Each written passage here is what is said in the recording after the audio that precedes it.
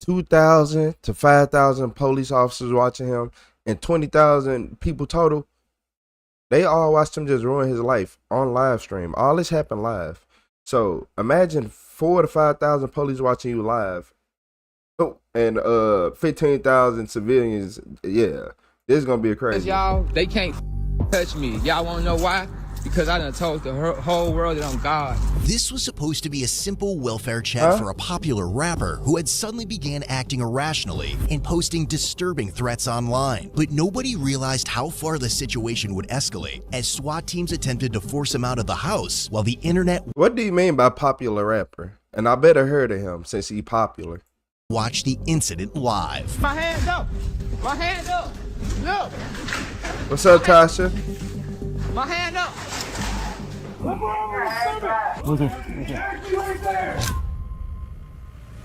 It began on February 7th, 2026, when the ex-girlfriend of a 32-year-old famous American rapper, Richard Colbert, requested that Plantation police escort her out of the house, informing authorities that he had been acting irrational and belligerent due to a suspected mental health. You know him? Y'all know who this is? Episode. Popularly known by his stage names I Heart Memphis and I Love Memphis, Richard rose to fame after releasing his debut single, Hit the Quan, on July 4th, 2015.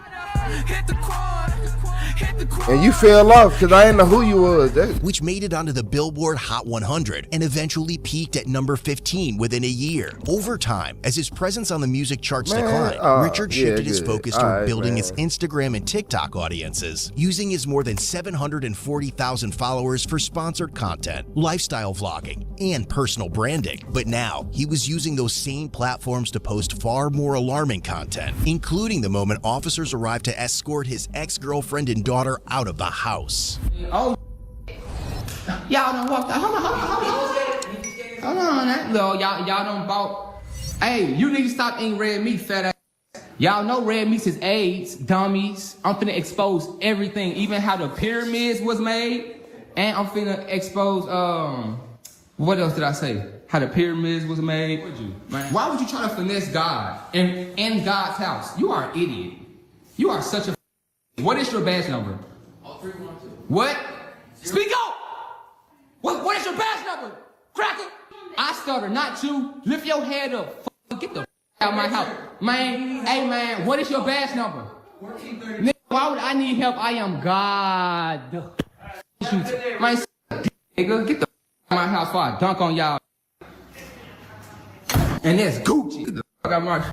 But as officers escorted the woman to safety, Plantation police had no idea this was only the beginning of Richard's escalating mental health episodes, as his ex-girlfriend soon began noticing a series of disturbing threats he posted on social media and tried to get him help, only to realize it was making things worse. Get off my grass! Get off my grass!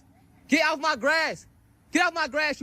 You are set up to Jews. Thank y'all for hitting that like button. Man, hey, get out my grass! Get out my grass! Get out my grass! Where's your badge number? Where's your badge number, you freaking? Bro, she kinda bothering me. Please, my bro, please leave me alone, bro. Please leave me alone, bro. Please, I'm begging you, Coco. Look, y'all. I guess that little money and fame, and that all went to his head. It's he needs some help. This is not a grown man. That's not a grown man. I don't care what nobody says. Oh my God, fool. Over the next 72 hours, Richard began exhibiting severe paranoia, claiming his neighbors were spying on him, that the clouds were stalking him, and even declaring himself to be God. And the best part about all this is, y'all, they can't touch me. Y'all wanna know why? Because I done told the whole world that I'm God. Wonder why many mirrors in the house, fool, and why that shit wasn't covered. They get on top of the roof. They can see me through there. I break it. But authorities had no idea that just 2 days after escorting his ex-girlfriend from the house, things would escalate beyond anything they anticipated. I dare you to come across that screen. It's gonna be a shootout. Foul. Around 1:10 p.m. on February 9th, 2026, Richard made a bizarre 911 call identifying himself as Richard the Messiah and claiming that someone was poisoning his coconut tree. Called the police about an hour ago, told them somebody was coconut tree. Transfer you to non-emergency, they still ain't here. Y'all can't see what's going on, bro. But it's what he had done immediately after that triggered the police intervention. Yeah, so y'all move along. This out right now. Yeah, well, oh, why the y'all leaving? Cause the police finna come shut all this. Y'all know the stop playing. Y'all all going to jail. Y'all all going to jail. Neighbors later reported videos showing Colbert pointing a gun outside his house while hurling death threats. But as more units responded to run this simple welfare check, they had no idea that Richard was about to take this simple intervention to a level they had never anticipated. Get away from my house. I don't need help. I need water. Not Coca-Cola, not AIDS and red meat. I'm God. Look at me walk across this grass. Stupid idiot. I'm AI. Richard's ex-girlfriend also warned police that he possessed firearms, putting officers on edge over the safety of both themselves and the surrounding neighborhood. With confirmation that Richard was armed, paranoid, and had been displaying erratic behavior for days, patrol officers immediately drew their weapons, cordoned off the street, and retreated to establish a defensive perimeter as neighbors described to officers what they had witnessed. But soon, officers would realize that their presence meant nothing to Richard. So what exactly did you see or hear? He went from having one viral song to, you said you think he laced? He was Tasha, outside screaming at 3 a.m. last night. Like 11:30 woke us up screaming. You might be right. Random shit. But I haven't said anything to us until now. But we have, like, we're in medical school. We all have an exam today. We have like 10 people over, whatever. Each person that was walking the house, he was like yelling at them. And then like he started going, like once more people came in, he was like, "Why you got so many people? I'm coming over. Like I'm gonna come study with you guys or some shit." Like, what? I'm like, just ignore him. And then he said, like, "If you're a cop, like I'm gonna shoot you." And that was like the point where I was like, because I have an arsenal of weapons here. I'm a big gun guy. Obviously, I don't like ever want to have to like shoot anybody, but I was like, I'm gonna get this taken care of before he actually comes over here and like actually does something to one of us, or we have to defend ourselves, or he fucks with our property. But from like a medical perspective, it seems like he is like in a complete delusional state where, you know, anything could happen really with this guy at the moment. Gotcha. On the other side, Richard had already noticed their arrival and was not happy about it.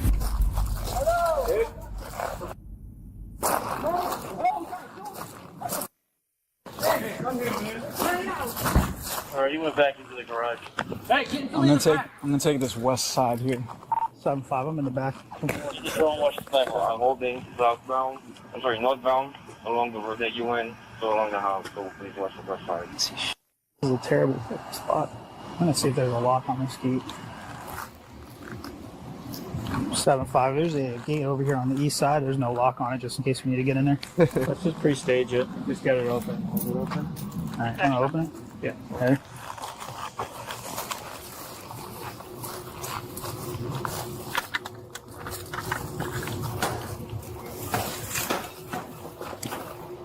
Yeah, just try to keep a good eye on the backyard with the drone, because we don't have a lot of visibility back here. There's a lot of trees in the way. And he's poking his head out the back slider right now. While one set of officers stood on guard, another unit spoke with more neighbors. And just then, Richard went live on social media. And this time, he held nothing back. I'm going to go block the traffic coming eastbound, please. We don't really have anything to talk to you about. We just have to stand right here and try to draw him out of the house. Oh, he's live now. Really? Yeah. 2-7, he's back on Instagram Live. I ain't been spent 5 days thinking y'all don't shoot. It's over. I'm caged in. Come his home. Y'all. I aim with precision. Motherfucker. I've been waiting for you. Military. Hey, Cole. Guns out of the bag. Guns out of the bag? Yeah, he just took it out and aimed it at the camera on live. Hey, what's his first name again? Richard Maurice Colbert. Richard! Richard! We're back inside. Drone, not a whole lot of help, huh? He's got these front boarded up, but the rear's not boarded. So he knows that people are near the backyard. What's up, Robin? We also have units that are west of the house. Hey, yo, they been. Pedestrians from walking east past the house.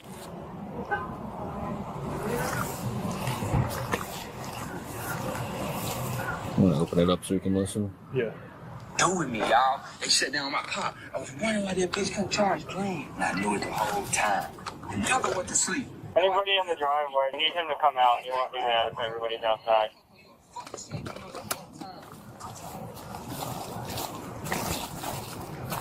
Sorry, do you want me to hang out behind that bush right there? See if I can hit him with a taser? I mean, I'm pretty good with a taser, like... No, you're not. But I'm not incident command, so... No charges. What? He said that he didn't take out the gun. He's saying that the guy verbally threatened to shoot us if they were cops, and he never brandished a firearm. Which is not what he told me in the beginning. So.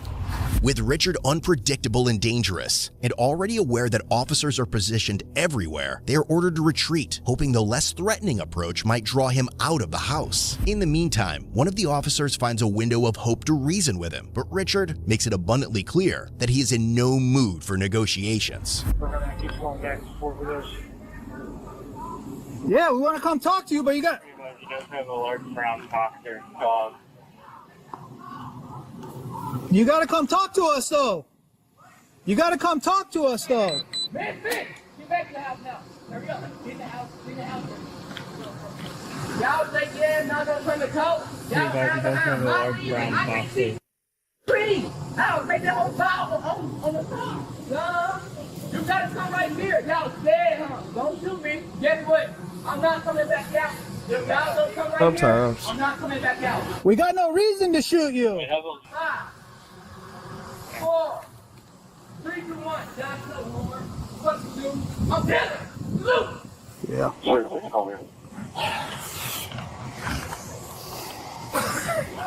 I don't want to walk up to that gate. No, hell no. Once he gets up there, just, I don't know if we shoot him with this thing or... But Richard completely barricaded himself inside the house as he continued to make death threats against police, leaving Plantation police with no choice but to secure a formal felony arrest warrant for the electronic threats he was broadcasting. Don't forget the lane. I'm chilling. I'm from Memphis. I ain't got to work a day in my life. I dare you to come across that screen. It's going to be a shootout. Foul, foul, foul. Fuck is a Halloween. I'm the one scary. Around 10 p.m. that night, combined SWAT teams from the Davie and Plantation police departments would take over the perimeter, not realizing that this would only be the beginning of a long standoff where neither side would be willing to back down. Richard Colbert, this is the Plantation Police Department SWAT team. Come out through the front door with your hands up now. All occupants of... Please come out through the front door slowly with your hands up. Richard Colbert, we are aware that you have a firearm, and we need you to put the firearm down and come out through the front door immediately. Richard, playtime is over. Please come out of the house immediately. Yes. Say yes. Hey, when they move up, we're going to go pinch on the garage. No, we're going to move up to that corner. Sucks, because the only cover What's is up, Corey? that. That's it. You said Plantation is insane? Yep. For real. Yep, exactly. Most For likely, real. it's gonna, if he pops out that door, I'm going to be the one I encounter him. Just something to keep in mind, though, I think our snipers. Richard Colbert, put the firearm down. Nobody wants to get hurt. We just want you to come out the front door peacefully. Exactly. Inside the house, Richard starts another live stream, broadcasting the unfolding events to his more than 750,000 followers. And the SWAT team, watching his live video outside, already knows he's not going to surrender easily. What's the crime? I appreciate What's the crime? Being at home? Y'all bothering me. What's the crime, sir? Please. What's the crime? I know my rights. I know my rights. I'm gonna exercise all 3. What's the crime? You gonna kill on live TV? He has a gun in his right hand. Nope, he's got the gun in his hand. Got it. You're aware that you have a firearm, and we need you to put the firearm down and come out through the front door immediately. Nobody wants to hurt you. We just want you to come out the front door with your hands up now. As Richard further barricades himself inside the house, another unit moves to the opposite side to cover all exits, while the team begins taking more aggressive steps to force him out. Gun's back in his hand. Gun's back in hand. Pointing at it. He's like, it's hurting. Going back side to side. All right, Pelosi and Bickham, you can hear me? All right, once we go in to move this glass, you're going to run to the southeast corner over here and watch the east side of the house. And don't move forward. If he comes out, call him to you, but you can't go forward because K9 owns the backyard. Don't move until I tell you. Richard Colbert, this is the Plantation Police Department SWAT team. Please put the weapon down and come out through the front door with your hands up. Yep, moving. Richard Colbert, this is the Plantation Police Department. Got a little more room than I thought we did. Please step away from the front windows and front door for your safety. All right, Bearcats at command. We're doing our breach now. What's up, Cruiser? All right. Getting a little hot. Richard Colbert, this is the Plantation Police Department. Yeah, Please look. come out Yeah, to the okay. Look here. I can't keep hearing this. Plantation Police. I barricade myself too. That sounds scary. That sounds like a triple letter organization to me. I don't want to come. But nah, he is tripping though. Yeah. For you window. If I see yes, him the coming this Plantation way, Police we Department. have all Yes. this brush. Can't see what's I in can't see his hands. I'm just going to tell him to get on the. Yeah, that works. You suck up behind me on the Yep. wall. DJ, right? Or if you're doing it, and I'll do the same thing. For real. And then if he's on the ground, he doesn't have a weapon. Background. Say, if I get him on this backslider, you want me to illuminate him if he's outside? I'm saying if he does come outside. Sunken back, kind of off of like the longer wall, off to the east side of or the west side of the door. We could probably put some guys over there covering down on the front. He's still on live after the breach. It seemed like he fled to the far room. He's just hiding now, yeah. Which would make sense for Munden them to see in the... Crossing over.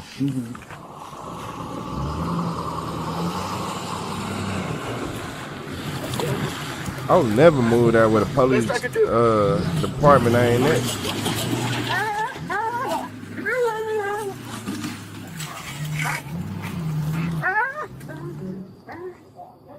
I'm gonna test this small window here to your right. Do we have one more operator we can get on this left side? Yes. You said AKA Slave Kitchen. Richard Colbert. Yes. This is the Plantation Police Department SWAT team. Please come to the rear slider with your hands up now. If he comes out this way, I got your hands. You can stay lethal. I don't know where Over the next 2 hours, the SWAT team deploys tear gas and pepper spray into Richard's house After in an hearing attempt that. to force him out. But despite the pressure and officers surrounding the property from every side, Richard continues live streaming and mocking police, making it clear he has no intention of surrendering, forcing them to take even harsher steps. How y'all gonna come where I sleep tomorrow hurting me and y'all bothering the beast? Wait, hold on. I ain't going on to nobody, and look, I ain't got no gun in my hand, bro. Do not come in here. That's a warning. Final warning. Do not come in here. Have you seen Home Alone 2? It's a trap. Maybe I'm joking, maybe I'm not. But I'm scared for my life. Because you guys are the real terrorists. Yeah. Richard Colbert, this is He was trolling the police, but not only just that. This happened in 2026, and you only got 20,000 people on that live. Boy, if you don't go outside, man, I'm just saying, if you doing all this and you can only get 20,000 people, you fail. You fell off a Police long Department time ago. SWAT team, come to the rear slider now with your hands up. Richard Colbert, we Man, he have been nowhere streaming else all to day. be. We can be here as long as you need us to. We need you to come and surrender now. Don't need a K9 team. Yeah, he been live streaming all day. No, I don't think so. Well, I can kind of see through that window. I haven't seen any movement at all. So yeah, the police outside making up plans. He in the mirror dancing. Hi. To the left. Someone's streaming it. They just turned it on. Just left. I don't know what they're doing. Sounds like they're hitting them with hands. Be some kind of command. Sounds like they're hitting them. Oh, so they're hitting. Yeah, it's super sock. Sounds like super sock. He said he need a new career. Yeah, it was a dog. Yeah. You talking about Hey, Kurt's highly trained. I mean, his streaming career probably better than his rapping one. That's Hey, good, but blinds. 20,000 Movement on the and you got blinds. all these police out. No, I would have hit at least 100. I would at least 100. Oh. If I have a standoff with the police, I'm finna get at least 100 or a million.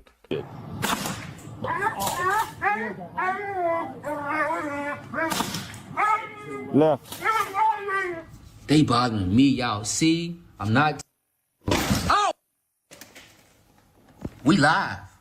Ding, ding, ding. Dude. What y'all trying to do to me? Huh? This I dude. can't defend myself. Y'all shoot. Yo, what the f on? Back it up. Back it up.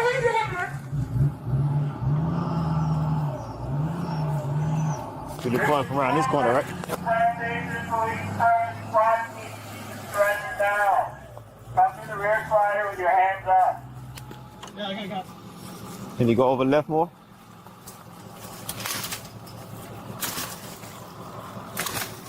Yeah, I'm ready when you're ready. Hey, you good? Good. All right, we good? Richard Colbert, this is the Plantation Police Department SWAT team. Huh? Keep your hands up. Ready? On you.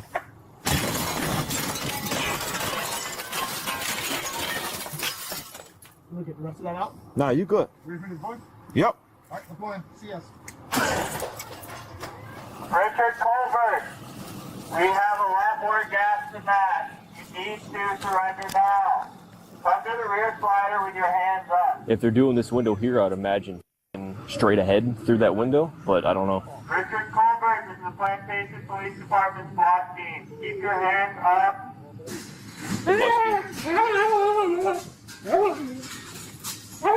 He's running the main area of the house. Come to the rear slider with your hands up. Hey, I'm on the left. Go ahead, I got you here. Richard Colbert, drop the gun now. Come on, yeah, damn goofy. Go ahead, man. For real. All right, hands on the ground. Colbert, Hey, watch my rear. Watch the rear. Go ahead, go ahead. Back. So Hey, try to back out, duty. Keep turning, keep turning. feet. 12 feet. Stop. The gate, our entranceway is like 4 feet over that one. That's just want to run over it. Go ahead, just hit it. slider now. Hey, just hit it, reverse. Hands up. Yeah, go straight, go straight. Straight.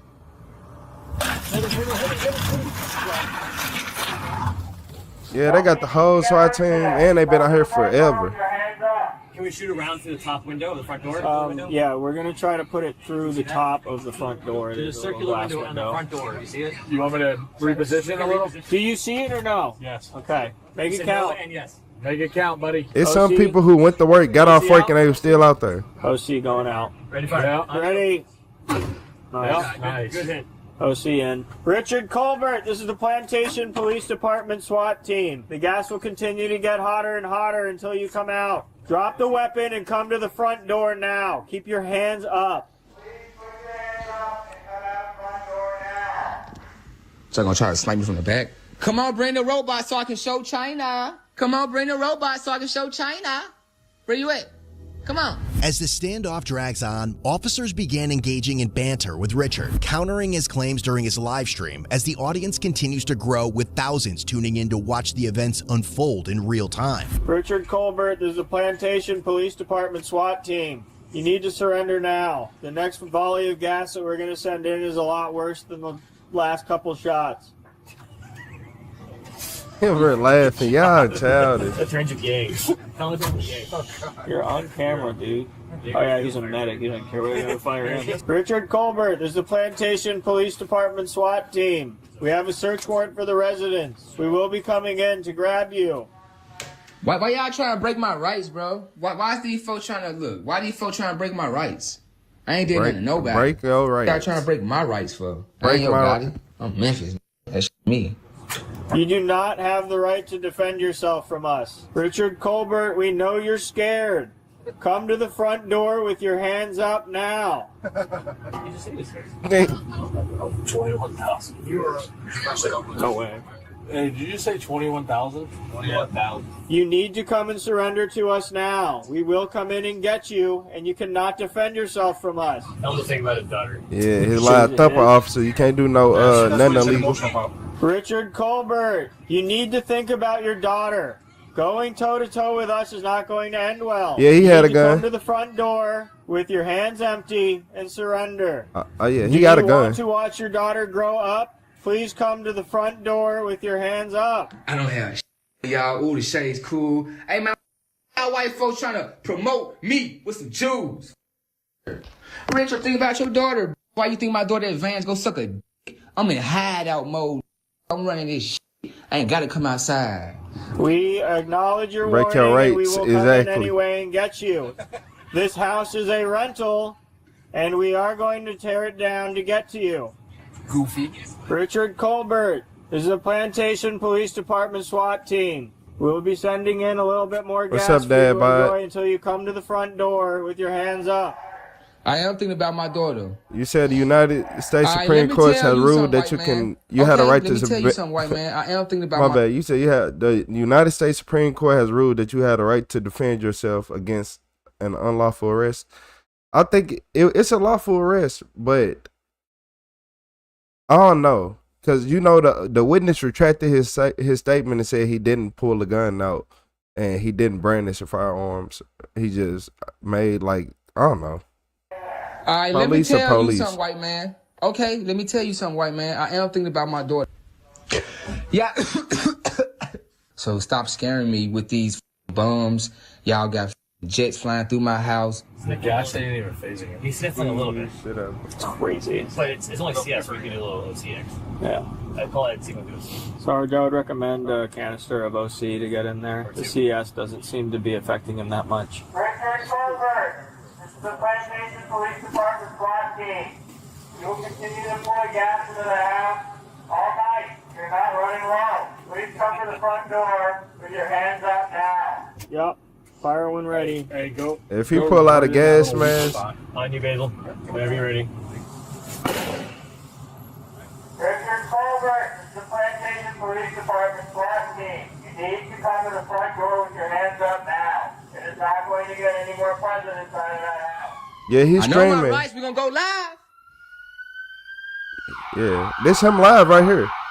This is live. I know my rights. Y'all see what they doing? Y'all see how they violating my rights? Richard Colbert, you do not have rights right now. We will stay out here all night and drop gas in there until you come out. We can be out here all night, but you are not a free man right now. What's up, As the night drags on with no sign of Richard surrendering, the SWAT teams grow increasingly aggressive in their attempts to force him out, flooding the house with more gas in hopes of making it unbearable for him to stay inside. But it barely seems to affect Richard the way it affects the officers. And when nothing appears to work, the Plantation SWAT team begins tearing down the front door. So first time we get to see both sides. Nah, it is a good, yeah, it's a decent perspective.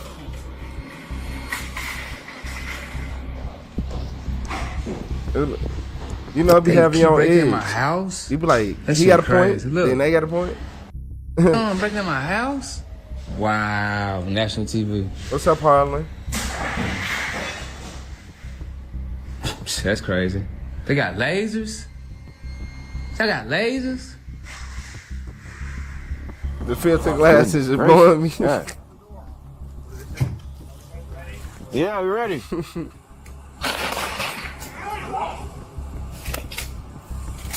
Back bedroom. Another one in the back bedroom. Yep. No. Bedroom. Over here. Same bedroom? Same bedroom? Yep.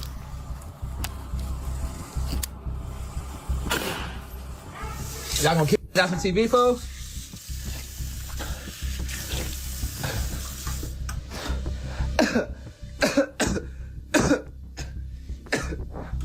Oh.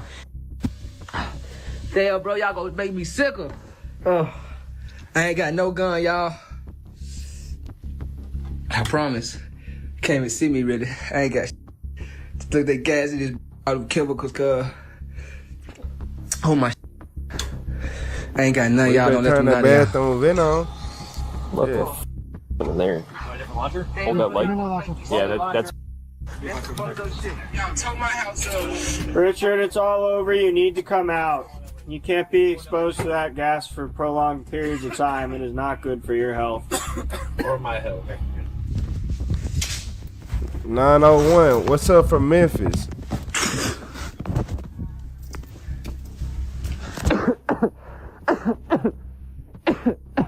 Shout out to Memphis, man.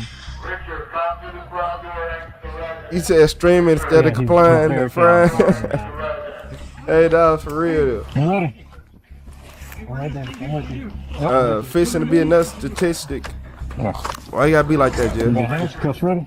But nah, there's something wrong with him. He needs some help. He been tripping for way too long. Push up. Wait for it. All right. So you hate this sound line? Yeah. Okay.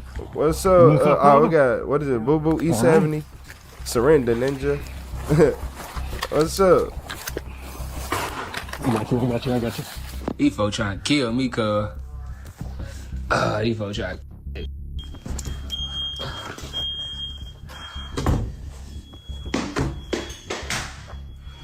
Sounds like that's close to him. Looks like he's running out. think he's running out. He went to that room because there's no windows in I there. definitely believe he's in the room just north of the garage that has no window on our side. It has a door. Looking at that door, we have a spear that'll probably go through that. When we get them to prep it, it'll be here for you guys if that's the move. What's up, Aaron? What's up, This effort Split? is now stretched on for nearly 6 hours, but both SWAT teams finally realize they are getting closer to ending the exhausting standoff. What happens next, however, is beyond anything Richard or even the thousands watching online could have anticipated. What's up, Hill? He said, but are they actually going to get us some help? They might, nah, they won't. But I think he still should have money to get some help, though. So hopefully he get him some. You ever sleep? Yeah, I sleep. Yeah, I want to sleep. Of course. How you doing, Michelle? Thank you for becoming a member again. I see him, but I don't want to. I think he's thrown down. Yeah, I don't know if they're going. You're not a police officer. Right now, stand by.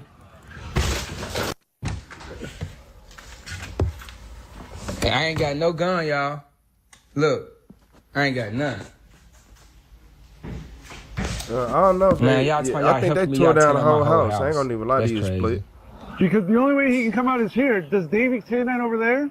Oh, no. Where's David K9? Yeah, just watch out in case any metal starts flying.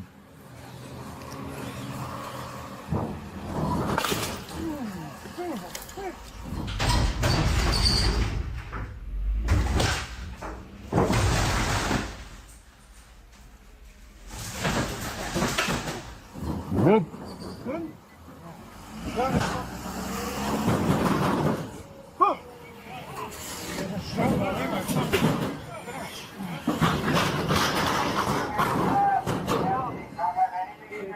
Very consistent. I've been ultra consistent lately. Make sure y'all hit them like buttons. They was hitting the like button on his live, so y'all can hit it on mine. It's surrender, they said. Exactly. That's why he should still have some money. What's up, Zettel? What's up, Carolina? Who they trying to catch? Contact. So if you ever heard that stupid song "Hit the Coin," and where they just keep saying "Hit the Coin" the whole song, he the one who made that song. And I guess now that he fell off from rap or whatever that little troll song was, he went, you know. Oh, you got the car!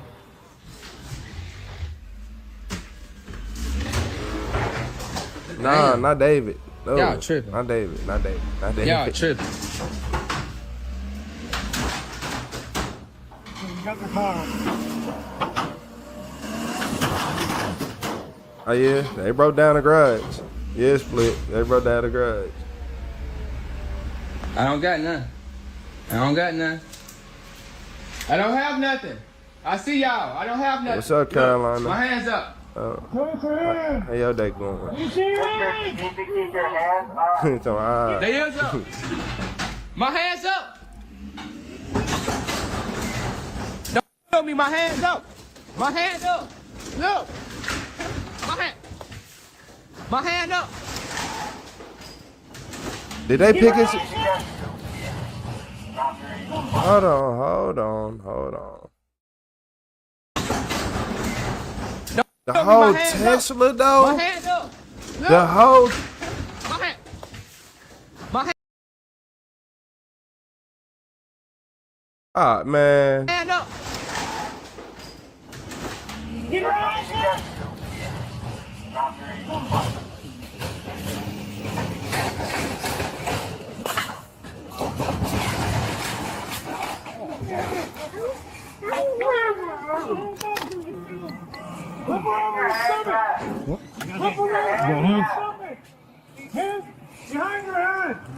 They done ran off with the car, didn't they? What's up, Valerie? Like, what's up, Aaron? Like, hey, what in the Avengers? That's what Spider-Man do. I seen Venom do that. I don't like, have nothing. Like, I don't have what's nothing, up, Pat? man. You talking about AI? Huh? I don't have gun in there? Well, Nah, man, that wasn't AI. What's up, I don't have JJ? nothing on me. I told y'all. Get him the fuck out. All right. Get up. Don't get away from the... What y'all want to talk about? Get my stuff. I can't get my stuff. That's crazy. What y'all want to talk about? Y'all stuff recording, sir? Get over here. Is y'all stuff recording, sir? Y'all, wow, y'all. As the exhausting night finally came to an end, media outlets revealed the extent of What's the up, damage Chris? left by the SWAT intervention caused by Richard's refusal to cooperate, shocking many viewers online. Off the top at noon, a home in Plantation left in shambles. This is the aftermath of an hours-long SWAT stand. No. Y'all left the Tesla right there. So look here, y'all. Yeah, the police. Police bogus for that. Because anybody else, they would have tried to just tow the car if it was sitting on flat ground. This messed up. You say he held guilty for something innocent people. Damn, it went away. I read it in my mind though. I just couldn't say it out loud quick enough. Aaron walking out is dangerous. Is waiting for them to come get you most times.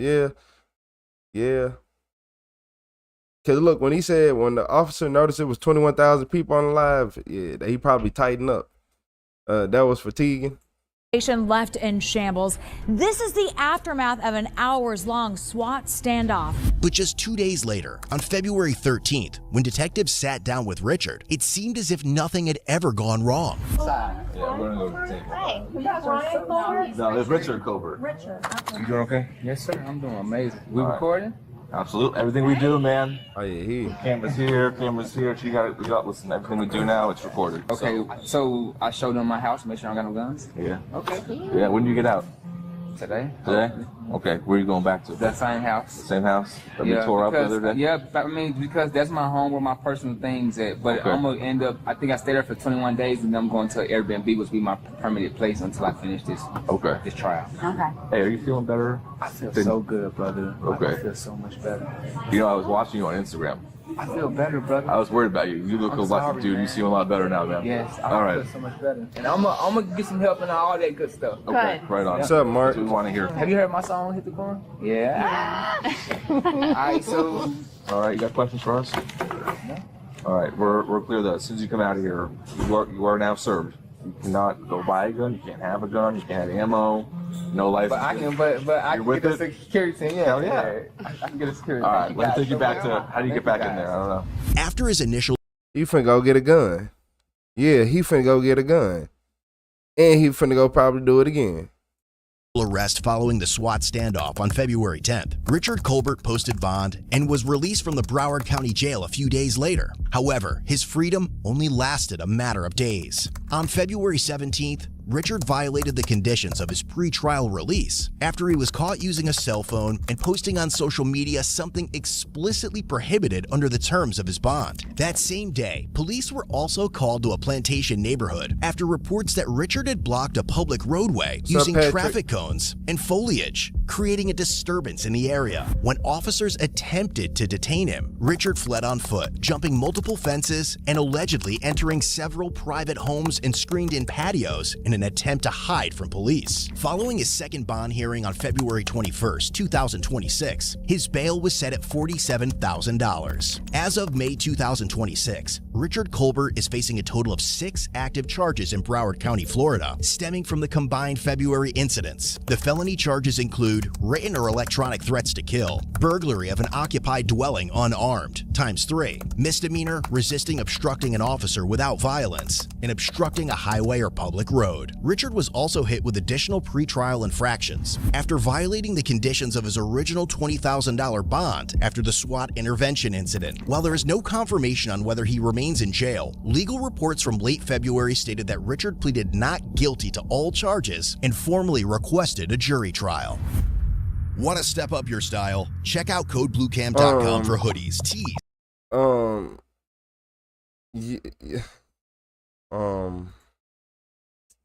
Yeah.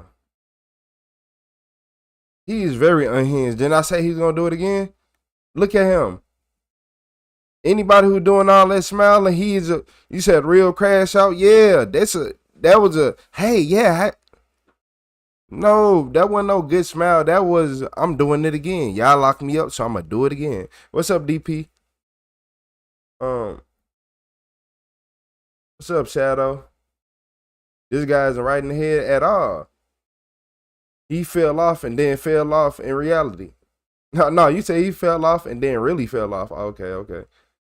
Unhinged individual. I think it's sort of like an addiction. The more views he's getting, probably, yep. Yeah, you right. You're right. The more views he was getting, probably more than he ever had. Especially on the live stream. That's more exciting. He gets, the more excited he gets. I need to, look, I changed my font on my OBS, but it didn't go through. And that just, this computer is like 5 feet away. That ain't 5 feet. More like 3.5. Yeah, more like 3.5.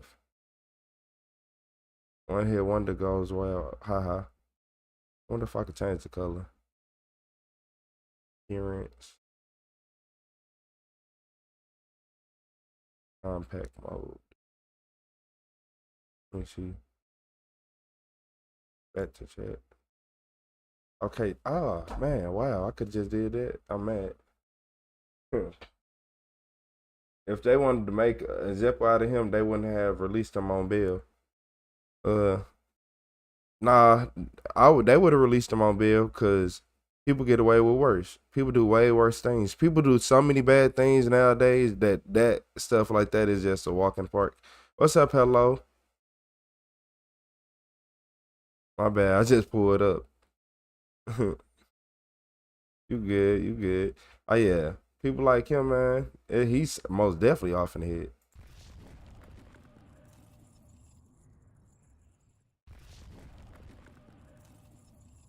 Man, look, usually I don't start before at least 5 p.m. with these, but nope, I had to because I wanted to see it. This killer wife couldn't stop lying to the police, and I want to know what she lied about, how she lied about it. Was it another man involved? Was it divorce? I don't think it was divorce. I think she was trying to get some money off life insurance, and there was another man involved. And 33-year-old Matt Hendershot were putting their guns back into storage after cleaning them when suddenly... Not gonna lie, hit the call on my 911, where's the address of your emergency? The neighbor lady just said her husband or boyfriend just accidentally shot it. Where is the wound at? Where did he get shot? In his cheek. After realizing that one of the guns went off and a bullet went straight into Matt's head, Rita immediately ran to the neighbor's house and told them to call 911. When officers arrived on the scene, Rita was inconsolable. That's my family. Can I please go down to them, please? We're gonna sit over here. I can't go down. Please, somebody, please let me go to Matt. Please let me go to his body. Please, please. Never been handcuffed in my life. Have a seat on that chair for me, Rita. I'm gonna pee myself because I'm in love with him. But you understand how up I am. Not only was Rita visibly intoxicated, but she was also too emotional to answer any questions. I can't live without him. Oh, I can't live without Matt. Please help me. Rita. I can't live there. Rita, I need you to take a deep breath, Rita. I can't do this. No, please, let me help me. He's the kindest person that I've ever met in my life. If she lying, she a good one. Ooh, if she lying, she good. What's up, tits? If she lying, she a good one. What's up, Ben? Eventually, she was able to regain some composure and explain to the cops what actually happened. We were just moving our guns. He was like, babe, let's move our guns. And he had the gun in his hand, and I took it, and it, boom, I didn't What's up, Bella? realize it was loaded. She told the lead detective the same story, that this terrible accident happened while storing their guns in another location. Whereabouts were you when it happened? I was coming in the kitchen. We were moving guns, and he was holding it. He was in the kitchen with me. We were both in the kitchen. We were just moving them, just hiding them under our bed. And you said there wasn't a clip inside of it? He put the clip inside of it, not me.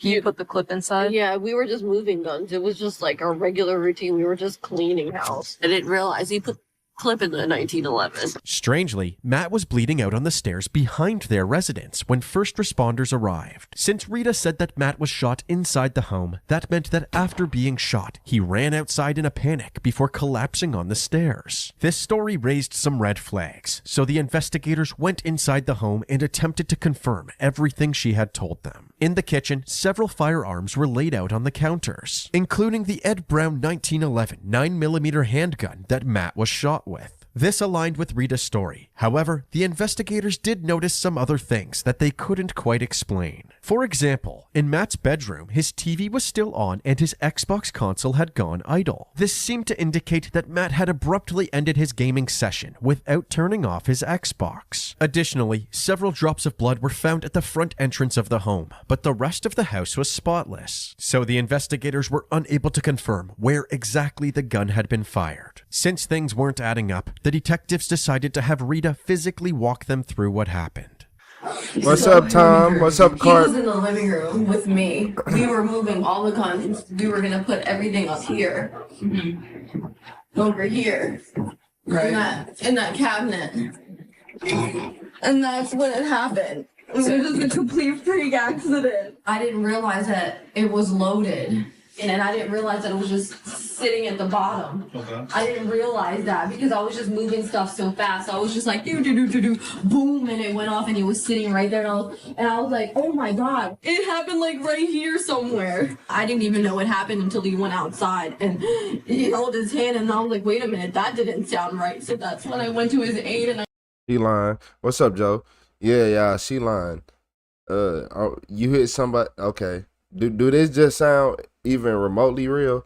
And then she said the 1911, right? So you got hit with a 45 ACP bullet, point blank range, and that's not a 9. Okay. I ran to the neighbor's house and I was like, oh my God, somebody call 911. My phone was dead. I did not know he put the clip in the 1911. He was seated. He sat down.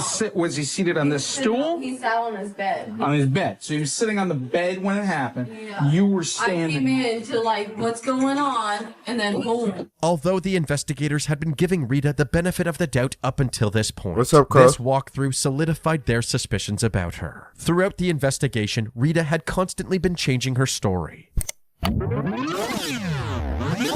The very first person who she told about the shooting was her neighbor who called 911. 911 was the address of your emergency. The neighbor just said her husband or boyfriend just accidentally shot it. Where is the wound at? That is cheap. To clarify, Rita told the neighbor that Matt was cleaning the gun when it accidentally discharged, hitting him in the face. But as we showed you earlier, when the police arrived on the scene, Rita told the officers that the gun went off in her hands. We were just moving our guns. He was like, babe, let's move our guns. Yeah. And he had the gun in his hand. And I took it and it, boom, I didn't realize it was loaded. This wasn't the only inconsistency in Rita's statements. She had initially said that the gun went off while they were storing their firearms under Matt's bed. What's up, T.O.? Just hiding them. What's up, lady? But during the walkthrough, she said that they were storing them in the cabinet above the closet. What's up, Wazer? In that cabinet. And that's when it happened. She also initially said Matt was shot in the kitchen. Where were you when it happened? I was coming in the kitchen. He was in the kitchen with me. We were both in the kitchen. But she was now saying that Matt was sitting in his room when the gun went off. But he was seated. He sat down. Was he seated on this stool? He sat on his bed. On his bed. So he was sitting on the bed when it happened. Yeah. You were standing. I came in to like, what's going on? And then boom. This was the most believable story because the investigators found a single 1911 bullet casing on Matt's bed. It seemed that Rita had made up some of the details she told the police and was now backtracking because her statements didn't align with the evidence. Rita's inconsistent storytelling wasn't the only red flag. The investigators saw her erratic behavior as over the top. But you understand how dumb I am? Not only that, but the timing of her outbursts was also extremely suspicious. What's up, Anytime Breeze the Games? officers were What's talking up, to MP? other witnesses, she would suddenly cut off the conversation with her screams of anguish. Rita? It seemed like Rita was intentionally disrupting the investigation. All of these red flags made Rita suspect number 1, but they now needed to answer the question, did Rita have a motive to harm Matt? The answer to this question became clear when they looked into her and Matt's history. Rita and Matt met at a bar in 2012, and they immediately hit it off. The two dated for a few months and fell madly in love. But after officially tying the knot, Rita's behavior suddenly began to change. She moved in with Matt and his grandma Matilda. But Rita and Matilda would constantly fight, and Rita began belittling her on social media. For example, one of her Facebook posts said, "I didn't sign up for this. I didn't get married to take care of an old b***." It was around this time that Matt became distant from his friends and family. Rita seemed convinced that everybody was out to get her. She would constantly play the victim in her social media posts and call anybody who she didn't agree with her haters. Then, in 2017, Grandma Matilda passed away, so Rita and Matt were living together alone. They began fighting more than ever. According to Matt's family, Rita would constantly gaslight Matt into thinking he was always in the wrong. Eventually, Matt couldn't take it anymore, and he divorced Rita. In the summer of 2018, within a few months of their divorce being finalized, Rita was already engaged to one of Matt's friends. This was when Rita found a striking new hobby.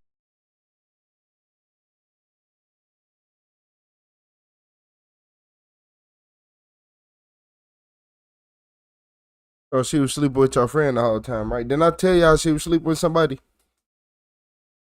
You don't just like that friend out of nowhere. You been talking to that friend. You been with him. You act crazy. You get mad at Matt for no reason because you had another man. Yeah, a female don't just come home and start saying huh to you every day, all day for no reason. Like, come on. Y'all been doing good. Then now, for this little stretch, she mad at you. Always want to keep coming to the house, take a shower, go to sleep. Quick to leave. Can't wait to go to work. All that. Yeah, man, you better stop playing. Nah, man. She been cheating on him for a while. I told y'all. And it was probably something to do with life insurance. She probably was the beneficiary on something. Watch. Since this wasn't this, or I don't know. I don't know what it could be, but this is weird. Guns. She would frequently post videos of herself at the shooting range and memes What's about up, how Vicky? much she loved guns. Then, on March 30th, 2020, tragedy struck. Rita's fiancé got into a terrible motorcycle crash and lost his life. A motorcyclist is killed in a single vehicle crash in Frederick. State police say the motorcyclist was going eastbound when the driver went into a ditch off the shoulder and was thrown from the bike. The investigation into the crash is ongoing. The Frederick County Sheriff's Office investigated his death and learned that he and Rita were at a party that night and an argument broke out. Her fiancé stormed out, hopped on his motorcycle, and left for home. Rita immediately hopped into her car and followed directly behind him. Apparently, as they got close to their house, Rita's fiancé hit a pothole and crashed into a fence, killing him instantly. The investigators concluded that his manner of death was an accident. Shortly after this incident, Rita reached out to Matt and asked if she could stay with him for a bit. Matt agreed to take her in for a few months so she could save up some money and— You dumbass!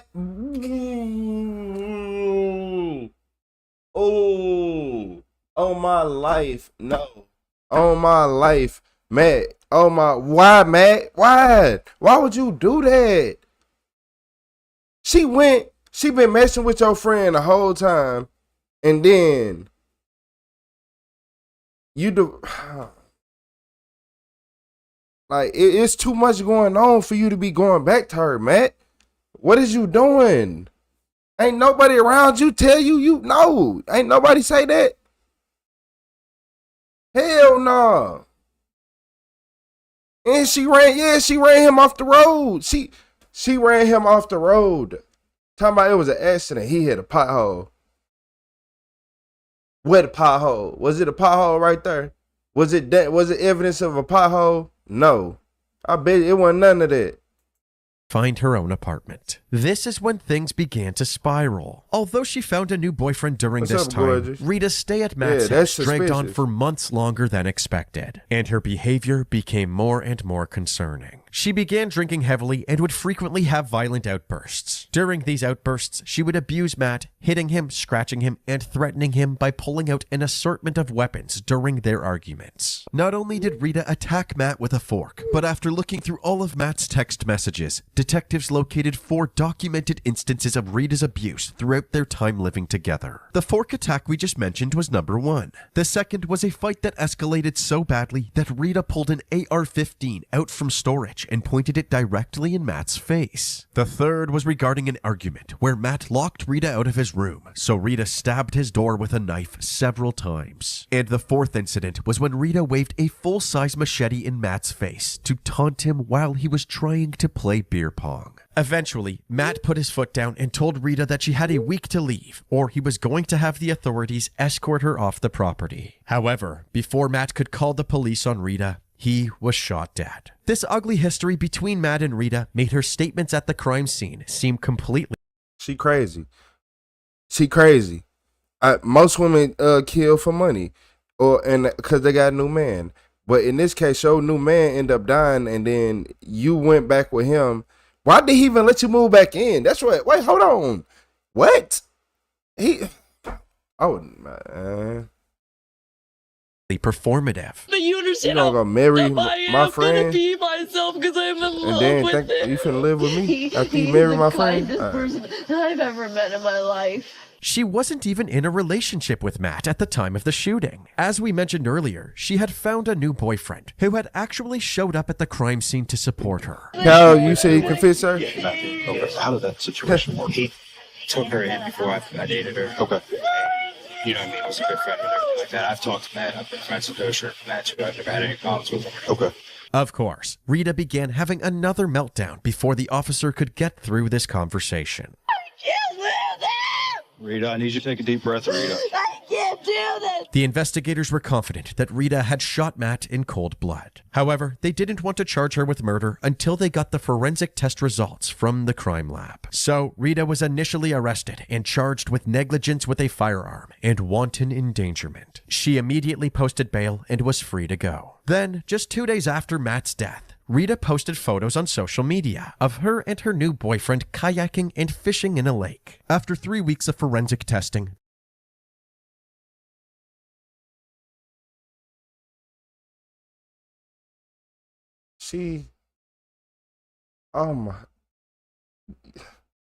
But if I say it, I'm wrong. But if I say it and I keep calling, if I say it, I'm okay. The crime lab lab concluded concluded calling that her. Rita's story that the gun went off accidentally was impossible, mainly because of the grip safety, which is located on the back of the handle of the 1911. This safety mechanism meant that the handle of the gun needed to be firmly squeezed in order to be fired. So, Rita was arrested yet again, What's up, Ray? this time for first-degree murder. She pled not guilty. Curtisville, West Virginia woman Who was that, accused WRS of said that shooting and already? killing her ex-husband had her indictment handed up by the Berkeley No, County well, grand jury. So 30-year-old Rita Hendershot was indicted by Berkeley County grand jury 1091, my bad. yesterday for murder and use of a firearm and the use of a felony. Her trial took place in February of 2023, and her defense stuck to her story that this was a freak accident. However, due to Rita's behavior at the crime scene, the inconsistencies in her stories, her history of abuse against Matt, and the grip safety on the back of the gun, the defense failed to convince the jury. After a 6-day trial, Rita was found guilty. However, the jury believed that the prosecution failed to prove premeditation, which is required for a first-degree murder charge. So, they chose to convict her of second-degree murder instead. She was also found guilty for the use of a firearm in the commission of a felony. Rita was sentenced to 40 years for the murder conviction and a consecutive 10-year term for the firearm charge. The defense immediately appealed these convictions, saying that Rita had an unfair trial, and the case was brought before the West Virginia Supreme Court of Appeals. The defense was claiming that all of Matt's text conversations where he detailed Rita's abuse were hearsay, because the state never presented any evidence to prove Matt's claims. The lower court didn't require any evidence be produced at the pretrial to allow these bad acts evidence to come in front of the jury, and even allowed the state to just merely read into the record text messages in a proffer it would be improper, according to our position, to just allow this evidentiary burden to be met merely by reading a text into the record. The defense then dissected each incident one by one, arguing that these allegations of abuse were nothing but he said, she said. Looking at them individually, the text message surrounding the fork incident, by the decedent's own admission, he had grabbed my client so hard that she was bleeding whenever she grabbed the fork to get away from him. Regarding the allegation that in December, my client pointed an AR-15 at him, there was no evidence admitted outside of a text message to prove that it actually occurred by a preponderance of the evidence. The same would be applicable to the allegation that she bashed doors in the house. And then regarding the one where Mr. Savage testified that my client had waved a machete at them while intoxicated while they were playing beer pong approximately 2 months prior to the fatal shooting. In that case, he was asked directly and responded that she didn't threaten Mr. Hendershot with the machete and that he didn't swing it and that she was trying. Yeah, so that was R 1091 who said something about the 1911 grip safety, and she did it. And then the fact that, look, you were so hurt about him being gone, you went and got another boyfriend, and it's probably another one of his friends. To make them lose their beer pong game by distracting them. I don't look at believe her would lawyer. qualify any standard man, that get any out of my those are face. domestic violence. The state found all of these arguments absurd and claimed that there was more than enough evidence to corroborate Matt's text messages, which justified showing them to a jury. The biggest complaint that I heard in my colleagues' responses was that they were unproven. That's just simply not true. This wasn't just someone standing up and saying, well, this happened, and the state merely reading in text messages. This was proven by forensic evidence. This was proven by photographs. This was proven by live testimony. I also want to give a little clarity to the court on the fork incident, because petitioner has attempted to portray this as a self-defense. That's simply not true if you read the actual text messages. He notes to Ms. Hendershot herself that you came at me and hit me in the face twice and knocked me off the couch, and I restrained you. When that happened, she grabbed a fork and stabbed him. This was not merely a self-defense, unless we're speaking about the self-defense of Mr. Hendershot, because she was attacking him. They also pointed out that if these incidents didn't really happen, the only reason Matt would send these messages would be to set Rita up. To believe that this is not trustworthy would be to believe that Mr. Hendershot, before he died, was somehow attempting to set up Mrs. Hendershot for this eventual murder. That simply is just not believable. The defense shot back, saying that a frame job wasn't the only reason Matt would lie about Rita's abuse. The state argued that he had no reason to text regarding the AR incident, and other than try to do an eventual setup for murder. If you look at the record in this case, he was trying to get her out of the house. Trying to turn friends and family against her would make it easier to get him out of the house, so that's not the only explanation for that. My client did not get a fair trial. It's improper. It's against West Virginia law. So at the very least, we would ask for a remand for a new trial where the lower court does not admit that evidence in front of a jury. Thank you. Thank you, counsel. Despite this effort from the defense, on June 2nd, 2026, the Supreme Court upheld Rita's conviction. Court records state that Rita's acts of domestic violence were intertwined with the lethal outcome of her abusive relationship. Therefore, they determined that the text message evidence was properly admitted and relevant to the case. So, Rita continues to serve her sentence in the Lakin Correctional Center in West Columbia, West Virginia. Her next parole eligibility hearing is in 2033. If she is denied parole, her projected release date is in the year 2046, as long as she stays on her best behavior. Based on her most recent mugshot, it appears that Rita is enjoying her time behind bars. To this day, Matt's family still struggles to understand why he was taken from them so soon. In a 2024 interview with Matt's mother, Tammy Reese, she said that when Matt loved someone, he loved them with his entire heart and soul. Not just his romantic relationships either. The reason he initially moved in with his grandma Matilda was because she had just lost her husband, and Matt wanted to make sure that she was taken care of. Sadly, Rita knew how caring Matt really was and took advantage of this. She weaseled her way back into his home, abused him, and when Matt told her to leave, she killed him. Thankfully, Matt's family was able to get some sort of justice, but to this day, Rita stands behind her story that this was all a terrible accident. Yeah, smiling like a goofy. Merry Christmas. Yep. And what do we Master have manipulator. here? Trash talking basketball for your bedroom. That is awesome. Thanks, John. That is awesome. Jacob. Found this random person in the pool.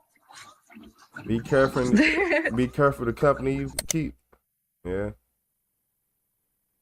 She was with 3 dudes in the story alone. She wasn't in love. She was for the streets. Exactly. Yeah, I seen her with 3 different men. So I'm gonna say this every single day and keep instilling into y'all head. How many cats have you seen have sex? How many times have you seen a cat have sex? Okay. Now how many times have you seen a dog? Okay, yeah. Females are sneaky. Just think about it. She was messing with his friend. And then he died. And then she messed with this dude. Like, come on. So that means she was messing with way more dudes than that. She used to being passed around. She is for the streets. Don't ever accept a woman who does anything like this in your life. You can't fix her. You can't change her. It's not worth it. Nah. I don't care if you like, man, I don't want to see her down bad and in the shelter. You want to end up on one of these videos? You want to end up on her? Nah. Don't ever, cause men. That's how all men are. Men are known for spending every single dollar and then finding a way to get more just to make sure everybody's still straight and giving themselves the less and the short end of the stick. Nah. You said she's a demon. What's up, inactive? Yeah, for sure, for sure. Thank God, man. Something wrong with this woman. Black Widow. Is the nose ring a giveaway? Why didn't they make her take that out? You can have nose rings in jail now? Or she did something strange for a piece of change to keep it. Oh, yes, that's exactly what she did. Yeah, that's exactly what she did.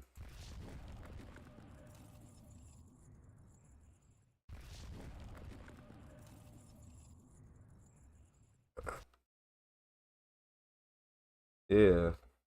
See, man. Hey. Back crawlers. But pivoting from that, look, in this video, this killer husband was caught wearing his wife's face as a mask. So yeah, that last woman might have been a little crazy, but my bad, y'all. I had to top her. I had to top it. I had to. She was bad, but wearing your wife's face as a mask, who worse? The man or the woman in this situation? Oh yeah, the man. Yeah. Yeah, so the woman ain't the crazy one in this situation.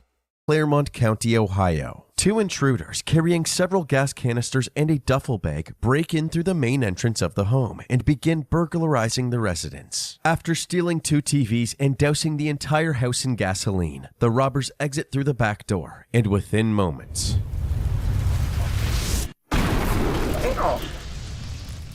the explosion could be heard from over a mile away. 911 calls poured in, and by the time the fire department had put out the fire, the house and everything in it had been completely destroyed. Thankfully, there were no casualties. After checking the security cameras, it was clear to the investigators that this was a case of arson and possibly an attempted murder. The house that was set on fire actually belonged to 43-year-old Paul Hicks, the prime suspect in one of Ohio's most notorious murder cases. Back in 2001, Paul's wife, 25-year-old Regina Hicks, went missing and was later found dead inside her car at the bottom of a pond beside a quiet country road. She had been brutally beaten, indicating it was a homicide. However, police were unable to find her killer, and the case went cold. But 14 years later, this robbery would reignite interest in Regina's case. Literally. He did it. Y'all let him out of jail? At the time. Y'all let him out of jail? I'm like, let me see your fist. I bet you he had all type of, man, y'all ain't get DNA from him or nothing. Y'all ain't no At the time of good. the fire, Paul was staying at a hotel for a work trip over 2 hours away. He rushed back to Claremont County upon hearing what had happened. While reviewing the footage with the police, he immediately recognized the female intruder as his ex-girlfriend, Kelly. So you've had some problems with her in the past? Oh, yeah. She has been threatening to you in the past? Oh, God, yes. Apparently, Paul and Kelly were in the middle of an ugly custody battle over their 6-year-old son, Daniel. 3 months earlier, in March, Kelly was caught on camera vandalizing Paul's hot tub. You got the video of her chopping up the hot tub? Mm-hmm. 2 months ago, this is when she did that. She even came back to finish the job later that same night. At one point, she stood up and looked straight into the camera, as if she wanted Paul to see how far she was willing to take things. Additionally, the day before the robbery, the two had gotten into an argument about the custody battle, and she began harassing him with phone calls. Just told her, stop calling me, and then she called, I think, 95 times in a row. Okay, and this was last night? Yes. Since there was already an outstanding warrant for the hot tub incident, Kelly was swiftly tracked down and arrested for misdemeanor criminal damage. So I didn't do anything wrong. I understand. I'm handcuffed like a criminal. I have no record at all. What you have is a criminal damaging warrant. So it's not, if you haven't gone out and killed anybody or anything, it's just a criminal damage warrant. Okay. Take these off? No, I have to leave the cuffs on, unfortunately. But I did nothing. Kelly was brought into the interrogation room for an interview. Yes, it's being recorded. Is that cool? Oh, yeah. Good. Even after being shown video evidence of her involvement in both the hot tub incident and the robbery, Kelly was adamant that the female suspect was not her. This is the girl that is right. They're trying to say is me, but it's not me. Mm-hmm. And here's the obviously. And you guys do resemble each other. Just like the eyes, the cheeks, and the eyebrows. Other than that, I don't have that distinctive chin. Kelly told the detective that at the time of the incident, she was 30 minutes away in her Norwood home. Surprisingly, they were quickly able to confirm this claim, and Kelly was ruled out as a suspect. But if Kelly wasn't the person in the video, then who was it? The detectives began to notice all of the strange details surrounding this case. Why would the female intruder, who just so happened to have a striking resemblance to Kelly, completely expose their face in distinct hairstyle? Why would this same person stare into the camera after vandalizing Paul's hot tub, knowing that it could lead to their... No, he didn't. Hold on, y'all. Did he make a clone of her face and then go around and do crimes in hopes of her getting arrested for him? No, he didn't. No, he did not. Arrest. Kelly also said that the phone call harassment accusations were completely unwarranted because she had no contact with Paul that evening whatsoever. Now, do you have your records from the June 17th that night? Yeah. Because the records I find is that you made a lot of phone calls to him. You guys have been texting back and forth on the 17th, so this was the night before the fire. Here's the whole text message conversation. He put a new meaning on mask. He's talking about, hey, he's going to go for full custody and all that stuff.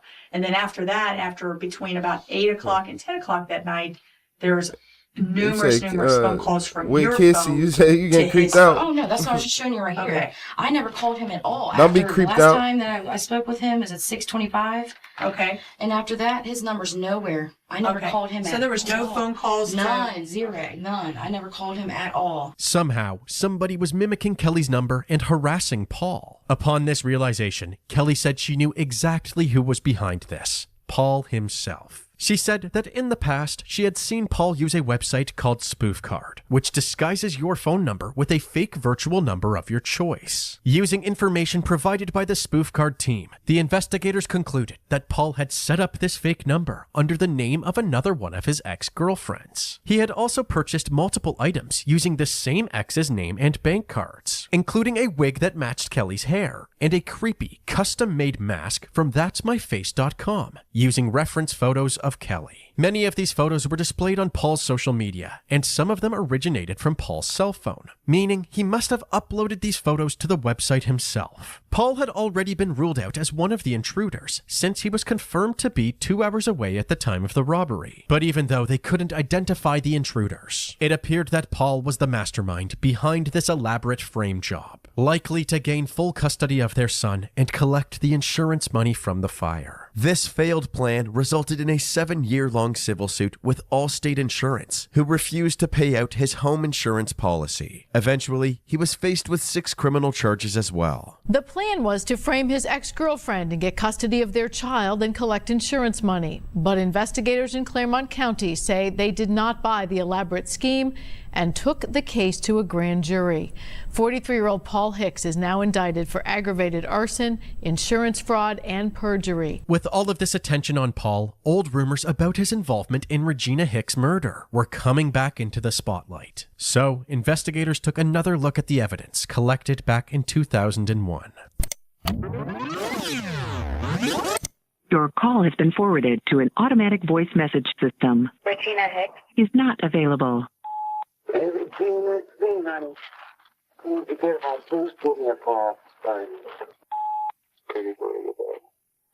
Regina, I don't know where you're at or what you're doing, but I'm so glad you're not hurt.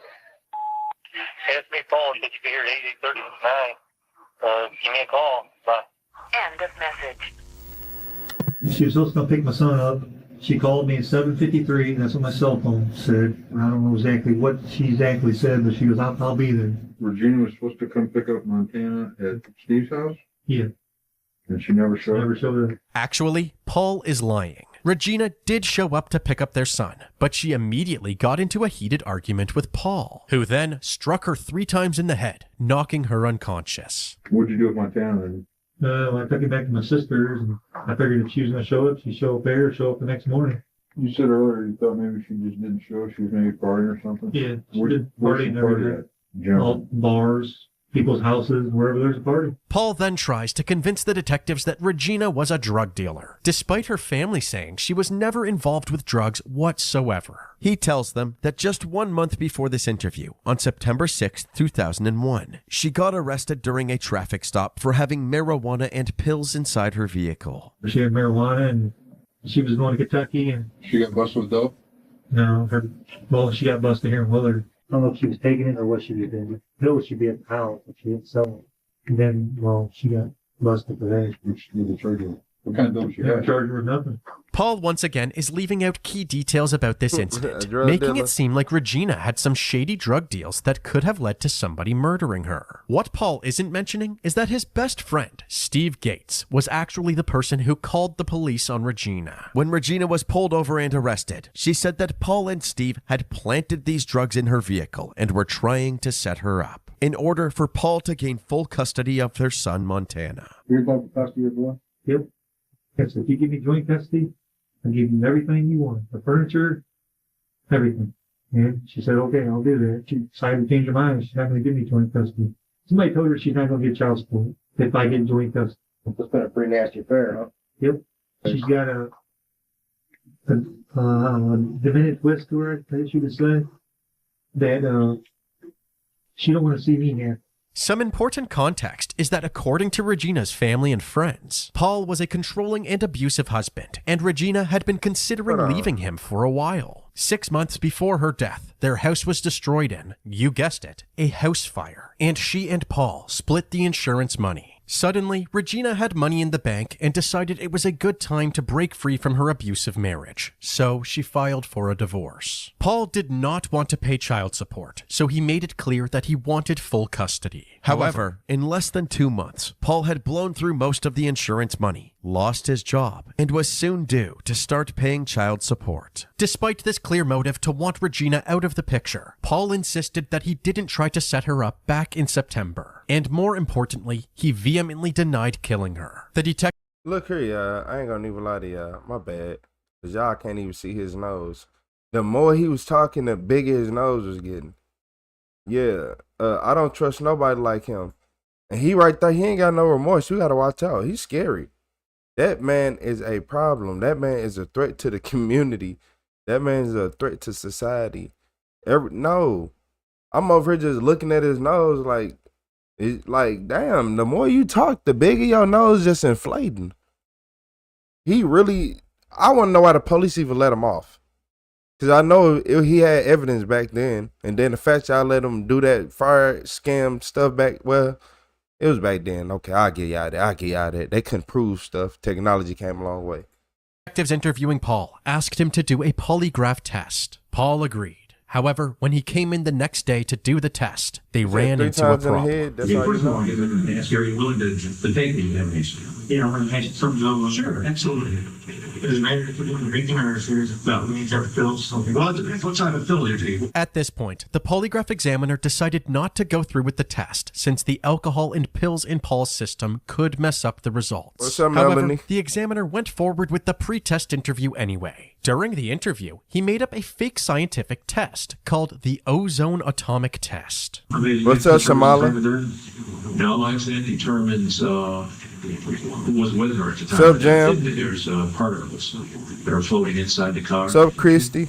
He was trying to make Paul think that the crime lab had overwhelming evidence against him, which would hopefully elicit a confession. However, the examiner was only able to get basic information out of Paul before the interview was concluded, and Paul was free to go. Following this interview, the detective struggled to find any new evidence or leads, and the investigation eventually fizzled out. We just want justice. What's up, Lasella Holbrook's dining room table speaks volumes about what she's been doing in the year since her daughter Regina Hicks' murder. Clippings, posters, and handbills, all designed to keep the case in the public eye. Somewhere somebody knows something. It's just a matter, is the people afraid to speak up? But no one has spoken up. Just how did Regina end up beaten in the head inside of her car in this pond where she died of drowning? Worst of all, she left a 5-year-old son, Montana. Tell me about your mom. She used to buy me toys a lot. You miss her, huh? I know Paul didn't do this. I raised Paul. I know what kind of child Paul is. So I know Paul didn't do this. Yes, he did.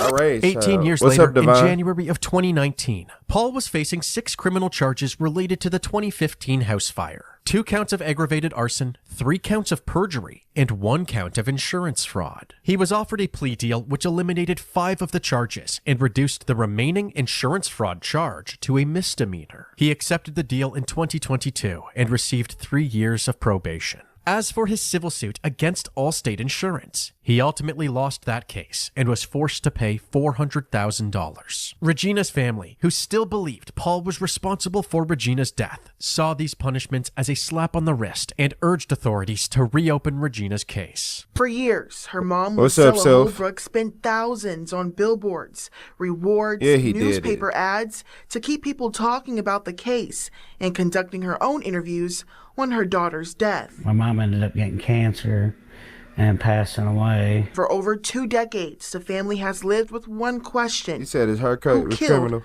Regina? That was until Ashley Ford, who hosts her own true crime podcast, began looking into Regina's case. I wanted to see if we could get some attention to a cold case that definitely deserves justice. As she dove into the evidence, she quickly realized that there was one person that could hold the answers the family was looking for: Paul's friend, Steve Gates. As we mentioned earlier, Steve had called 911 to report Regina for the illegal possession of drugs in her vehicle. Also, Regina was on her way to Steve's house right before she disappeared. It seemed possible that after their ploy to get Regina arrested for possession didn't work. Paul and Steve decided to take things to the next level and get rid of her themselves. Ashley and the family raised enough awareness about the case that it was reopened by the Huron County authorities. An interview was set up with Steve, and the first thing he said to the investigators was that he was ready to tell them everything, as long as he had immunity. The prosecutors agreed, and Steve began telling them what happened on the night of October 18th, 2001. Steve said that Regina pulled into his driveway. She was there to pick up Montana, her and Paul's 4-year-old son. Paul walked up to her car, and the couple got into an intense argument. Steve didn't want to get involved, so he went to his garage, turned on the radio, and tinkered around for a bit. When he came back outside, Regina's car was now parked near the road, and Paul was standing at her passenger side door. He went over and noticed that Regina was unresponsive. He asked Paul what was wrong with her, and Paul said that she was dead. At this point in the interview, Steve broke down in tears, but he eventually composed himself and finished his story. Steve told Paul to call 911, but Paul refused. They argued for a bit before Paul said to Steve that he was now an accomplice and he had to help get rid of the body. Paul got into Regina's car and started driving toward a pond several miles away. Steve followed behind in Paul's truck with their son Montana in the back seat. They eventually made it to the pond, and Paul drove straight in, Regina still in the passenger seat. Paul then escaped the vehicle out of the window and hopped into the car with Steve. During their drive home, Paul called Regina's cell phone to make it seem like she had never showed up.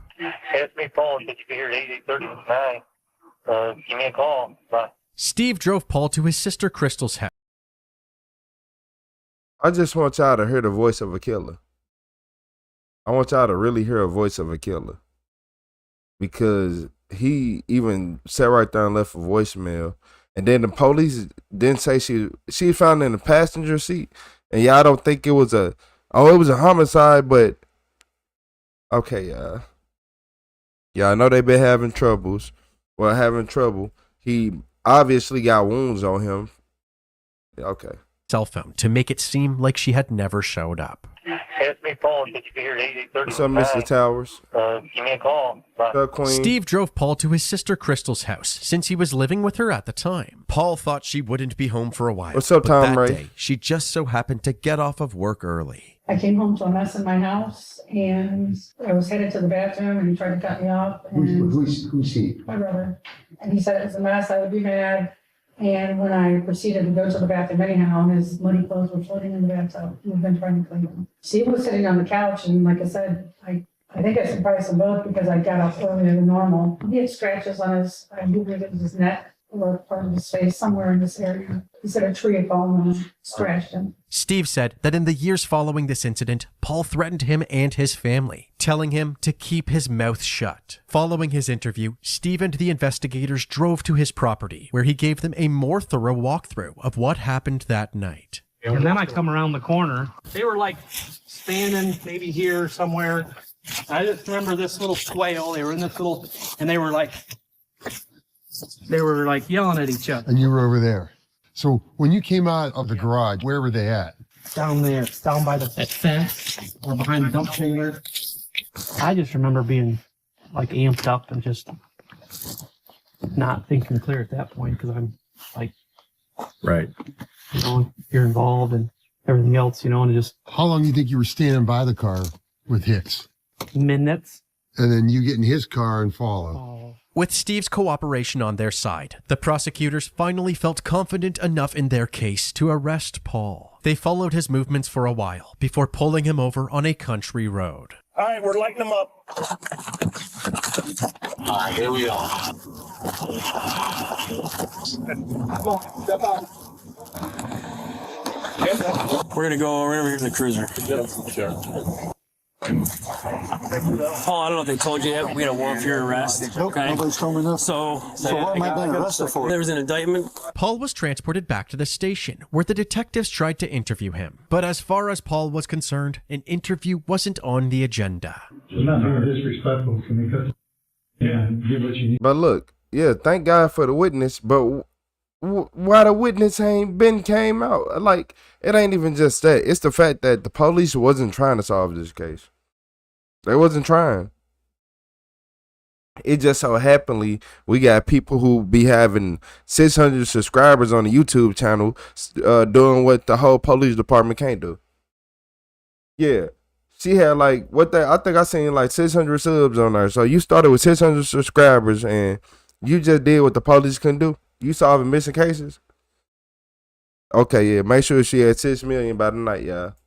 Need to do is show me the charges so I can make my call. Do you want to know what the indictment is? No, I want to make my phone call. Okay. Yeah. So we would like to talk to you about what that is.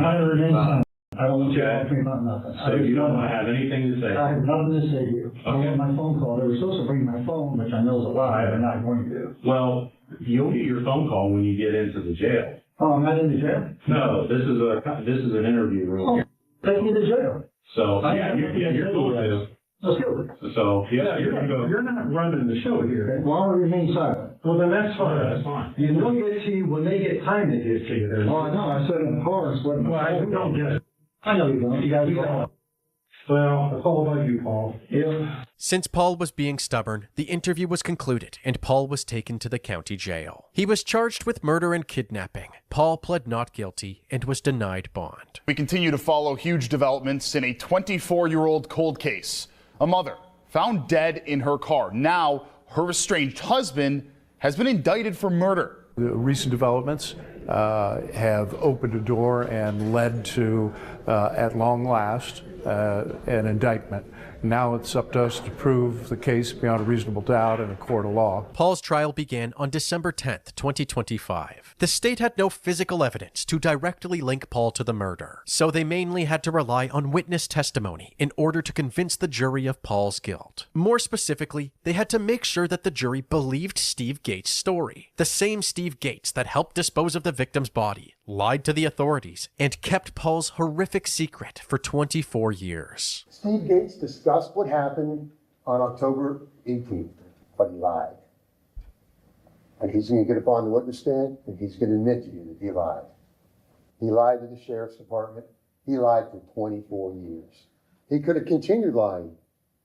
Nothing would have happened. I love to him. people pleading not guilty. He had nothing to Nah, gain for by real. coming clean. Steve Gates will tell you that. To everybody's surprise, the defense decided not to give an opening statement, so the state started calling their witnesses. They called several members of Regina's family to tell the court what they knew about her relationship with Paul. Was he controlling as far as their relationship went? Paul, Yes, like, she would only talk to her the mom. father. He wasn't home. Towards the end, when she was I think having that was endings married. that she That was knew married, she had Yellow. said, he pretty much told her that nobody'd want her.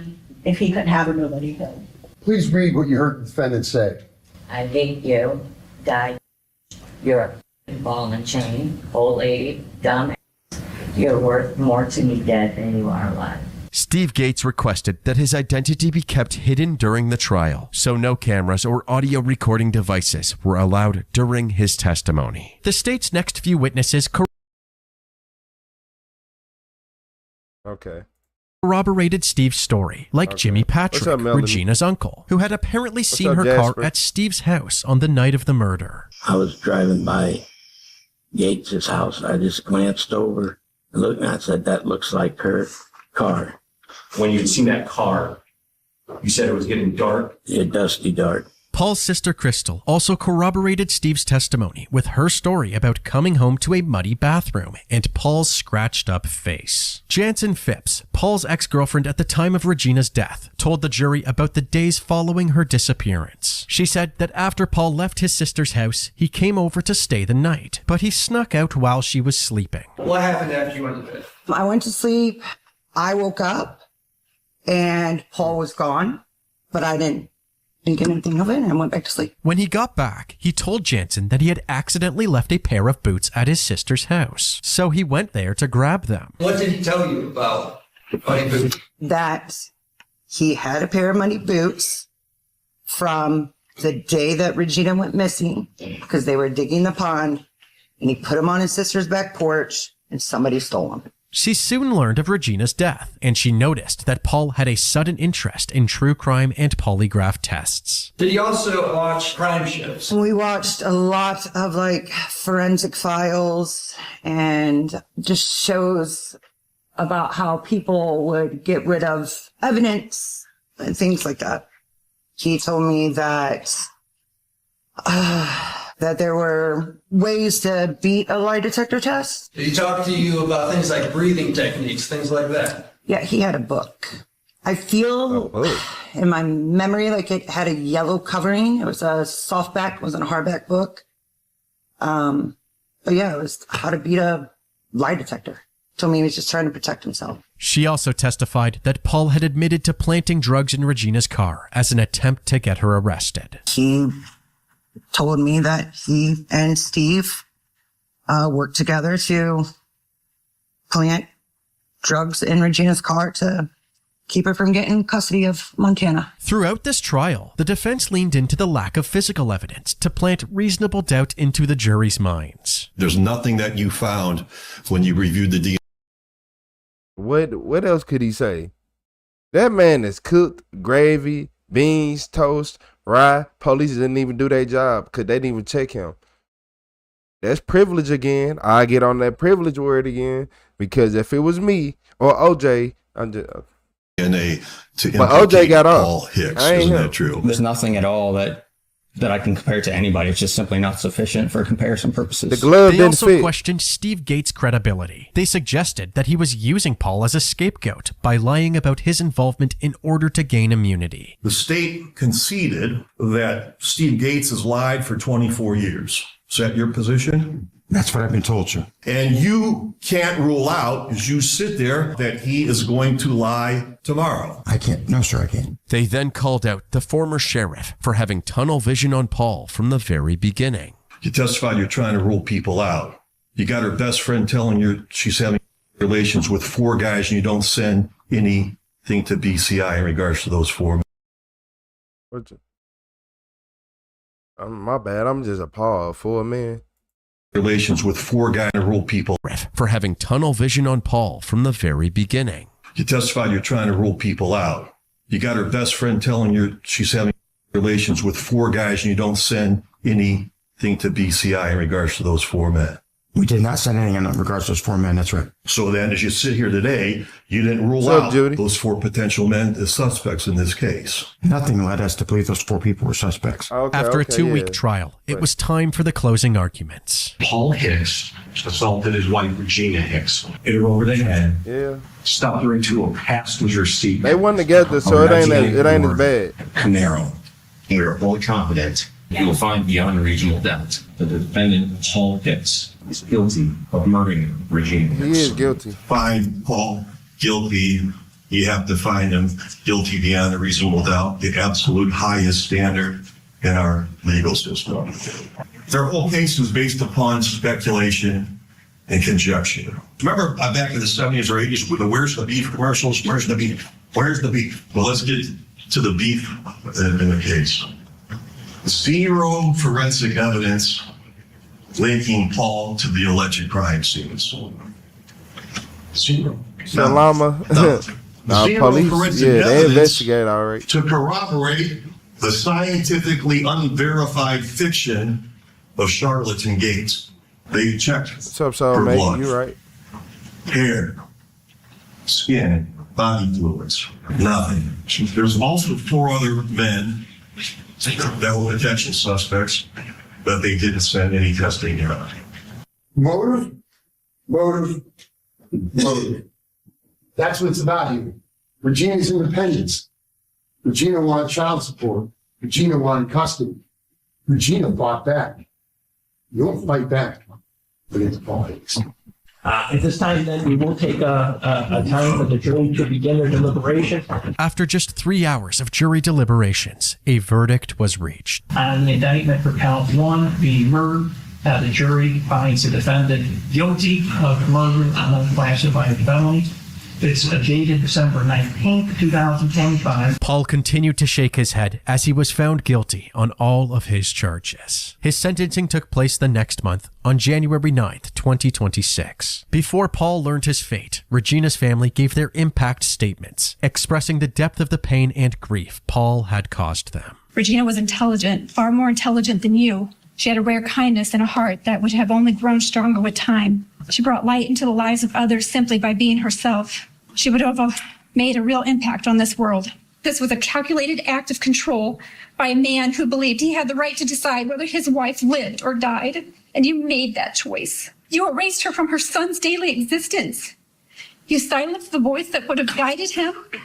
You stole the mother who would have comforted him, protected him, corrected him, and loved him through every stage of his life. He grew up without her wisdom, her reassurance, and her presence. Regina will be remembered forever. You will be held accountable and forgotten. Paul Hicks, you're a monster. I hope Paul Hicks and Joel Hicks see Regina's face every night of their lives. I hope you, Paul Hicks, get a disease that eats you away, slowly and very painfully. I hope you rot in hell, Paul Hicks. You think you're above the law, but they finally got you. Paul was not born a monster. Monsters are made. They are created through choices, through entitlement, through being enabled and never held accountable. Over time, Paul was allowed to believe he had power over others and that he could have control, harm, and destroy without consequence. And that belief turned him into exactly what we see today. Regina was everything he was not. She was a beautiful spirit. She carried light, kindness, and warmth into the lives around her. Your Honor, this case could have been solved 24 years ago if the Hernando County Sheriff Department and Dane Howard would have done their job. Yeah. But they didn't. So I want to thank you, this court and the jury for getting justice for Regina and my family. As far as saying anything to Paul, he don't care. I'm not going to say anything. Only thing I got to say to him is get used to prison food and don't drop the soap. Thank you, Your Honor. Montana. Paul and Regina's now 28-year-old son gave a written impact statement which was read to the court by a victim's advocate. I stand before you as the biggest victim of this tragedy. I grew up without a mother and was shunned by my mother's family and treated like an outsider. My whole life has been affected by this and is still being affected today. I can't escape this. During this impact statement, it became clear that Montana wasn't fully convinced that his father had killed his mother. To me, there is no justice as to lack of evidence. Nothing has been solved, and nothing will be until the truth comes out about who really did this to my mother. Do I feel like he should be punished? No, but anyone who committed a crime should pay. I lost my mom, and now I'm losing my dad. Montana then asked the judge for leniency, urging mental health treatment for his dad rather than incarceration. After taking everything into consideration, the judge handed down Paul's sentence. There is no reason for any leniency in this case. The defendant had the benefit of roaming free for the last quarter of a century before facing justice here today. The court's total sentence then would be 25 years to life. Paul sat emotionless as he learned his fate. He was taken to the Lake Erie Correctional Institution in Conneaut, Ohio, where he will spend the rest of his life behind bars. He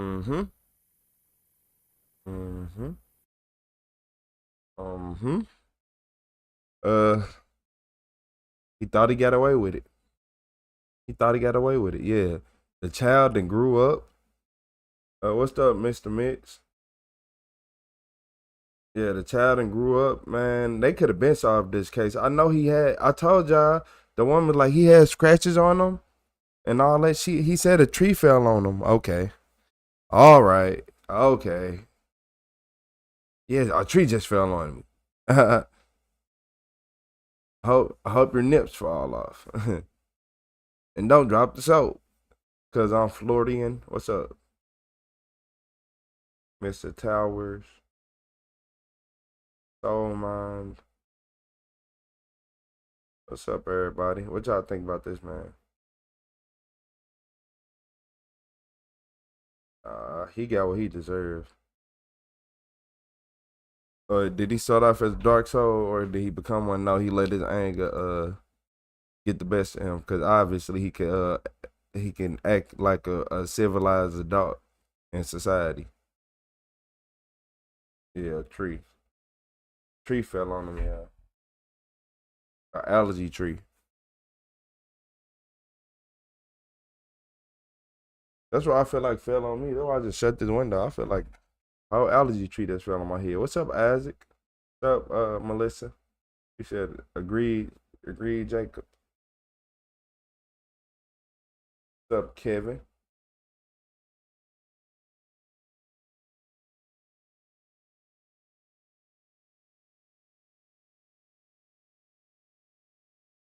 Is that Joe King or what? Joe Quan? Joe Quinn? Is that Joe Queen? Joe King? Phoenix? It took too long for justice to be served. Yeah, they should have been had him. Not gonna lie.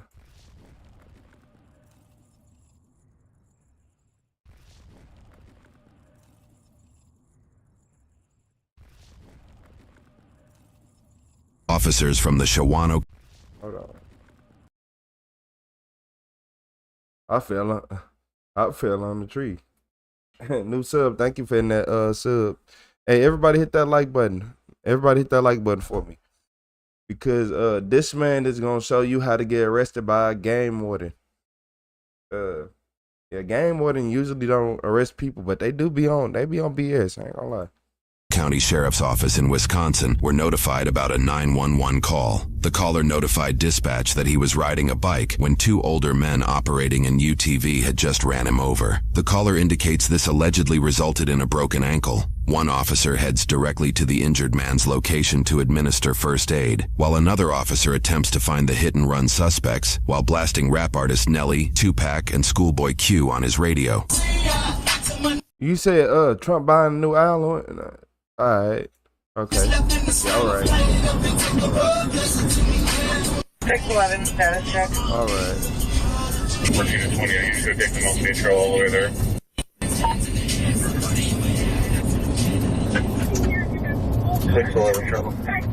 Within 10 minutes of the call being made, the officer finds and confronts the two men in the UTV.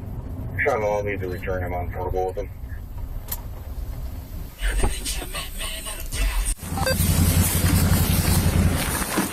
Hi.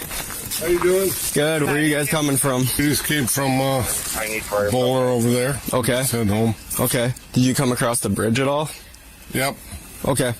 So back by Regina, I guess there's a guy that was hit by a side-by-side. Really? Yep. So was it you guys? I'll tell you it was, and I stopped and I asked him how he's doing. Okay. He's like, he bumped my foot, and I was like, okay, you know. And Okay. I stopped there, and he's like, okay, and he just laid down and said, okay, we'll see you later. Okay. So it was you guys, though? It was me. Okay. Give me 1 second. I'll be right back with you guys, okay? Okay, I'll be here. Shortly before the officer walks back to his cruiser to share his newfound information, the other officer finds the injured victim. Unfortunately, access to a body cam recording of this officer's interaction with the victim is not available. However, a police report says this officer noted the victim's injuries consisted of a, quote, left ankle that looked to be crushed and had significant bruising throughout his left leg. Good. Your driver for that have a mustache, beard, and wearing glasses? Oh, affirmative. You got a driver's license on you, man? Yes, I do. Yeah, we came across the bridge, and I seen something, and I thought, holy crap, what was that? And so I stopped. Like a bear at first. Okay. Yeah. Was he laying on the bridge? What is he doing laying on the bridge? No, for real. Why are you laying on the bridge? Was he really laying on the bridge? My brain just stuck on that. And I stopped and we backed up, and I says, well, what's going on? And he's like, you ran over my foot. I'm like, okay, are you okay? And he's like, yeah. Okay, and then he just like laid down and just like snuggled up like, it was weird. Okay. That he just laid down and I'm like, you're okay? And he just like, yeah. And he just laid there and, okay. I mean, it's not like I smoked him or anything. He just laid down and it's like, okay. And I'm like, all right. Because I didn't want to, something happened. I didn't want to leave him. Okay. Yeah. And so. Okay. Are you aware that side-by-sides, ATVs are not allowed on this trail at all? Yes. Okay. Okay. So that's an issue we got too, okay? Yeah, I hear you. I'm not going to bullshit you and say, hey, I got my chainsaw in the back and I'm clearing the trails or anything. It's just something I like to do. I don't want to, run on the trail, the highways. Sometimes it's just like, No, that's... What about the DUI he finna get?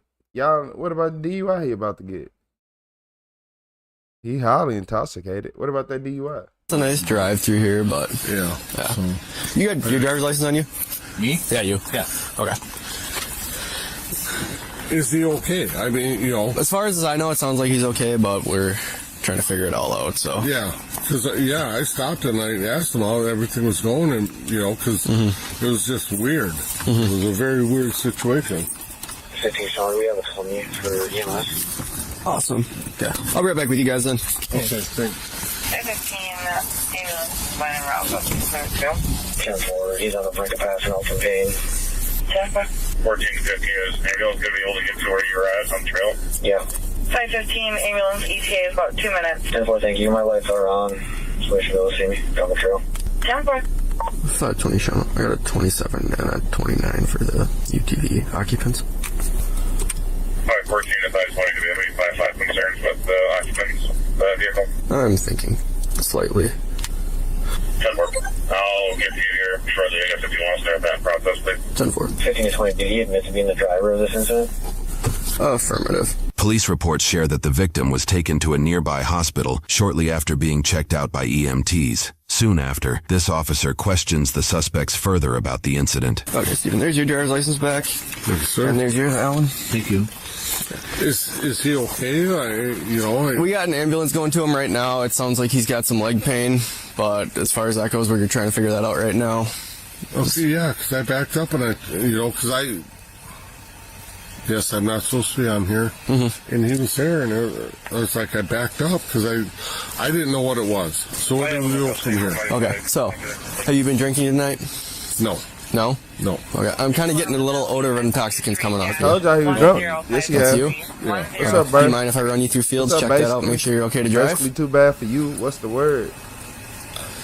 What's up, I Chris? prefer not to, but if you have to. Okay, I mean, with what's happened you at ain't this never point, I would pregnant. like to, just to make sure that you're okay to drive. You back again, let's go, yeah. Okay. Can you step over here with me, man? So I have you stand with your feet together, arms down by your side. Don't move from here unless I tell you to. Okay, do you understand that? All right. Okay. At this point, I'm just going to check your eyes. What I need you to do is follow my finger with just your eyes and your eyes only, okay? The officer repeats this HGN test a few times. Unfortunately, for a large portion of the test, the officer's arm blocks our visual of the suspect's eyes, making it difficult to see for ourselves how the suspect is performing the test. Are you following my finger? I'm trying to. With your eyes? Yeah. I don't see your eyes moving at all.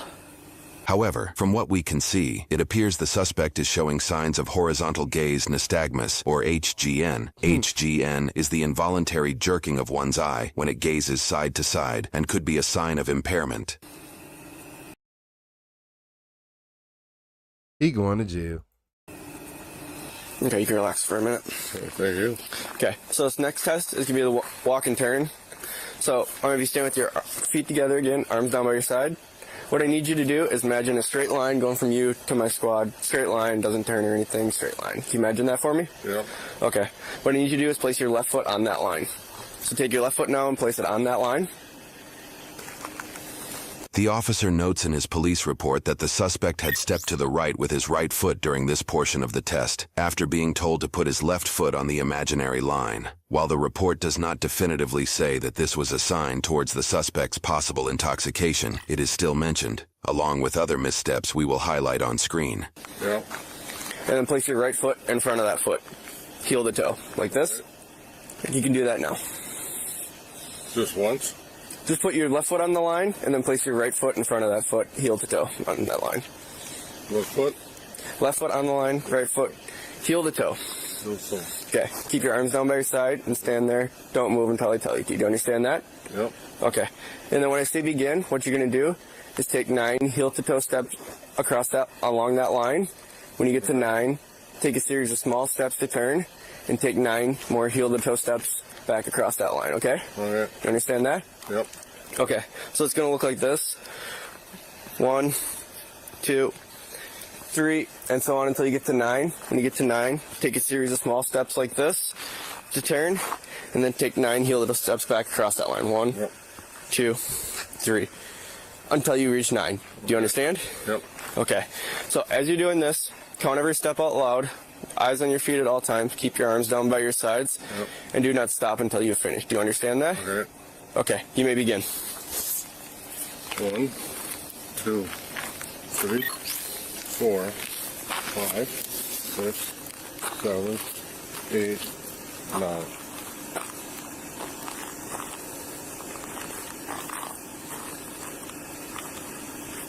One, 2, 3. Yeah, I can't find that. This made me even mad.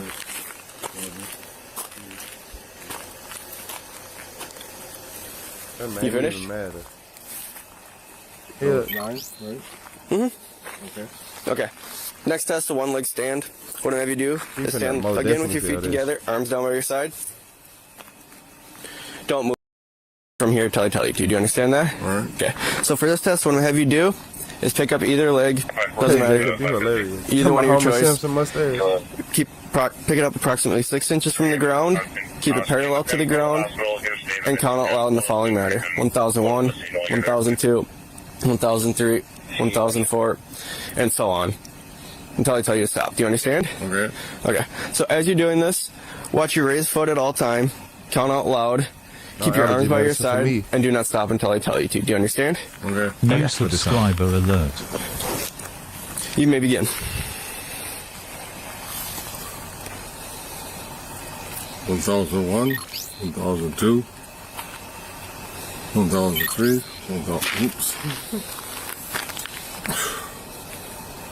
1001,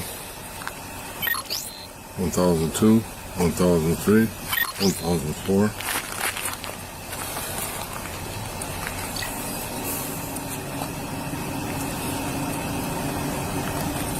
1001, 1002, 1003, 1004, 1005, 1006, 1007, 1008, 1000. Okay, man, you can stop there. Okay. Okay, so at this point, I do believe you're under the influence of something that's causing you to be impaired. Are you willing to do a PBT just so I can, just to prove that it's alcohol, not no other kind of drugs or anything like that? It can't be used against you in court or anything like that.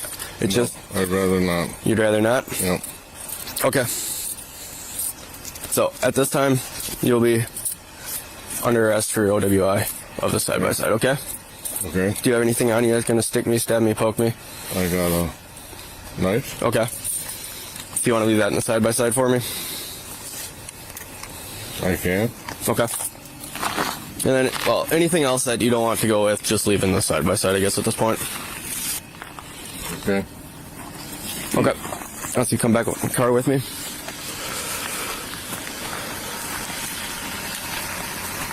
So, he can drive it home, or? Is he under the influence also? He said he's been drinking, so. I don't think he had much to drink, or I don't know. Okay. Well, we can figure that out in a minute, man. I'm just going to talk with this other guy quick. Okay. Okay. We can take him 95 then right away. Okay. So we'll do the DNR. It'll be DNR, OWI, obviously, but then, of course, the hit and run and stuff. And look, it is harder for older people to balance and do all that. So, yeah, the test is most definitely a stupid test. But it was his eyes for me. I ain't gonna lie. It was the eyes. I'm like, once I looked at his eyes, I'm like, oh, buddy, you're out of there. You're off the deep end, huh, bucko? Yeah. But yeah, the test's stupid. The test is dumb because most police officers have failed it, and while they sober. Everything else we'll address. When the officer says DNR, he is likely referring to the Department of Natural Resources, since standard law enforcement officers typically don't get involved in recreational parks and trails. A DNR conservation warden will usually have deeper knowledge of the recreational safety laws that were broken. Later on, one of the officers gets in contact with a conservation warden to discuss those possible charges. Sounds good. All right, go for it. Okay, like I said, you're under arrest. You'll be coming with me. So. Everybody hit that like button for me. Double tap your screen. My plan? Yep. Are the keys in there? Like you see Homer Simpson, just keep double tapping him. Okay, put your hands behind your back for me. Or where you see the chat on your screen, double tap that. Have you been drinking tonight at all? I had a couple. If I can give you a ride, can I get you back home? Is that something we can do? Sure. All right. You just want to hang tight here. Here, I'll just put him up front for you. Here. That way we can cut off. Roll that. First for me. Oh, that's not bad then, if it's been this long. I'm 60 years old, and I'm just gonna put a belt around your waist since I got him up front. Okay. Yep, just give me a second here. Where are we going? We'll be going to Shawano. Oh, poop. Wife won't be helping pick me up there. Oh, wow. Yeah, it's tight back there. A lot of room back here, is there? No. No big fat guy. Okay, thanks, man. Okay, I'm just gonna reach around, put the seatbelt on if I can. Or if you can grab it. Yeah, that's pretty rough. But we got fat guy to do. Here, if you can hold it there, I'll come around and grab it. Okay, thanks. This officer does a quick look over and takes pictures of the UTV itself. The vehicle will be towed, likely due to there being no able-bodied person to drive it. Locked. I gotta go all the way back and reset that. There you go. Perfect. Where did the buckle go now? There it is. There you go. Now, what I'm going to have you do is hop out for me, okay? And then I'll have you come to the back of my car, and then I'll give you that ride back home here shortly, okay? You have any knives, guns, nothing on your person to stick, poke, or hurt me? Nothing like that? No. Okay. You're going to go ahead and walk over here for me? Can you put him in my car, please? Just in the back passenger side. I'm going to give him a ride. Yeah. Go ahead and follow this deputy for me, please. Come back here, man. Watch for the tree right here. Let's have you hop in there for now. Interrupt to Trauma Medical Center. Yeah, there's squeeze. Can we move that see the head or not? No, that's the whole cage. It doesn't go anywhere. Just a second. Oh, take your time, man. If you gotta sit sideways in there, sit sideways. Okay. Yeah. I'm gonna roll the window down a little bit for you, just so if you need anything, you can yell at us. Okay. The suspected driver of the UTV appears to breathe heavier here. He is possibly stressed from the situation that is unfolding in front of him. Oh. What's up? I got a cooler in the... Okay. We'll worry about that in a little bit, man. Okay. I got a question. Is my phone in the side-by-side? I can't check my pockets now at this point. I thought you grabbed it. I think I did too, but it would be in the center console there. Give me a second here. Okay. So your name's Alan, right? Hey. You're not in custody, man. I just want to talk to you with what happened tonight, okay? What's going on? What happened today? Well, we were coming back from Bowler, and when we crossed the bridge, yeah, there was a thud. Whatever. I did not see anything. I thought there was like a board was too low or something on the bridge. Okay. And Steve said he thought he saw a bear. Okay. Or whatever. Okay. So you guys didn't see nothing on the road or on the trail that you were riding? No, it looked like he was sitting down on the bridge and then had his legs like over the middle. Like me personally, I was taught to never have your legs just sticking out. Especially, like, you can do it, but if you go in a bed, no, you keep them close. Like, so basically he sat on the bridge sideways and had his legs towards the middle, and they was coming, they drove over the bridge, and I think they drove over his foot. None. I didn't. So Al's not gonna be able, I gotta come and get it That later. might be worse than a We are having it broken towed foot. at this point, so. Oh, poop. Well, I mean, a sore foot. Oh, Yeah, you can't just leave it here, so. Yep, I hear you. Do we have an option who could toast it? It's Krause out of Wittenberg. Okay, because Eric Kesson out of Burnhamwood is somebody I know that might be able to help out. That's if I have an option. Okay, so I'm going to read you this, and then I'm going to ask you a question, and I need your answer yes or no on this, okay? So, you have been arrested for a violation of the intoxicated operation laws, and under Wisconsin implicit consent provisions, I am required to read this to you. The test results of the fact of you refusing testing can and may be used against you in court. Will you submit to an evidentiary chemical test of your blood? Yes or no? No. No? Okay. So then we're going to have to go to the house. I'm going to have to take you to the jail. You're going to sit in there, and I'm going to have to get a search warrant for your blood at this time, okay? All right. 40, we're going to be impounding the UTV. And there's no way I could get the Kesson auto to do it. Nope, not at this time. You will have criminal DNR charges. I'll come around and check, make sure you got your phone on you. This is my backpack, isn't it? Yep, right there.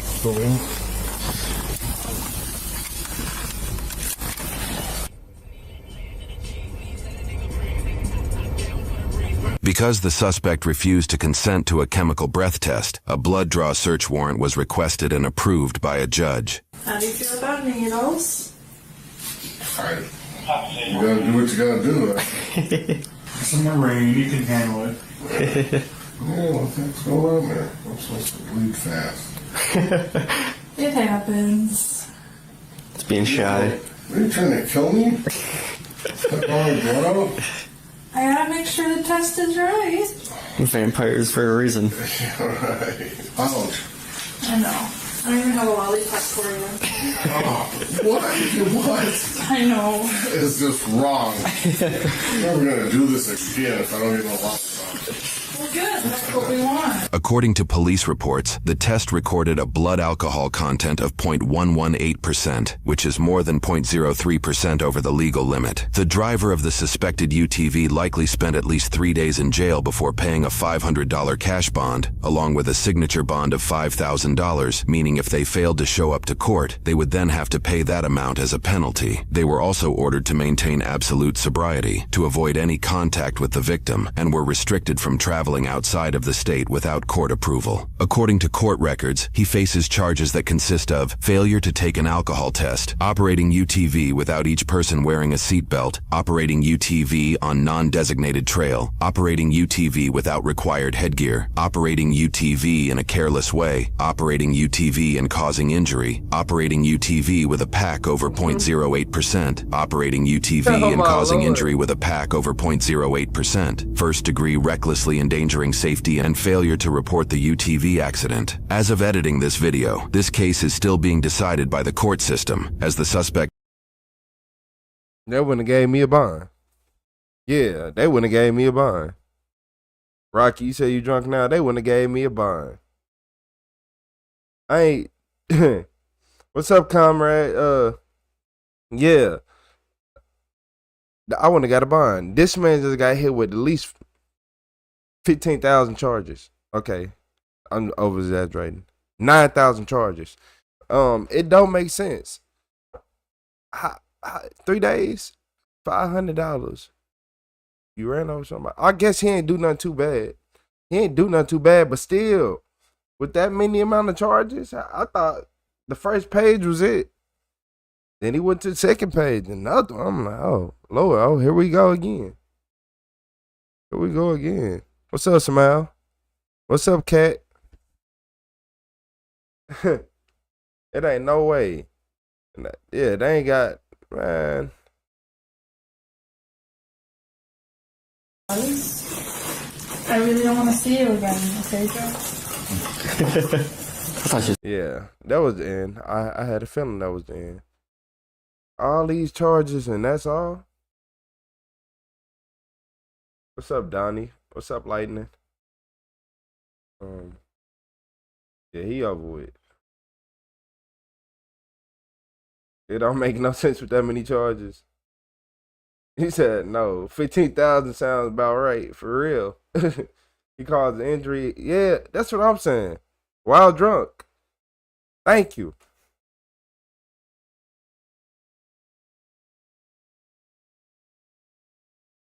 Hit or run or not. He said he stopped. But then he had drove off, so I guess that's hit and run and the same. What's up, James Rubio? Or Rubino, my bad. What's up, Tavern? Ah, man.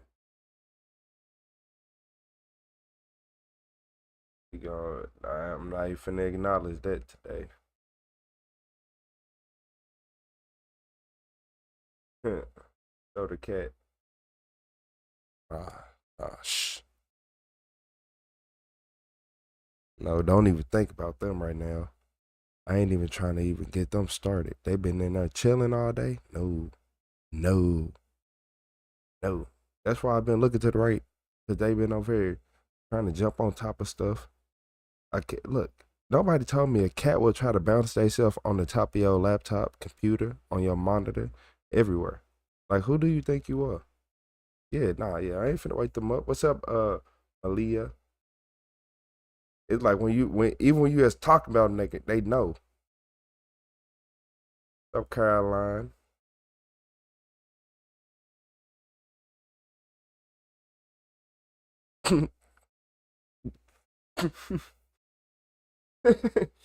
Hey guys, hey man.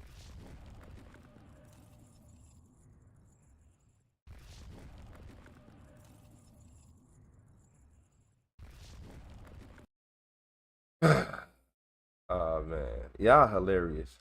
You said can barely hear you. Hey Tony, because somebody said bring them felines out.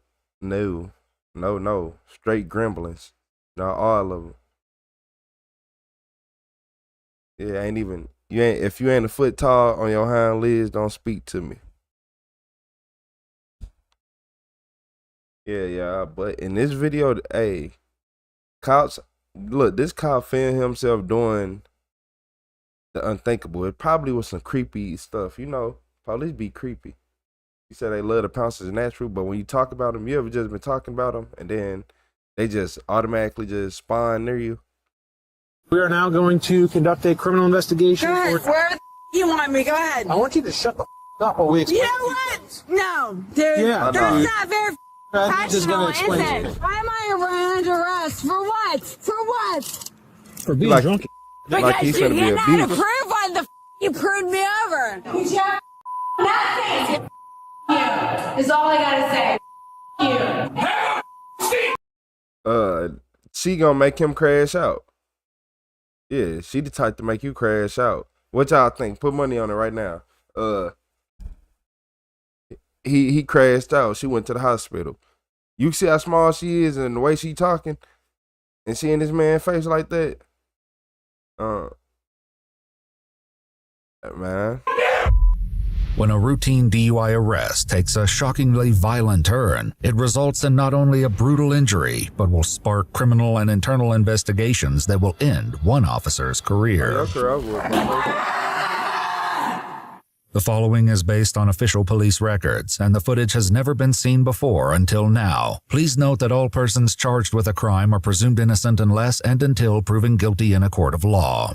On December 6, 2024, at 10:38 p.m., the Ormond Beach Police Department responds to a traffic crash where a motorcycle carrying two people was struck by a vehicle. I apologize. Okay. Sorry. I understand you're upset. If you see my helmet, all I just saw was asphalt and I just hit the sidewalk.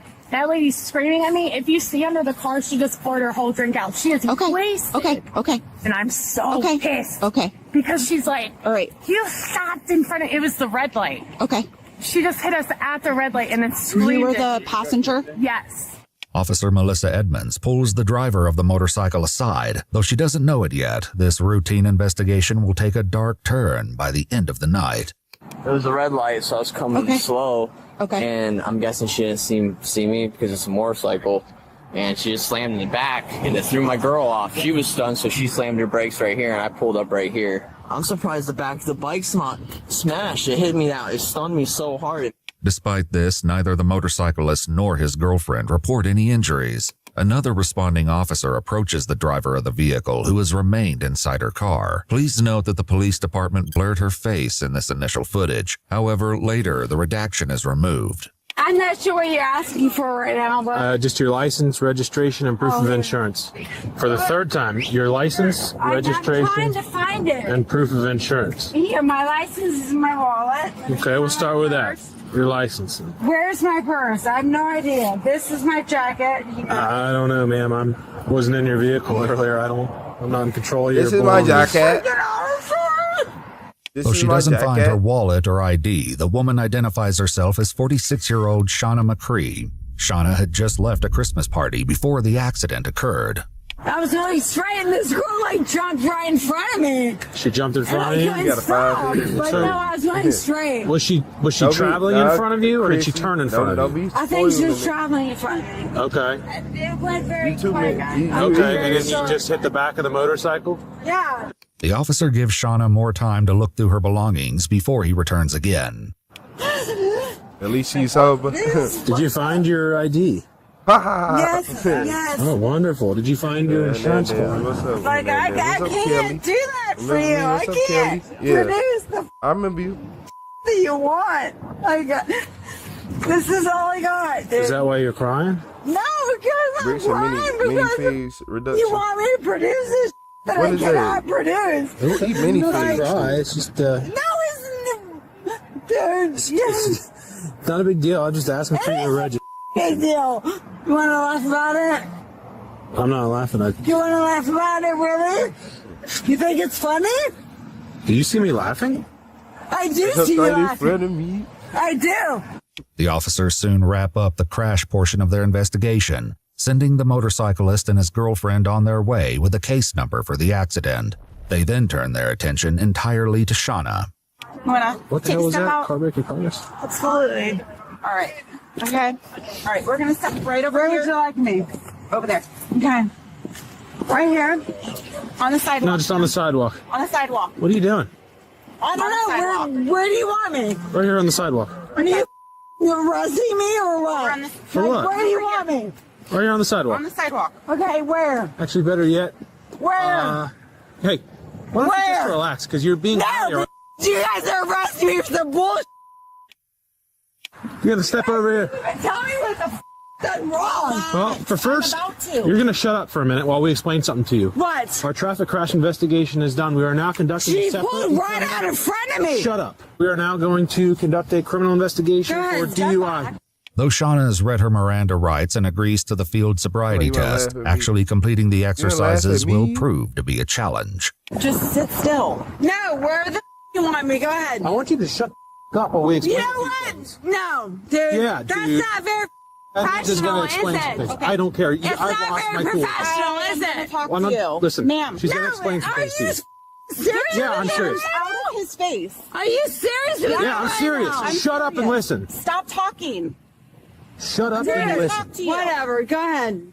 Okay, so now we're doing what's called the changing of the hats. This is a criminal DUI investigation. Okay, go ahead. I am under the impression that you are severely under the influence of alcohol. Do you want to participate in standard field sobriety exercises? Yes, I will. Okay. Yes, I will. In order to do that, you have to listen, you have to follow directions, and stop talking. Okay, yes, I will. Okay. I'm totally ready for it. To start, they have Shauna follow a stimulus with her eyes before moving on to the next test, walking heel to toe and turning. All right, when I tell you to start, you're going to take 9 heel to toe That's not steps. fair. Hold on. That's not fair. Even after receiving a demonstration from Officer Edmonds, Shauna struggles with the exercise. Like, I don't understand what you want me to do. Like, I'm here, and I see 1, 2, 3, I just 4, said I'm and going to you take... want me to go this way? Go back or to the what? starting position. Like, what do you Tell you want what. me to do? Tell you what. Let's move Like, on to the next one. honestly- Clearly, she doesn't understand the instructions. No, I don't understand what you want me to do. They move on without Shauna finishing the second task, now asking her to stand on one foot. 1001, 1002, until I tell you to stop. 10,003. Do you understand the instructions? 10,004. Do you want the instructions? 10,005. Yes, no. And then what do I do? What? I'd say I'd move on to the next one. It's called the 1015. It's one of my favorites. Agreed. Arrest. Wait, You no, under you're arrest. telling me to At this time, put your hands behind your back. grab me. Yep, you're being grabbed because you are under arrest Why am I under arrest? For what? for DUI with For with what? a crash. What out the old For what? 1015, eh? For being drunk. I'm not drunk as No, I want to know why the guys pulled me over. And then you're going to get another charge for disorderly intox. Why? Why? Because you guys What you're can't doing now is prove why disorder. the pulled me over? Wonderful. What? 10,000. There's a assholes. I've been called worse. I'm sure you have. So you can stop trying to pull away here. You're walking a little Why's y'all faster than my laughing? pace. 10,00001. You. Wonderful. What's You. up, corpse? This is your car right here. Yeah. What's up, metal Well, corpse? because you have no reason to take me down. What's up, Fred? No reason What's up, Brian? whatsoever. Stand back here next to For what? 47. She very ignorant and annoying. Tell me for what? Yeah. You. For what? Because I have You to have first nothing. You have nothing on me. foot in the You have nothing on me. You. What? What? Though it takes a few attempts, they eventually get Shauna's foot inside the car. There you. Watch your face. She's a pleasant woman. Shannon's number duty from RetroTheCeo. Okay. It's almost like a demon possessed. Although he's only mentioned quickly, Officer Jacob Cannon, who's been asked to administer a DUI breath test for Shauna, will be central to the shocking turn this case will take. Just after midnight on the 7th, Shauna is brought into the Ormond Beach Police Department's holding facility, where Officer Edmonds is met by Officer Cannon. Why am I being in here? Why? No, I want a reason on why. Why? Because you guys cannot protect me anymore. Because nothing, because you have nothing. something to you. Because you have nothing. He has to read something to you. No, because you have nothing against me. Because I've done nothing. I've done nothing. Okay. What's your name? My name is Shannon McCray.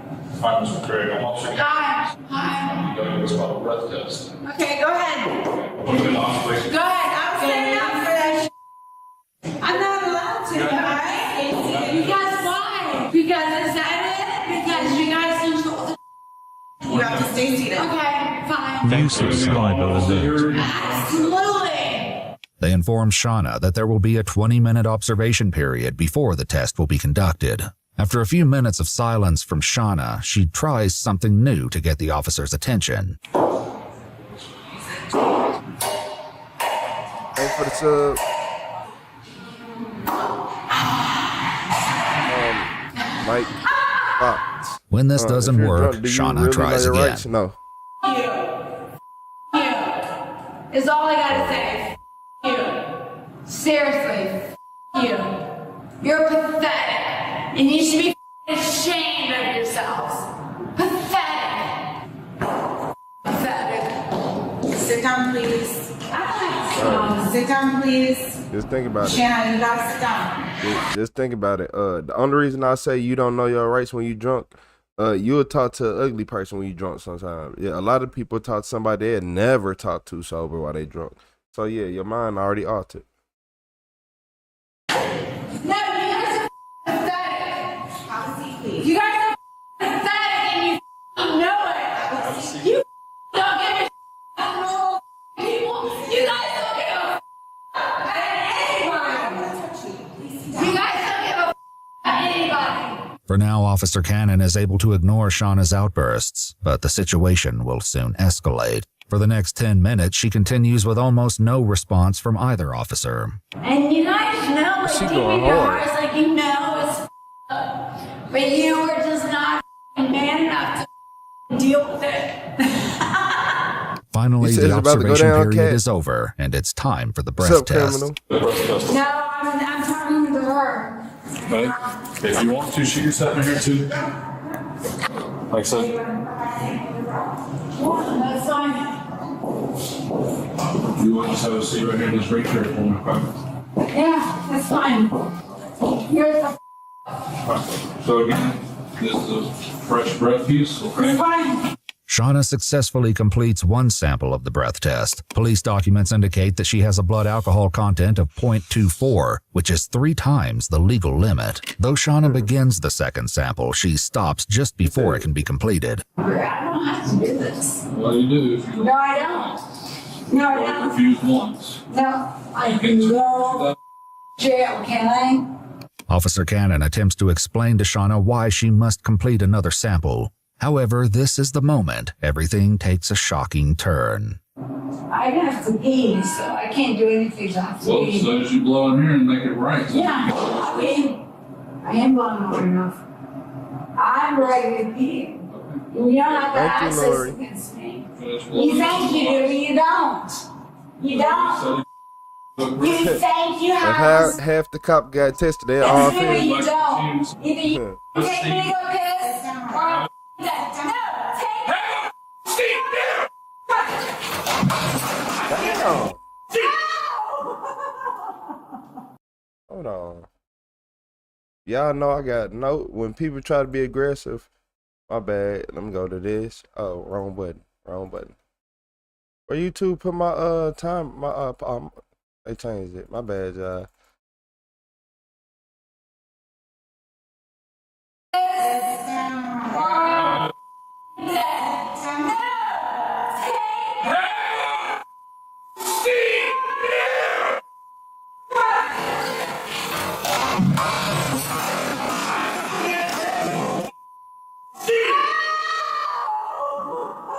Yeah, he planted his foot. He he used his the weight of his legs for that. He needs to go to jail. Yep, he used his legs. He ain't used just his arms, he used his legs too. That's why he almost just fell like that. Yeah, they need to take him to jail. He need his temperature checked. And he better not ever be able to be rehired when everybody try to forget or fake forget about this.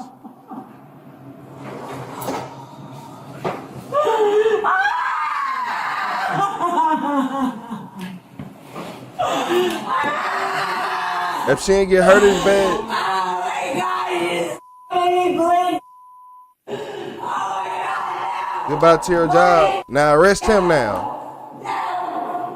After Shauna was placed in the holding cell, Officer Cannon checks on the Intoxilizer 8000 instrument, but doesn't attempt to provide Shauna with any medical assistance, despite her leaving a trail of blood from the room into the cell. Officer Edmonds is the one to call for medical aid. Though the footage is redacted, in the immediate aftermath of the incident, Officer Cannon can be heard calling his captain.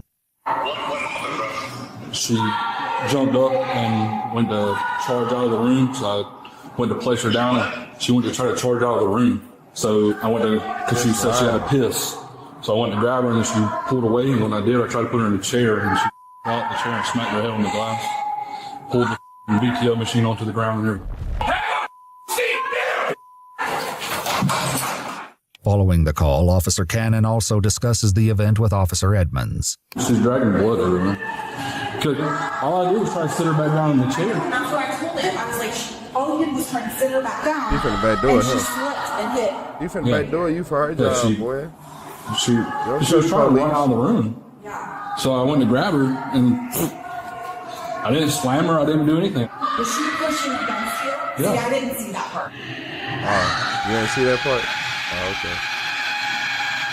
So basically, she's not gonna help you a lot. EMTs soon arrive, and Officer Cannon once again explains what he claims happened to Shauna. During this explanation, he also included her second fall when she was inside the holding cell. She stood up, charged on the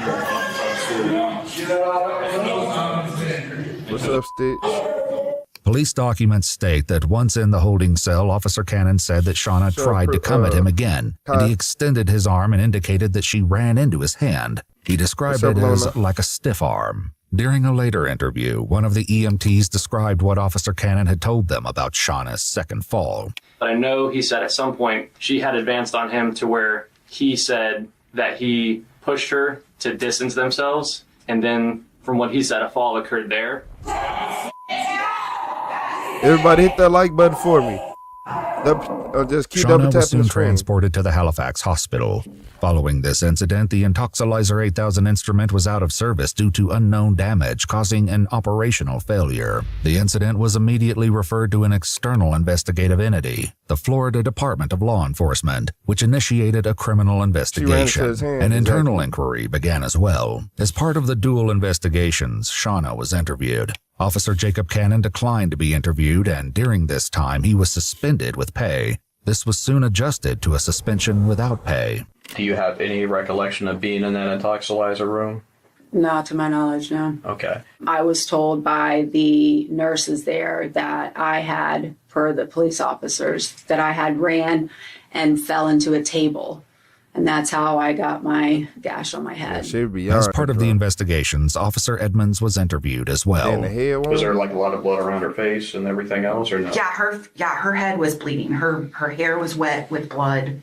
According to police documents, Shauna received a serious bleeding laceration to her forehead from striking the metal frame around the glass wall of the breath test room. The medical team estimated that it was a 1.5 to 2 inch wound, and she received 7 sutures to close it. As well, she had swelling in her wrist. Police documents note that she'll have a large permanent scar. As part of the investigation, Shauna provided a medical bill of $25,424.80 for services she received while in police custody. Did she do something that caused Officer Cannon to respond? So wait, when the police, I didn't know you had to pay for that. So if the police, say you get hurt by the police, they break your arm and your wrist and you go to the hospital, you have to pay for that? I thought that, you know what? I'm finna go open up a book and read up on every single thing and every single crooked thing they got going on, because I'm finna figure out something. So I don't believe she was bowing, tensing up. At most, maybe she was with her torso maybe leaning forward, but not by much. I didn't feel like she was being threatened. Shauna's actions in the room were examined, and it was determined she didn't lunge forward, kick, spit, or do any other active physical resistance prior to her injury. Are you willing to pursue charges? Yes. It happened extremely fast. There was not a buildup. I had no preview that was about to happen. It happened literally in an instant. I told y'all The she was gonna snitch investigation on also determined that Officer Cannon's actions were so abrupt and immediately violent that Officer Edmonds could not have been reasonably expected to intervene or prevent the excessive force from being applied. On January 31st, 2025, the Florida Department of Law Enforcement received an arrest warrant for Officer Cannon, charging him with felony battery. Just a few hours later, he submitted his resignation from the Ormond Beach Police Department.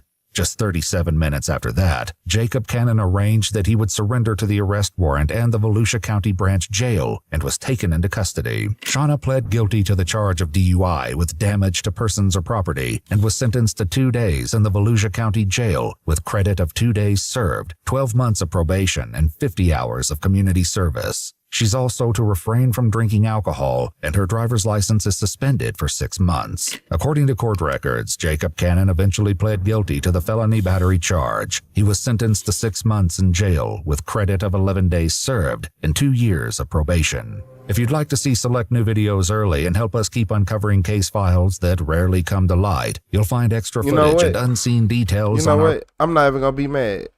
You want to know why? I'm not going to be mad. Because at least he actually went to jail. At least he actually went to jail.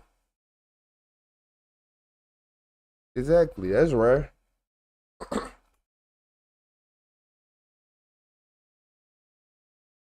Yeah, yet the other dude got 1,500 charges. Yeah, I know, right? I know, right? Yeah, I ain't say it was fair. I never said it was fair, y'all. Didn't even handcuff him. Nah, he too good for that. He too good for that. He don't get handcuffed. He one of them. What's up, alien? You said they all corrupt. Of course they are. 11 days served, and he better have to do the rest of that 6 months. Sup, Tosh? You still in here, Tasha? So, criminal? Yeah, true. Exactly. But accountability is all you can ask for. More cops are great. I'll say about 30%. Jail for how long? 6 months? Yeah, I'm like 6 months better than nothing. Hey, Heather, I'll take what I can. As a Huter. Say that Heather. Like, Subtask. His partner deserves to get fired too for being complacent and illustrating the rashness of his actions. She stood right there and saw it happen. But it ain't the fact of that, cause I'm over here thinking while I'm reading. It wasn't the fact of her just looking. I knew she was gonna snitch on him. That's the only reason she did get in trouble, cause she snitched immediately. When she said, "Oh, yeah," and then she said, "Oh, I didn't see that." Anytime officers say, "Oh, I didn't see that," that mean they ain't putting their badge online for you. What's up, Angel?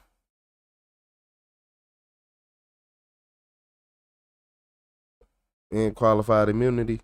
It looked like they took his away. But y'all, how long y'all think he should have got? I feel like since he's an officer, he should have got double the time. I feel like he should have got double the time.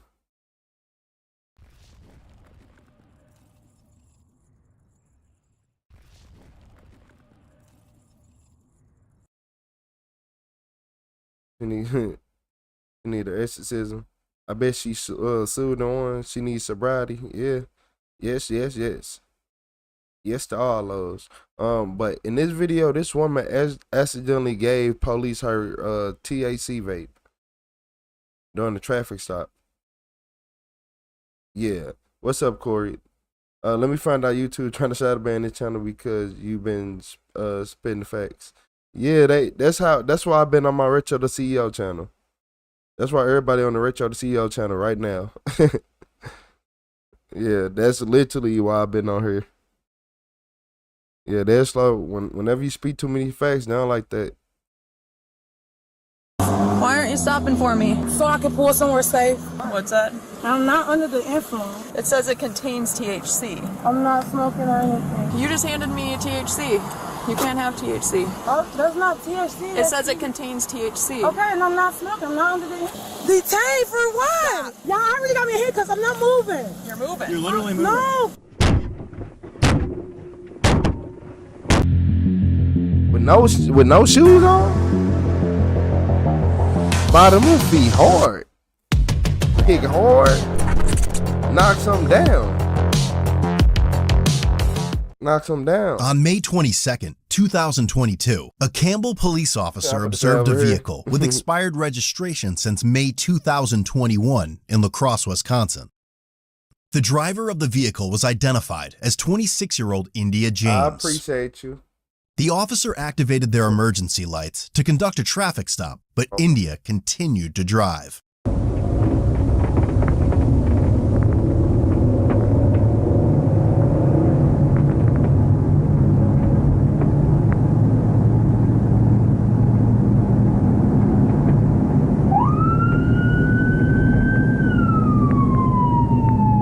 Eventually, she turned into a McDonald's parking lot, ran over a curb, and ended up facing the squad car.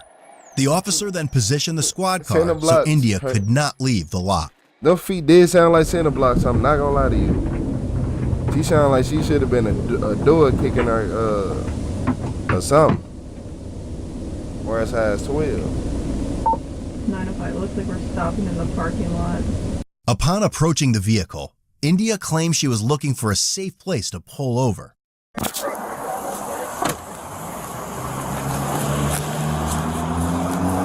Why aren't you stopping for me? So I can pull somewhere safe. Okay, where I picked was safe over there. That's when I That was at the right there by that stop. That's why I did like this. And then I was all the way over this way. When a law enforcement officer turns its lights on, you need to stop. That's where I decided to stop you. Where I decided for you to pull over, that's where you need to pull over. Okay, you don't get to choose where to pull over. I thought I was gonna have to pull somewhere safe. That's why. Nope, that's why. That's why I did like this, and I was already on this side of the lane, so that's why I'm gonna turn right here. And then when I seen they say no parking right there, that's why I pulled over right here and stuff like that. Okay. Well, future reference, no. Do you have a driver's license on you? No, ma'am. Do you have anything on you that identifies you?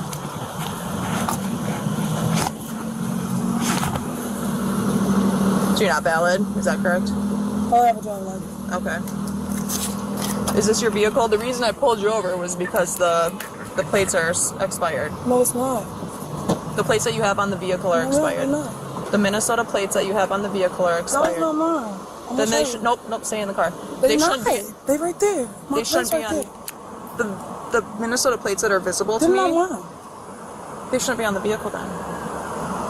But I didn't know. Okay. My plate is on the vehicle. Okay, you can't see that one. Is it a temp tag? Yeah, it's on there. Okay, so then you shouldn't have another plate on. Right? I never took them off. I didn't never take them off. Okay. Dispatch advised she did not have a driver's license, and her status is suspended for her driving record. When an assisting officer arrived on the scene, they observed marijuana on the front passenger floorboard of her vehicle. Okay. So I ain't pulling over if I don't feel She's got safe this either. one that I never saw. I lit her up at the intersection. She decided to travel all over here. She's hitting curbs and she came from nowhere. I'm pulling over where I feel safe. Looks like. Yeah, why she got two plates on her car though? That's the real Alright, question. so have you been drinking or anything tonight? The way you were driving was just you're all over the road and then you're hopping the curb over here. You're not pulling over when you're supposed to. You pull me over. I'm not. And nothing's wrong. I don't even drink. Never. Are you under the influence of anything else? No. Please, y'all, please do not play me. Well, I can't even get reception. Okay, well, I'm talking to you, so you don't need reception right now. I do, because I feel like my rights has always been violated. I have my registration plates. Yeah, but the reason that you're pulled over is because you have other plates on the vehicle. You can't be doing that. So I did not know that. I would like. And that's why I'm pulling you over to let you know. When, not a lot of times, but more than once, I done been pulled over in this car and they never said nothing about the plates. What are you being pulled over for? Traffic violation. Okay. All that you see on there. Okay. I don't have no connection. So you don't have a driver's license, so you're not going to be able to drive away in the vehicle, correct? I'm going to the person with the driver's license from work. You're coming from work? Yeah, Jason, these police tripping. What's up, Kevin? Okay. Yeah. Do you have something on the floorboard over there that they're looking at? He talking about this shit right here. He needs a search on my car. What's that? I'm not under the influence. I already just went through this shit. Already. India denied it was marijuana and refused multiple times to exit her vehicle. And I'm not smoking. It says it contains THC. I'm not smoking or anything. Okay. Why don't you step out of the car, okay? No. You just handed me THC. You can't have THC. That's not THC. It says it contains THC. Okay, and I'm not smoking. I'm not under the influence. But you can't have anything in the vehicle like that, whether you're smoking or not. Let me step out of the vehicle for me. You got THC in the vehicle. You just handed it to me.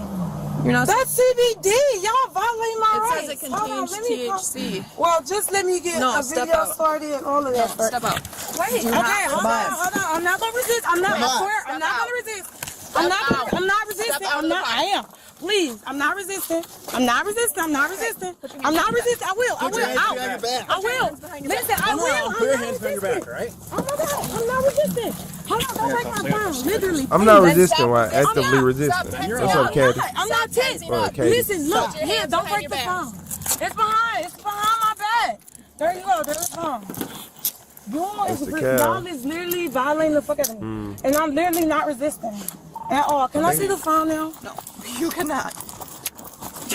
They said she had Minnesota plates. No. For what? But walk let me to the see front the of my police car. Why? Can I ask why y'all been so aggressive? Are y'all cameras on? Yes. I'm not being aggressive. Do you have anything I'm not being. My money, that's it. Oh my gosh. Detained for what? Just my phone. I'm not resisting. I have children. I really need to see the phone. Resisting? Okay, you're not getting the phone. That's it. I need to call for to notify someone. You just got out of the jail probably. The jail? Why? We'll see how this goes. Why would I go to jail? Stop. Y'all already got me here because I'm not moving. You're moving. You're literally moving. No, because I'm asking questions and y'all you can talk without That's moving. it. I'm not doing.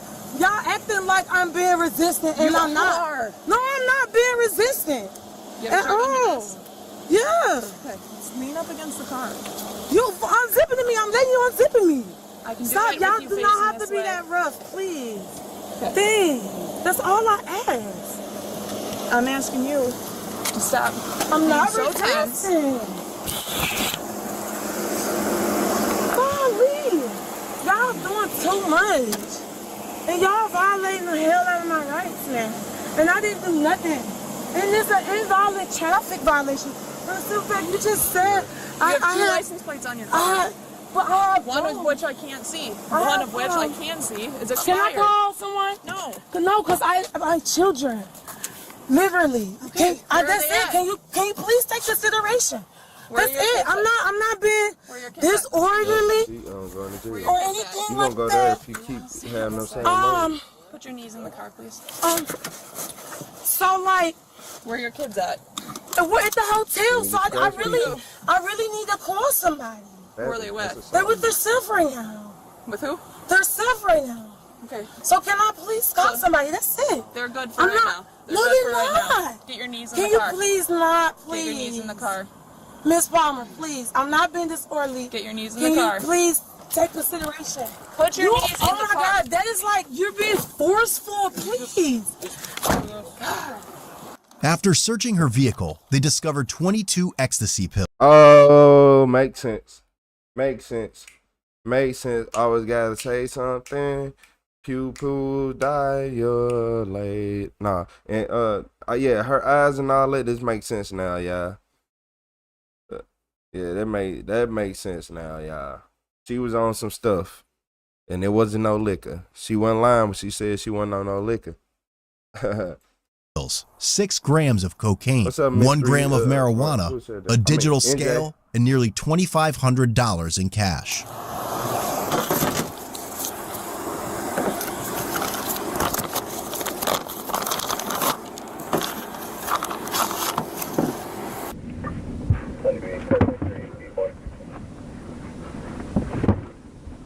Fucking dumb bitch.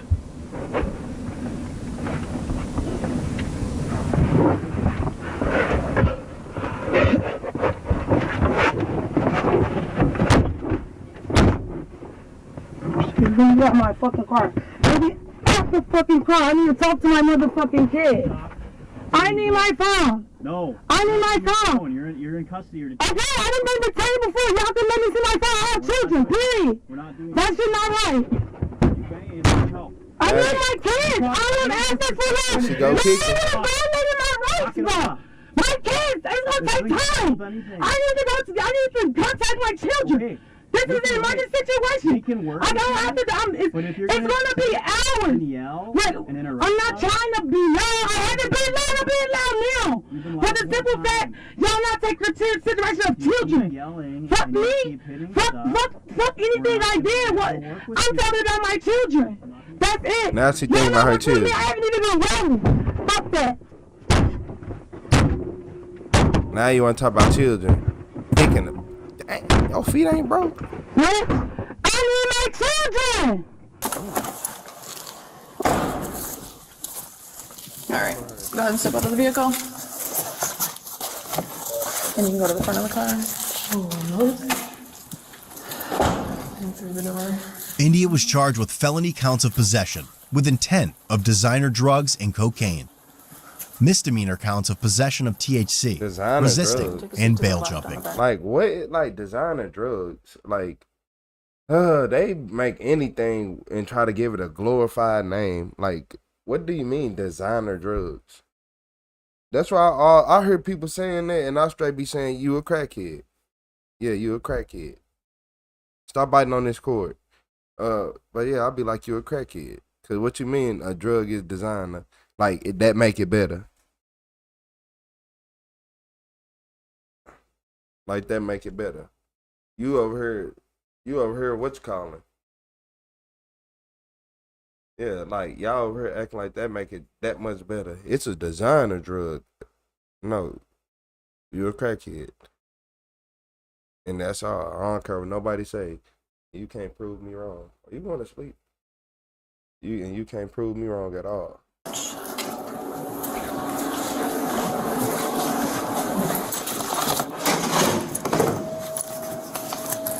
Take a seat.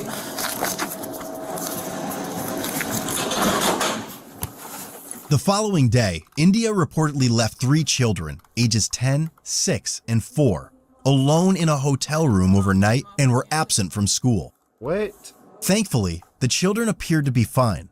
However, the room appeared to be in disarray and was extremely hot. Social workers who inspected reported multiple safety factors in the room, including items shoved in the heat register, clogged plumbing, a large knife sitting out, an electrical power strip plugged in sitting on top of clothing, and laundry detergent not kept in a safe spot. The children were served breakfast by hotel staff and taken to school later in the day. Due to the fact that India made no attempt to alert anyone about children left in the hotel room, she was also charged with 3 counts of child neglect. India was released on a $2,000 signature bond with conditions of drug testing, GPS monitoring, and no contact with her children unless approved by Child Protective Services. Do you enjoy our content and want to see more? Join the code. Look here. Worst mother of the year goes to Miss Kicking the Backseat Out. I'm just take you back to your worst. Yeah. I'm gonna catch you at your worst side. Yep. She really ain't tell nobody she had her kids in her. The worst mother.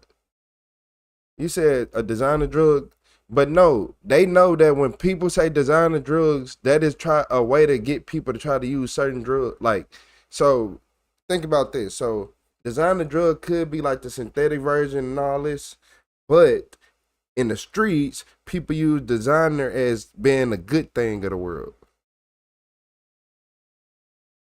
If that makes sense. Like, that's why you see all these kids out here with $3,000 outfits and no car. Cause it's all about designer. If it got the word designer attached to it, they feel like it's okay.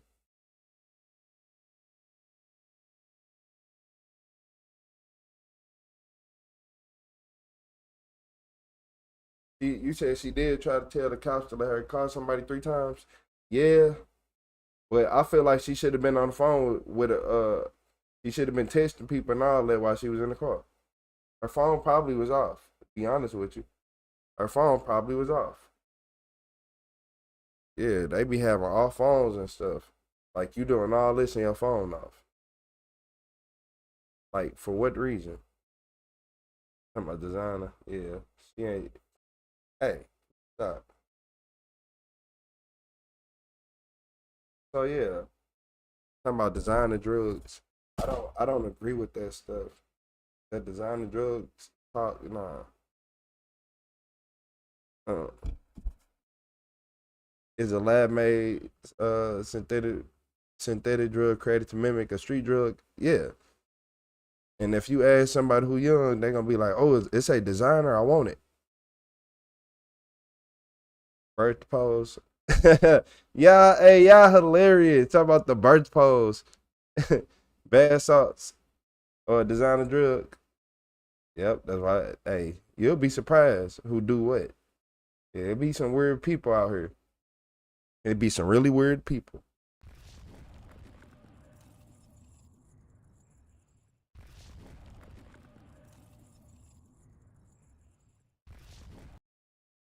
Yeah, man. Time for you to go, my friend. Bye-bye. Yeah. You just came in here to rash me. Ronald, like, what am I looking at? What am I looking at, guys? So, I can just see Ronald in the room, like, is anyone going to explain what's going on?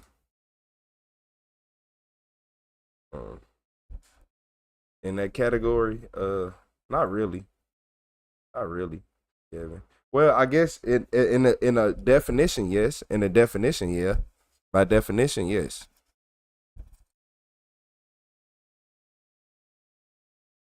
But they can be they can be synthetically made too. I'm like no, but by definition, yeah. Speaking of that, look, is it really a disturbing case of the vanishing killer? Or is it the vanishing killer that disturbed the case? No, I'm just playing. But nah, this for real is the disturbing case of a vanishing killer. Where did he go?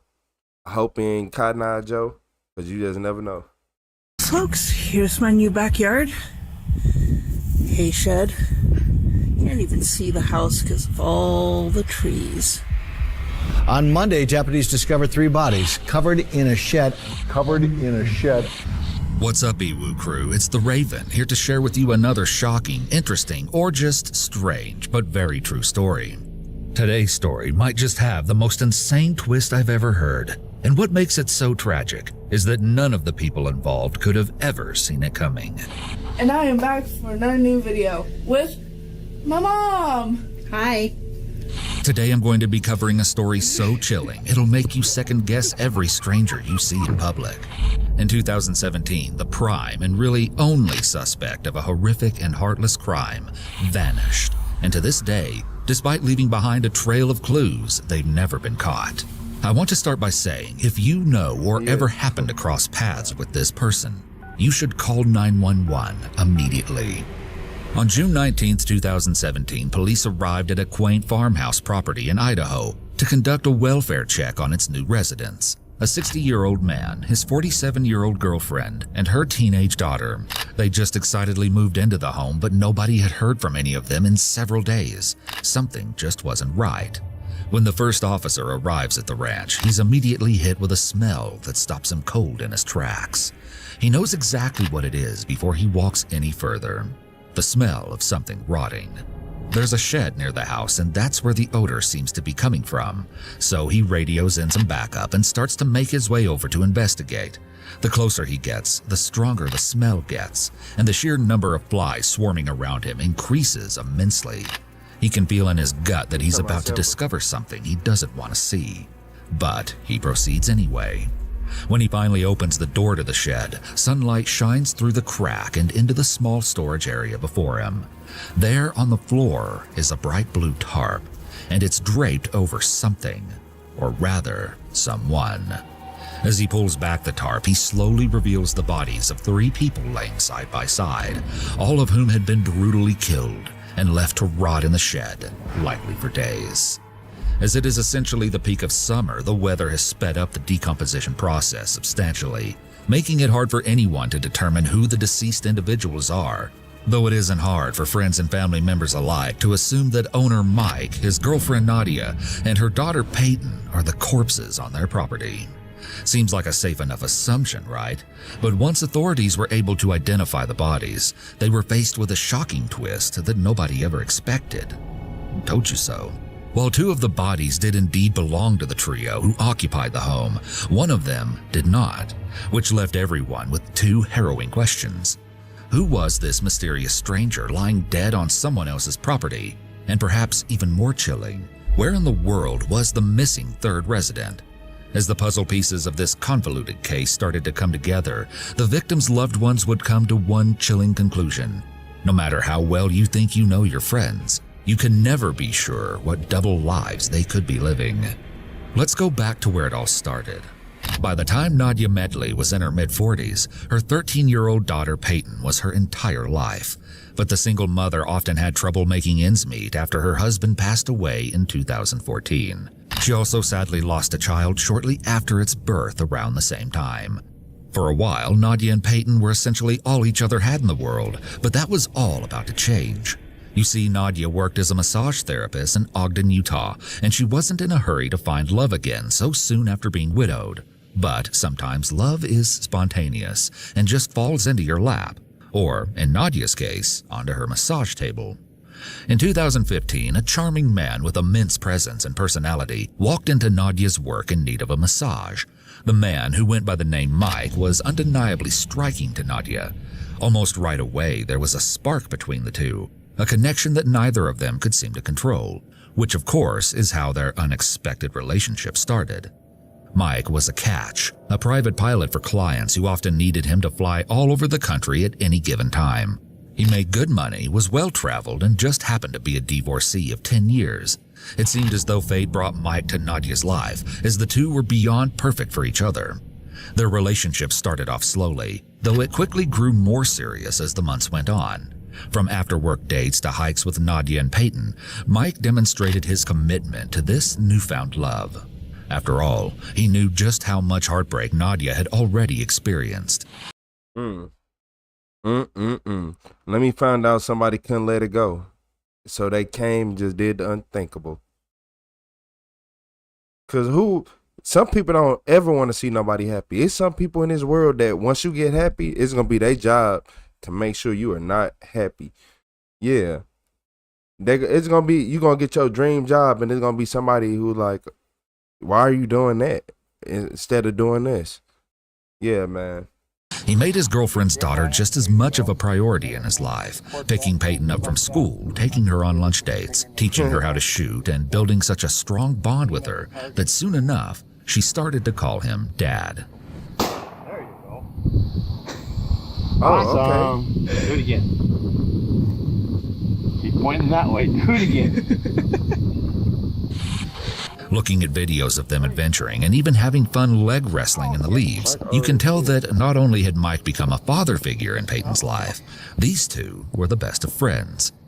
Nadia's friends saw a dramatic change in the woman when she met Mike, saying that he was the first reason she smiled in a long time, that she had a constant happy glow. Hold on, am I missing something? No, I'm going to continue listening, but tell me what I'm missing. Hold on. When they were together.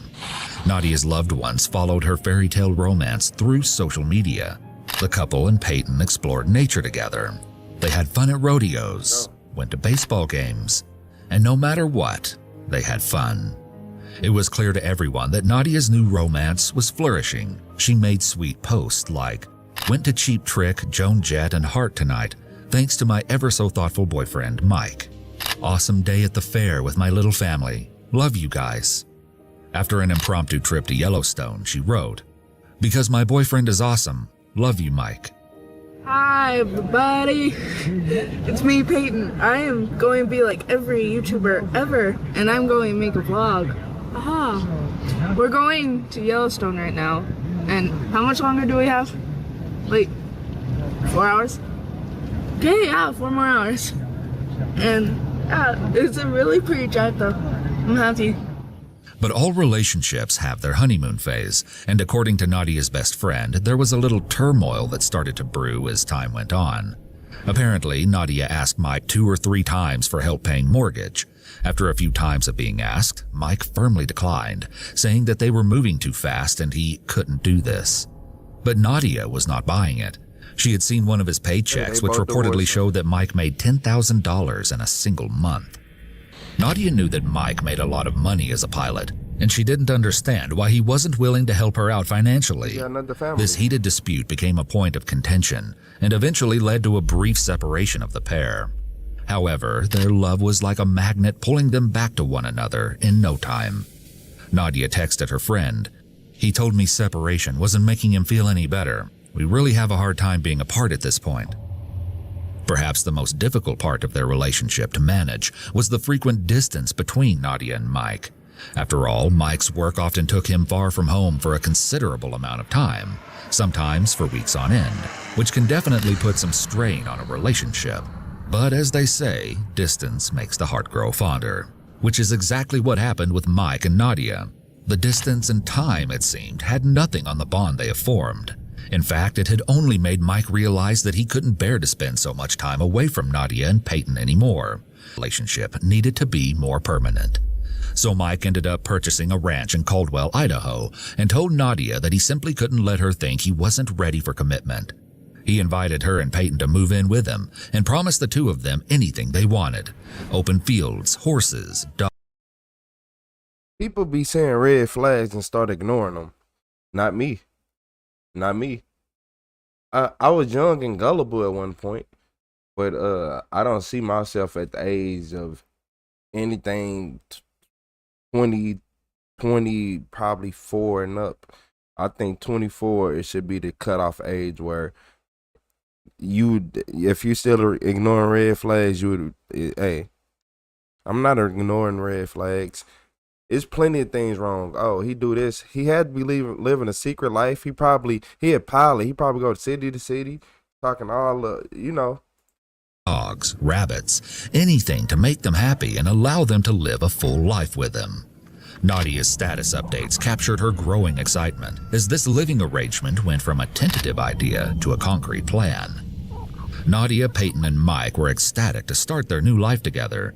In fact, Nadia was so excited that she started to dedicate all of her time to decorating the ranch. Never in her life did she have so much space to work with, and she was beyond ready to turn the farmhouse into a proper home for her and her 2 favorite people. She started putting up fences around the yard and building pens, coops, rabbit runs, you name it. On May 10th, she shared this video of the expansive property, and it wasn't hard to tell she completely fell in love with the land.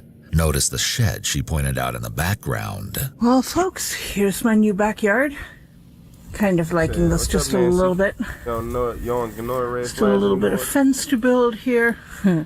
Dogs are the only thing that's grazing now, but that will change. Frog, yeah, that's about right. Chickens live.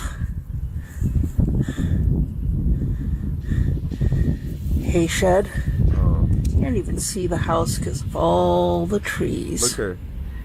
I don't know what she see, but that shit look like where Jeepers Creeper lived at in modern day. Yeah, that look like where Jeepers Creeper store his truck at. This cotton fields. Do you know how much energy man, look here. This looks scary. I wouldn't do this look good to y'all? The shed, like, oh my God, look at the shed all the way back there. Conveniently in the back of the property. Yeah, you can hear no screams from inside. Isn't that cool? You can't even see the house because of all the trees. Yeah, baby. We're loving it. For both Nadia and Mike, they felt that they'd finally found their forever person. This was a new beginning unlike any other. It was a dream come true. It felt almost too good to be true. Okay. And unfortunately, that's because it was. In June of 2017, Nadia needed to take a trip back to Utah to pick up some of the horses that Mike had purchased for the ranch. Mike himself couldn't go pick them up because he had to work and wouldn't be around, so Nadia volunteered to do so. Except on the weekend of June 9th, when she was supposed to arrive at the pickup destination for the horses, Nadia never showed up. The worker she was supposed to meet decided to call her just to check in. Perhaps it was just a simple misunderstanding, or perhaps it was much more than that. When Nadia never answered the phone and never returned any calls, it became clear that there was something very, very wrong. Family friends of Nadia's and Peyton started to experience the same thing on their end, noting that they hadn't even heard from Peyton since June 6th, which was the last time she had sent them a text message. Peyton's friend Sydney started to grow more concerned by the day. Both she and Peyton were completely addicted to their phones. There was no feasible reason why Peyton wouldn't respond to a text or a call for this long. When no one could get a hold of Mike either, it felt as though the entire family simply vanished into thin air. So Sydney convinced her mother to step in and investigate whatever was going on with Peyton and her family. Together, the two called 911 and had someone dispatched over to Nadia and Mike's property to check it out and see if everything was okay. Mike's concerned relatives also called to request a welfare check, which brings us full circle to the authorities stumbling upon the unforgettable scene of 3 badly decomposed dead bodies. Wait, whoa! You're probably wondering who those bodies belong to. Whoa, hold on, what? Whoa, so the pilot was a good guy. Let me shut up. Let me shut up. You know what? Did the pilot not do this? Because I don't know who in the shed, but I'm gonna assume that the pilot was a part of them. Like the man that, you know, invited him here, that was his land. I would assume that he is a part of it. If he is not, then he did it. Well, let's start with the odd one out. This is where things get crazy. Eventually, officers were able to get dental records back to identify the mysterious third body. It was a woman, and her name was Cheryl Baker. She is also an Ogden, Utah local, but although Cheryl had been from the area, she had virtually no connection to Nadia and Peyton while she had been alive. So why was her body amongst theirs on the farmhouse property? He did it. Well, like I said, Cheryl had no connection to Nadia and Peyton. She did, however... Nah, he did it. Yeah. We spoke way too soon. We tried to give him the benefit of the doubt. He did it. I said if his body wasn't there, he did it. Have a connection to Mike. You see, Mike's real name is Gerald Michael Bullinger, and Cheryl Baker was his wife of 7 full years up until her sudden death. You heard me right. Cheryl and Gerald were married for 5 whole years before Gerald even started dating Nadia. Not only was Gerald cheating on Cheryl by starting an entire new family with Nadia, but the home where his mistress and her daughter lived in Ogden had only been 8 miles away from where Gerald had lived with his wife the whole time. What's up, Silent Snake? This, of course, is why it was so easy for Gerald to pull off living a double life. What's up, he could Mazen? easily move back and forth between his 2 partners without raising any suspicion. You just can't make this stuff up. However, Nadia's best friend later admitted that she always found it weird that, despite the closeness of their houses, Nadia didn't seem to spend many nights with her boyfriend. She recalls Nadia only staying over with Gerald one time, but she figured that the man was just easing back into things since he said this was his first relationship in 10 years. I cannot stress how deceiving this man Gerald is. He literally could not get proper funding to actually buy the ranch he moved into with Nadia and Peyton. So he had Cheryl purchase the property for him, telling her that it would become their retirement home. In other words, the property Gerald lived on with Nadia was not even in his name. Cheryl had purchased it completely on her own. All the while that Nadia had been sharing excited posts about moving to the idyllic rural land, so too had Cheryl been gushing with colleagues how she just couldn't wait to spend her retirement in the beautiful countryside with the man she loved. Most notably, the ever-creative Cheryl, who loved crafting, taught art, and even made her own wedding dress, wished to turn the large shed on the farm into her very own art studio. So it's no surprise that Cheryl had wanted to see the property for herself in June of 2017. She had just retired as a teacher on June 6 after spending many years working at schools for the deaf and blind. Although she had agreed to stay behind and sell their Utah home while he was supposed to live in a trailer on the Idaho property by himself and fix it up nice for her, She suddenly decided What's to up, drive Amber? 5 hours to where the property is located, excited to pleasantly surprise her husband with an impromptu visit. It was weeks before she was supposed to be there, but without a job to tie her down, Cheryl saw no reason why she shouldn't go reunite with her husband for a little while. Upon arrival, we can assume she was perplexed to find that there was a substantial amount of progress being done on the property, and confused when she saw a fully functioning home with a car parked in the driveway and animals running around. This was her property, and she surely hasn't been working on it. She probably thought Gerald was having some construction and remodeling done for the two of them as some kind of surprise. Perhaps Cheryl hopped out of her car and walked up the driveway, interested to see who was inside the house and what they were doing on her property without her consent. From here, we can only speculate what really went down on that fateful day. Maybe when Nadia opened the door, Cheryl's newfound suspicions were only confirmed when Nadia Thank you, asked who Albert. Cheryl was, and the two realized they were being played by the same man. As for what happened after Cheryl, y'all know what happened. Oh my Lord. What's up, Leslie? What's up, Kevin? What's up, people? What's up, do well people? What's up, Mazen? Yeah, basically, we know exactly the case. The wives met each other and was like, hold up, this is my husband and this is my house. No, I own this and this and that. And then he got caught up in his big lie, and to cover up his lie, he killed everybody and left and fled the country. I bet you he not in the he a pilot. It would make no sense for him to still be here. It would make no sense for him to still be here. Said, call me Shirley, Mike Grace. Man. Cheryl and Nadia met face to face, the details are unclear. Presumably, the two women found out that Mike, Gerald, had been cheating on both of them with each other. It's likely that they were both incredibly frustrated with themselves and each other, but mostly Gerald. And at some point, police assumed that Gerald must have discovered that the two women had found out about each other, unraveling his secret life. That's when officers believe he became violent. As his whole world came crashing down in an instant, it is alleged that he took out his anger on not only Cheryl, but Nadia and even young Peyton. That's right.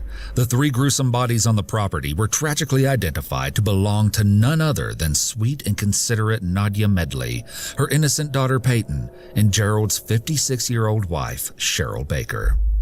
When the bodies of the victims were analyzed, it became clear that they had all three been shot in the head, execution style, before their corpses were discarded into the shed on Gerald's property.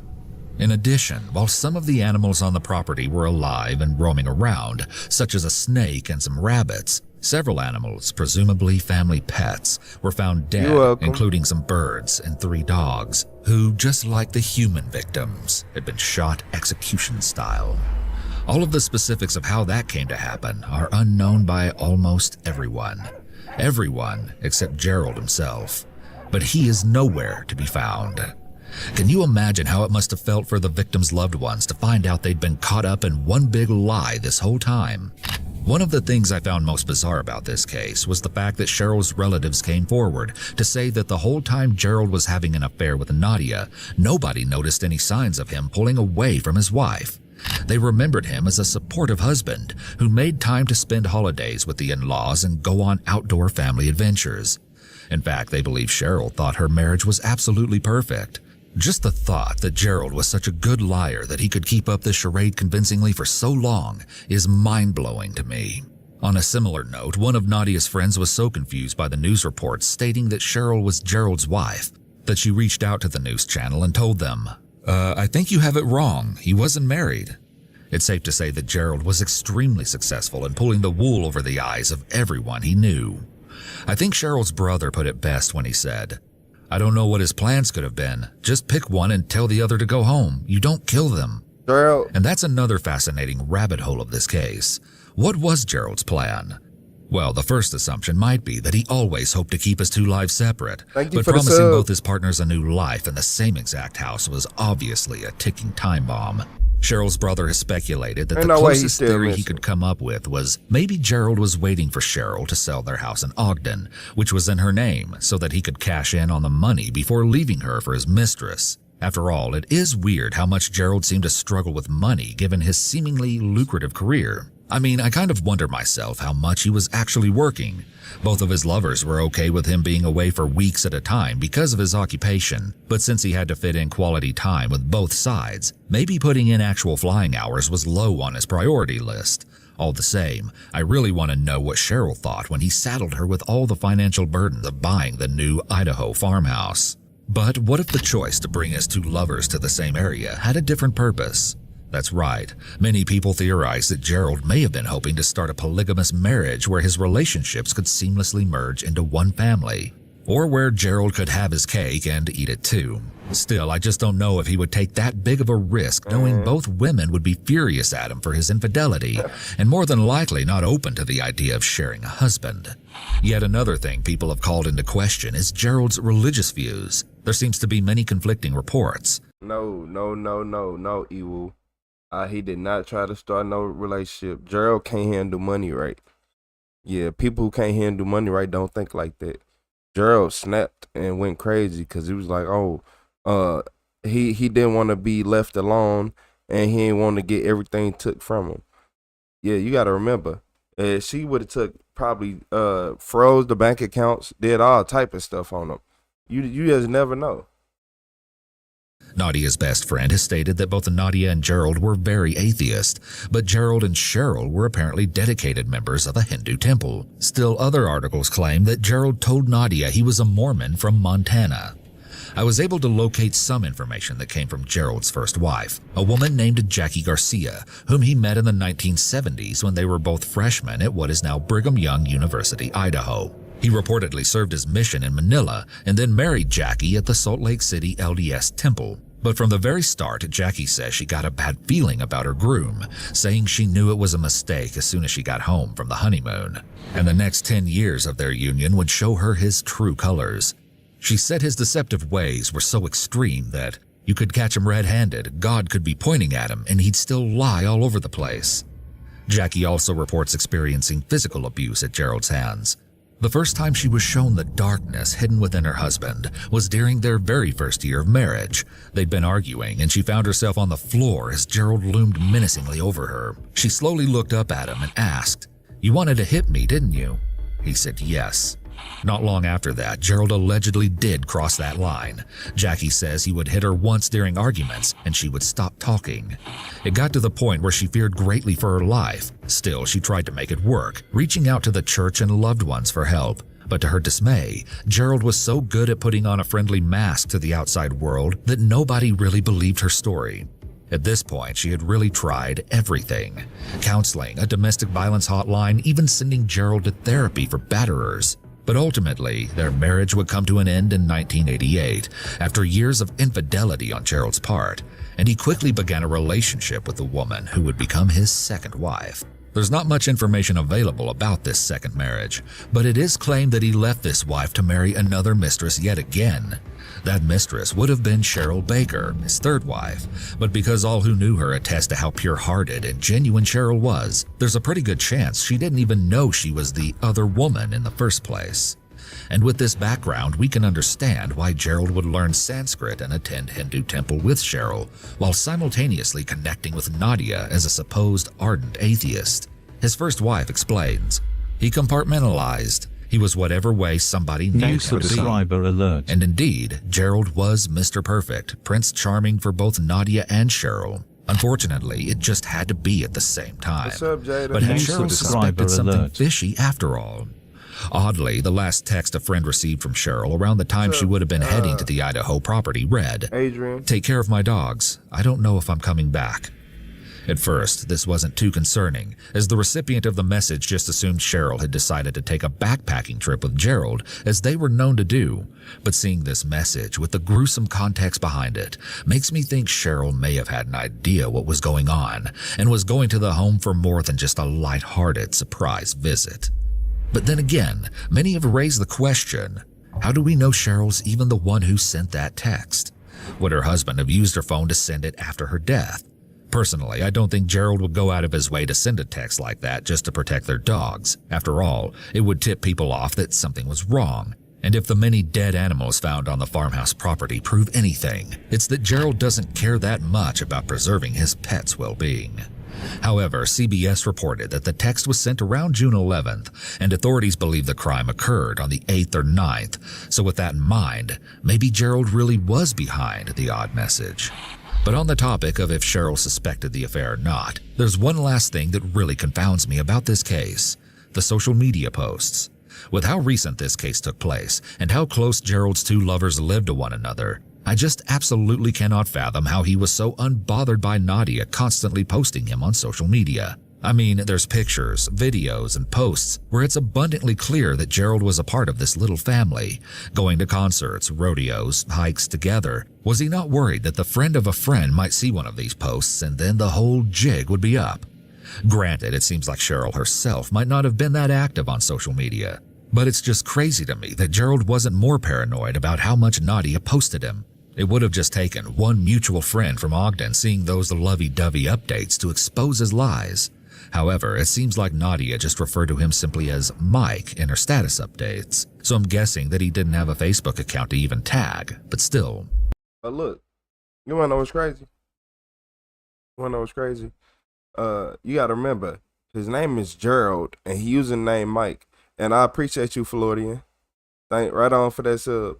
Appreciate everybody who hit that like button too. Yeah, so his name Mike. So imagine you're scrolling down Facebook and you see a woman, you like, oh, Mike. Like, you wouldn't think, look, a lot of women probably wouldn't think, oh, that's my husband, especially if he look a little different and this and that, and you don't see him often. Like, you see him like every so often. I don't know. I feel like you would if you actually investigated and looked deeper into it. But if y'all wasn't friends and none of that, I think if you randomly seen a post, you wouldn't even notice at all. Unless it was just him just standing there so noticeable, no glasses on, no nothing, like him laying in the grass and all that, you'd probably be like, oh, he'll never do that. Oh, yeah, nah, that ain't him, because he'll never do that. For real. You said this whole life has you glad I'm single. He on the loose, man, we finna figure that out now. Regardless, you want to know the most frustrating part about this investigation? Authorities believe that Gerald Bollinger had a distinct head start before anyone even noticed that Nadia, Peyton, or Cheryl were missing. In fact, Gerald had 10 whole days to start his life on the run before anyone was even looking for him, and he used them to his advantage. According to investigators, Gerald actually spent the first 24 hours in Idaho after the death of Nadia, Peyton, and Cheryl. Just thinking about the possibility that he slept in the farmhouse with the 3 dead bodies right next door in the shed is absolutely chilling. And actually, one neighbor told reporters that she had actually heard screams near the property in the middle of the night, around the time when the murders would have taken place. But she didn't call the police because she wasn't sure if it was an animal or a woman, and figured that a neighbor who lived closer to the farmhouse would report the strange activity if it was really serious. What's more, other neighbors would actually report hearing gunshots around the time of the crime. But then again, this was not really a big deal. The rural area was full of hunters and target shooters. I mean, we even saw that Gerald taught Peyton how to shoot. So, of course, neighbors would assume the gunshots were from recreational use. Still, I think it's important to clarify that even though this property was technically rural, the houses are close together enough that I find it strange no one noticed anything weird. Perhaps the dense aligning of trees that Nadia had looked forward to receiving privacy from was just enough to hide the dark deeds taking place there from any curious eyes. You can't even see the house because of all the trees. However, from the victim's manner of death, it appears that there may have not been all that much of a struggle that could have alerted anyone in the first place. It is believed that Nadia, Peyton, and Cheryl all died from a single gunshot wound to the head. This makes it seem like Gerald had the time and control to carry out a cold and calculated execution. But consider the circumstances. Whether Gerald was home when his wife met his mistress or he arrived home later to find the angry women waiting for him, it seems like the ensuing passionate argument would have been very chaotic. If Gerald had pulled out a gun, it's hard to imagine that the 3 victims wouldn't have tried to fight back against him. So how was it that they all died of such clean and precise bullet wounds? Some have theorized a scenario in which Gerald was already home at the farmhouse with Nadia and Peyton, when suddenly he saw Cheryl's car pulling into the driveway. Knowing that the jig was up and that he couldn't take on all three of them at the same time, perhaps he decided to take out Nadia and Peyton first, then waited at the door to surprise his defenseless wife with a sudden attack. Some have posited that Gerald could have shot Nadia and Peyton while they were asleep. I suppose this would make sense if Cheryl had arrived to the property late at night, and maybe that would explain the scream the neighbor heard. But ultimately, we just don't really know those specifics for sure. Investigators say that on the morning of June 10th, Gerald casually went to get breakfast in the next town over, in Nampa, Idaho. It seems like he wasn't even in a rush to get away, and apparently wasn't scared to show his face in public. I can just imagine him monitoring the news to check if the bloody crime scene he left behind had been discovered yet. After enjoying his morning meal, Gerald was heading back to Utah. Once back in Utah, Gerald switched out his truck for Cheryl's car that had been having some maintenance done, in an effort to throw investigators off of his trail. And finally, on June 11th, Gerald was seen on video entering the Bridger-Teton National Forest in Wyoming, which is the last known location of Gerald, as it was the last time police were able to track him. After some searching, authorities were able to locate Cheryl's car at an abandoned campsite, but Gerald wasn't anywhere to be found. At least, investigators think he wasn't. There are a variety of theories surrounding Gerald's current whereabouts. Amongst the most popular are the fact that he easily could have managed to hitchhike his way out of the national forest, and maybe even out of Wyoming. However, some people also theorize that Gerald could have just continued his way through the woods and taken his own life out of guilt. Canyon County Sheriff Kieran Donahue has even said multiple times that his instincts lead him to believe that Gerald is dead. But whether that be from intentional self-harm or just exposure to the elements is up for debate. Some netizens have complained about law enforcement's insinuation that Gerald is probably dead. These online theorists point out that if he wanted to end his life, he probably would have done it in the heat of the moment, directly after the crime, instead of fleeing the area. Close friends of Nadia's believe that Gerald is far too egotistical to end his own life. One anonymous individual who knew Gerald for more than a decade quipped, "If you know about sociopaths, you know they're unlikely to kill themselves. He would have to feel guilty, and he doesn't have a conscience." I wanted to look a little into the actual definition of a sociopath, since the term seems to be thrown around a lot these days. The official consistent behavior patterns indicative of the disorder include the following: lack of empathy for others, impulsive behavior, attempting to control others with threats or aggression, using intelligence, charm, or charisma to manipulate others, not learning from mistakes, and lying for personal gain. There are clear examples of Gerald learning from mistakes and lying for personal gain. Okay, wait. Don't get mad. Don't get mad when I say this. Hold up. Don't get mad when I say this, y'all. Don't get mad when I say this. This what police do. Yeah, this what police do. Am I lying? This what police do. This is a whole, so a police is a sociopath. Well, a police officer is a sociopath. Any officer, cop. So it sounds like my ex. I'm just saying, do police not do these things in this order?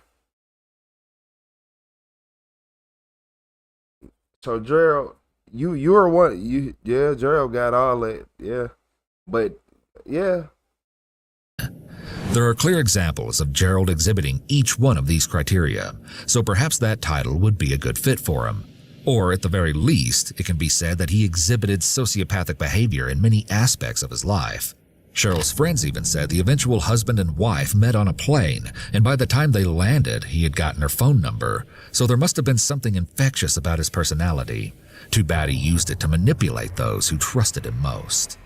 Law enforcement emphasized just how rugged the 3.4 million acre area he disappeared into is, saying that it is littered with grizzly bears, wolves, and coyotes. Gerald apparently has taught survival training in the past, but even if he was able to sustain himself for a little while out in the wilderness, he probably would have had to find more welcoming accommodations before winter fell. What's interesting is that many of his old friends actually theorized that he could have used his trademark charm and charisma to convince another unsuspecting woman to take him in. I'm sure if he's still alive somewhere out there, he would be going by an alias, so that's why spreading his photo around is so crucial. The sheriff has said that the evidence points to him still being in the country, probably within the West if he's indeed still living. But here's where things get even crazier. On July 20th, 9 days after Gerald entered Bridger-Teton National Forest, a couple of workers from a recreation center reported seeing someone who looked just like Gerald in a tent at a camp spot less than 2 hours from where his car was found. Could Gerald have narrowly escaped being caught again? On June 28th, the tip was received from someone who thought they saw Gerald driving south on Interstate 15 near Salt Lake City, while others reported possible sightings of the fugitive in Pocatello. Police dogs, helicopters, and infrared technology have all been employed in the expansive and intensive search for the suspected killer on the loose, but all What's to up, no getting avail. better? What's really weird is that one sheriff stated plainly that they collected evidence that indicates Gerald is dead, but he stands firm that they cannot be closed-minded in this investigation. I would really like to know what that evidence is that indicates he is dead, but it doesn't seem to have been made public. One of the most eerie things about this case is that Nadia's Facebook page has not been taken down, and so we can still read her final posts. They're like a time capsule showing a woman who is happy, optimistic, and totally head over heels for her boyfriend, excited for the future. In her very last post, she says that the last thing she thinks before going to bed is, life is good, and affirms that she has found love. Before that, a photo of Peyton, a cute snapshot of Nadia with her dog, and a scenic picture of the rural front yard she loved so much. An even older post from 2016 is perhaps the most sad of them all. Nadia shares that she is a survivor of mental and physical spousal abuse at the hands of her late husband. She bravely writes, "I'm much better off now and definitely a survivor, and let me tell you, real people don't hurt others." About a year before the murders, she posted a photo of Mike and Peyton, writing, "Happy Father's Day to all the real dads out there, those who inspire their kids, who are there for their families, who take the time to make a difference." It is truly tragic to see just how much she had to go through already, and even then, she had no idea the monster that her boyfriend Mike really was. At the same time, Peyton actually had her own YouTube channel, and going through some of her old videos really hit me hard. Hello everybody, it's me, Peyton, and I am back for another new video with my mom. Hi. So, today I'm going to be painting her face Galaxy.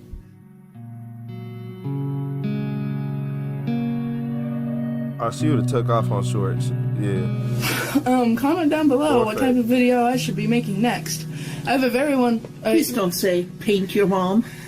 Just paint your mom all over. Oh God. Yeah. Not on YouTube, you won't.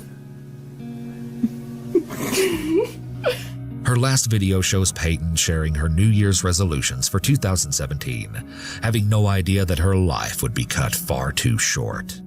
I just want to be able to, like, I don't know, have my own opinion more, be able to say stuff more. Like, if I don't want to do something, say no, I'm not going to do that. And with standing up for myself also, being able to tell people when something's, like, hurting me and getting them to stop. God, I need to focus. Fourth thing is, I want to do more writing. Because, as I doubt any of you guys know, I love to write. I have stuff published in my school's book. That's really good. I might read it to you guys. Because it's like kind of a way to express something I love to do. Like, I love to sing, and that's what I do on that channel. I love to, like, write my own songs. Like, I just learned how to play guitar, so hopefully, like, I'm not great, but I can do stuff. And so hopefully I'll be able to do that more. But it's just, altogether, just doing things that'll make me happier. Do things that'll make you happier. Like, don't just sit here saying, you know what, I'm gonna do that, and it'll be great. No, do something, actually do it. Do something that will make you happy. Do something that will impact your life for the better. If that's getting rid of some of the friends that treat you like complete, then get them out. Get rid of them. If you want to go talk to that hot guy at your school that you've had a crush on forever, do it. Don't just wait for the right moment, because guess what? There will never be a right moment. We don't have enough time in this world to just keep waiting for the right moment, because eventually we'll just give up. What we wanted to do won't seem important, we'll lost the interest. And we'll just live our lives not knowing, you know, that we did that. We'll just live our lives in the what ifs. And that's not okay. You need to put yourself out there, because we have one short life. And no matter what you believe happens afterwards, we have one life, and you need to live it the way you want to.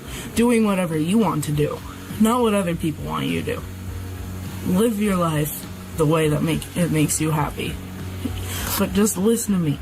It's more important to live in the now and live like we're gonna die tomorrow than live like we have 20 years ahead of us, or however many years.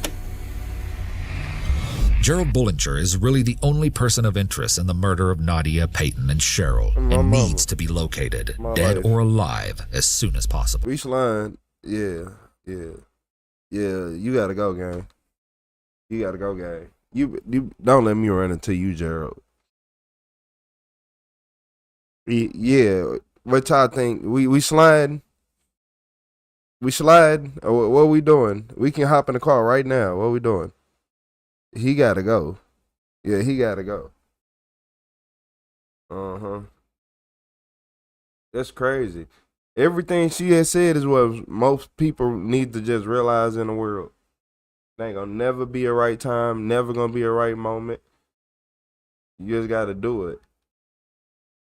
Tell people what you need to tell them the way you need to tell them. Because sometimes, think about this. I look at it like this. I grew up in school where a teacher would be like, sit down, guys, sit down. And the kids don't sit down. And then you got the other teacher who pick our head in like, hey, sit y'all ass down. And somehow, for some reason, like, everybody be back in them seats within half a second. Like, talking about shoes smoking hot. It's because you said it how it's supposed to be said. You can say the right thing, but if you don't say the right thing in the way it's supposed to be said, nobody ain't gonna never listen. It's like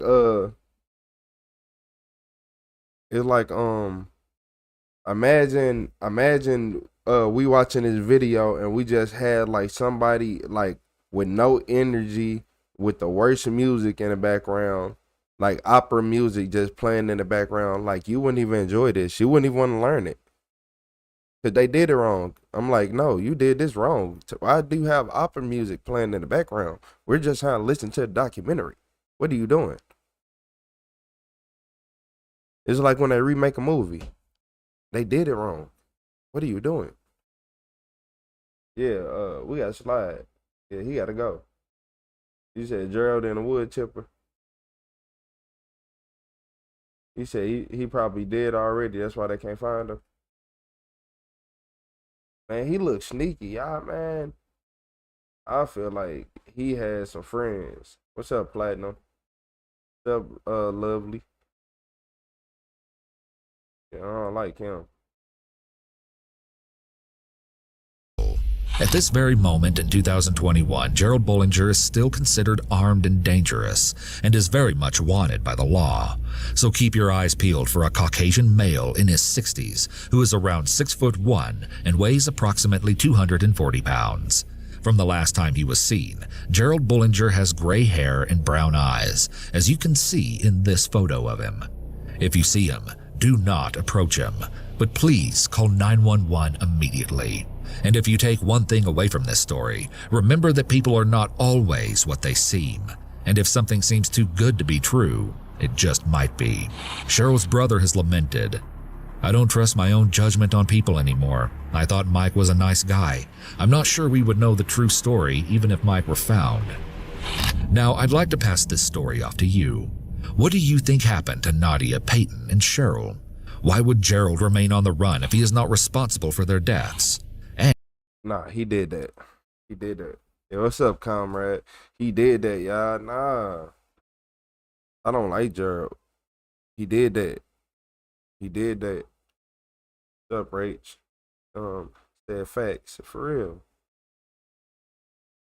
I don't agree with nothing this man got standing. Yeah, everybody, y'all need to go check y'all doors. So make sure y'all doors and y'all windows locked. Mm-hmm. Mm-hmm. Yep. 'Cause ain't no way. Ain't no way. Hey, truth, you ain't lying. Gerald or Mike. His name is Gerald, but he lied and said his name was Mike. So they the same person. Yeah, it's the same person.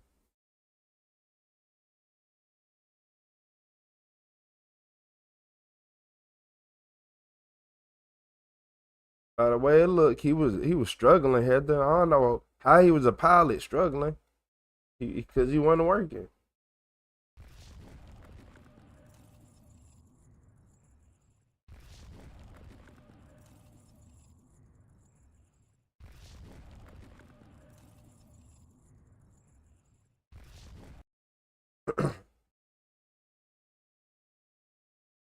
I'm gonna keep him wide open waiting for Gerald.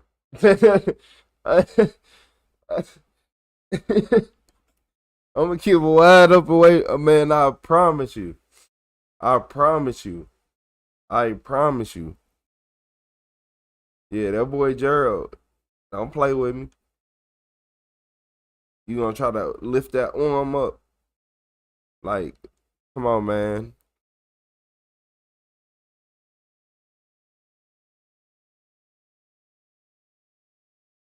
You said blind cat. I think Gerald had another female, to be honest with y'all. Y'all want me to be honest with you? I think Gerald had another female. I think he had another female. I think he was still, well, the females.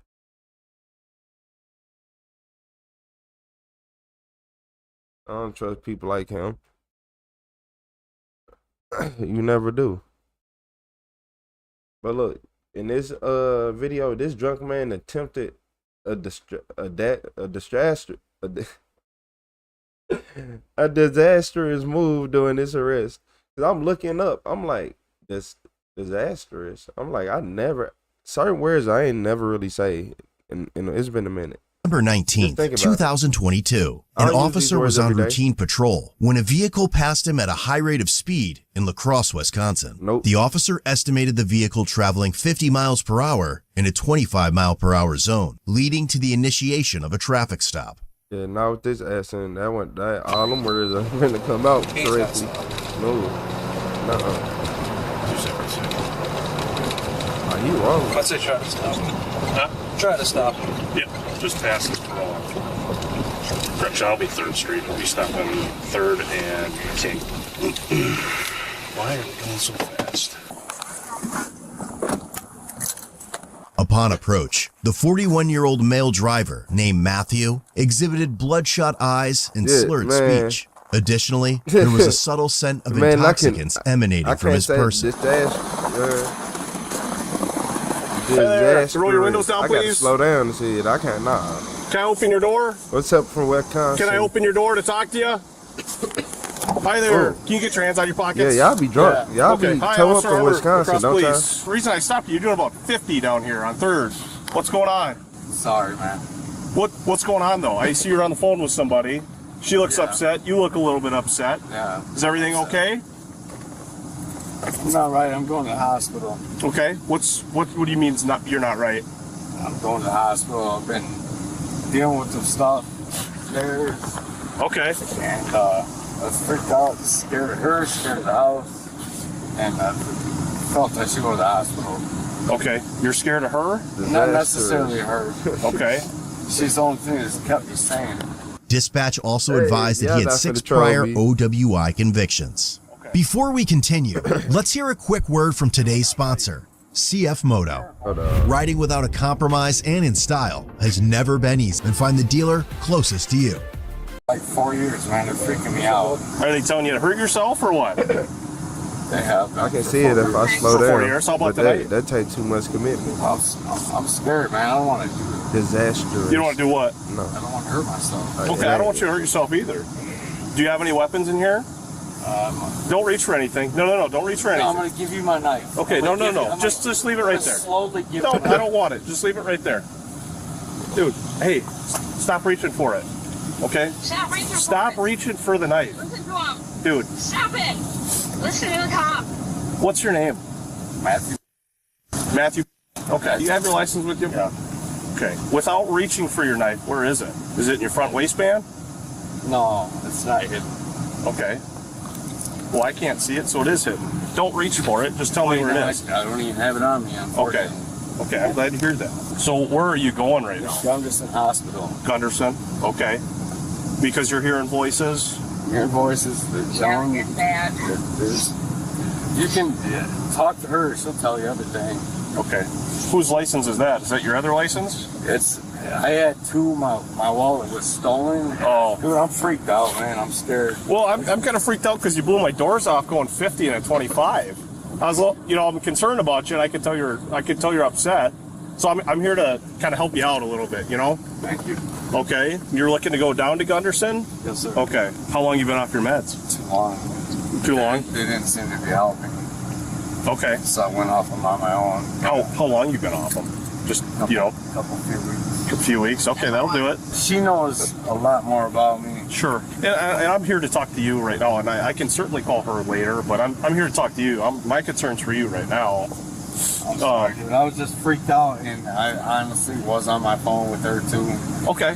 Yeah, I didn't pay attention to the speed limit. Yeah, I mean, you were cooking, man. That's why I was concerned, and I figured something was going on. You're either flying to the hospital or something.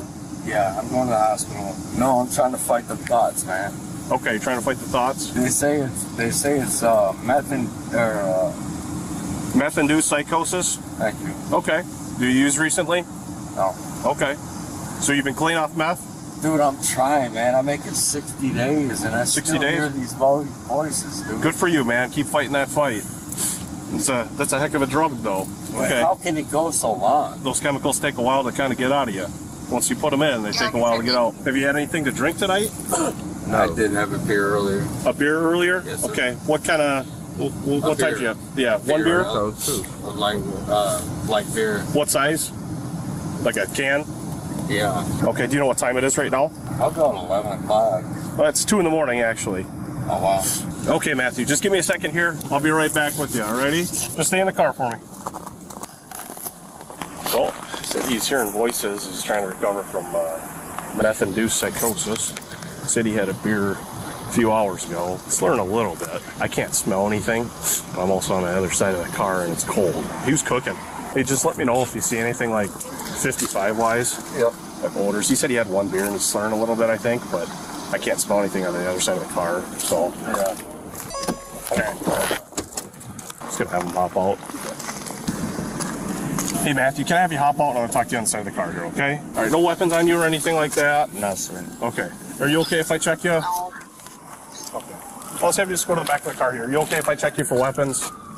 Since you're talking about that knife, just for everybody's safety, okay? No, I don't check. have it on. Okay. I just don't want to check you because you're talking about it and acting like you thought you had it. Okay, well, let's just step off here onto the side. You want to close this door or whatever? And for now, do you mind hanging up with her just so that we can talk? No, I prefer to stay on the phone. I feel safer. Okay. So, you said you had one beer earlier, but you weren't sure? I had a drink at the house, sir. A drink? Right before I left. We got into it a little bit. Right before you left? Yeah. You said you've been clean for 60 days for meth. Do you use any other? No, that's the most I've ever had. Oh. When's the last time you used meth? Day before yesterday. Day before yesterday? Yes, sir. Okay. How much do you use? I smoked. I went from shooting an 8-ball a day but I smoked a couple hits day before yesterday. Okay. Like a teener or what? Like, no, not even. Not even that? No. Okay. Due to it being approximately 3 degrees outside, the officer suggested to Matthew the possibility of conducting standardized field sobriety tests in a warmer location. So, kind of with how you're driving, okay, you said you've just been drinking a little bit. I was you know, freaking out, man. Just scared, yep. dude. So what I'd like to do is I'd like to bring you something a little bit warmer. Okay, I want to run through some tests with you and make sure you're safe to be driving tonight, and then we're gonna make sure we get you set up. I don't want to be driving. I want to go to the hospital. I know, but I don't want you. You kind of see the conundrum I'm at. What y'all think wrong with him? I want an honest opinion of what you think is wrong. For real, what do you think is wrong with him? You think he's sick? You think he's having withdrawals? You think he's drunk? Think he took something? Think he's seeing stuff? Is he Randy Orton? I want to help you out, but I also can't have you driving 50 miles an hour. Ask her. I'm trying to go to the hospital. I know, and I want to get you there, but I'd like to run you through some tests to make sure that you are safe to get down to the hospital and everything. Okay. Can't give me a ride to the hospital. Yeah, I certainly could do that. Yeah, I certainly could, but I want to make sure that you are safe to be driving. Tried to ask somebody else, and they wouldn't even call for me. So, what do you say about going somewhere warm to run you through some fields and make sure you're safe? I want to go to the hospital. Dude. Okay, and we'll do that. And you have that. We're going to get you taken care of after that, but I kind of have to go through that portion first. Okay. I really don't feel safe, dude. I want to go to the hospital. Okay, well, I'm not going to hurt you. You're safe with us. Okay, I've been decent with you the whole time. I think y'all should. I mean, he just sick. I'll shut the car off or whatever. Not terribly smart. Real issues. Get me out of my right meds again, man. Yep, we'll do that. Okay. Would you be okay going over to the Fairfield and just going into the lobby? We'll be nice and warm. We'll run through those fields. You pass those, we're going to get you right to Gunderson. Okay. What's Fairfield? Just the hotel right there. It's warm. They've got an inner lobby. We could do it. That way we're not out in the cold. It's like 3 degrees right now. They gotta have him. You okay if we do the fields right here then? If you don't want to go somewhere else? All above, my dude. Give me 5 minutes. We'll get through everything. Okay. Mess this going around. He wants to go. Yeah, it's right there. It's warm. And no, it's my hospital or Mayo because they were the second hospital I've seen. Suddenly, he turned hostile and appeared ready for a physical confrontation. You've been drinking. You're driving in that manner. And I want to get you the help that you can. And believe me, we're going to do that. But I also have a job to do. You might as well shoot me. No, we're not going to do that. Come on, stay here. Stop, man. Just stay here, man. Back the fuck up off. Matt, stop. Back the fuck up off. First of all, put your hands on me. Get lit up. I agree, he's resisting. Leave me alone, man. Behind your back, Matt. I got this. I got to the ground so easy. Oh my lord. I got left arm here. I got cuffs. Matt, why'd you do that, man? Matt, why did you do that? Yeah, hold on. Put your hands on me. I just want to see. I don't want to see how. Like, my bad. Let me hit this button. Oh, back. Get lit up.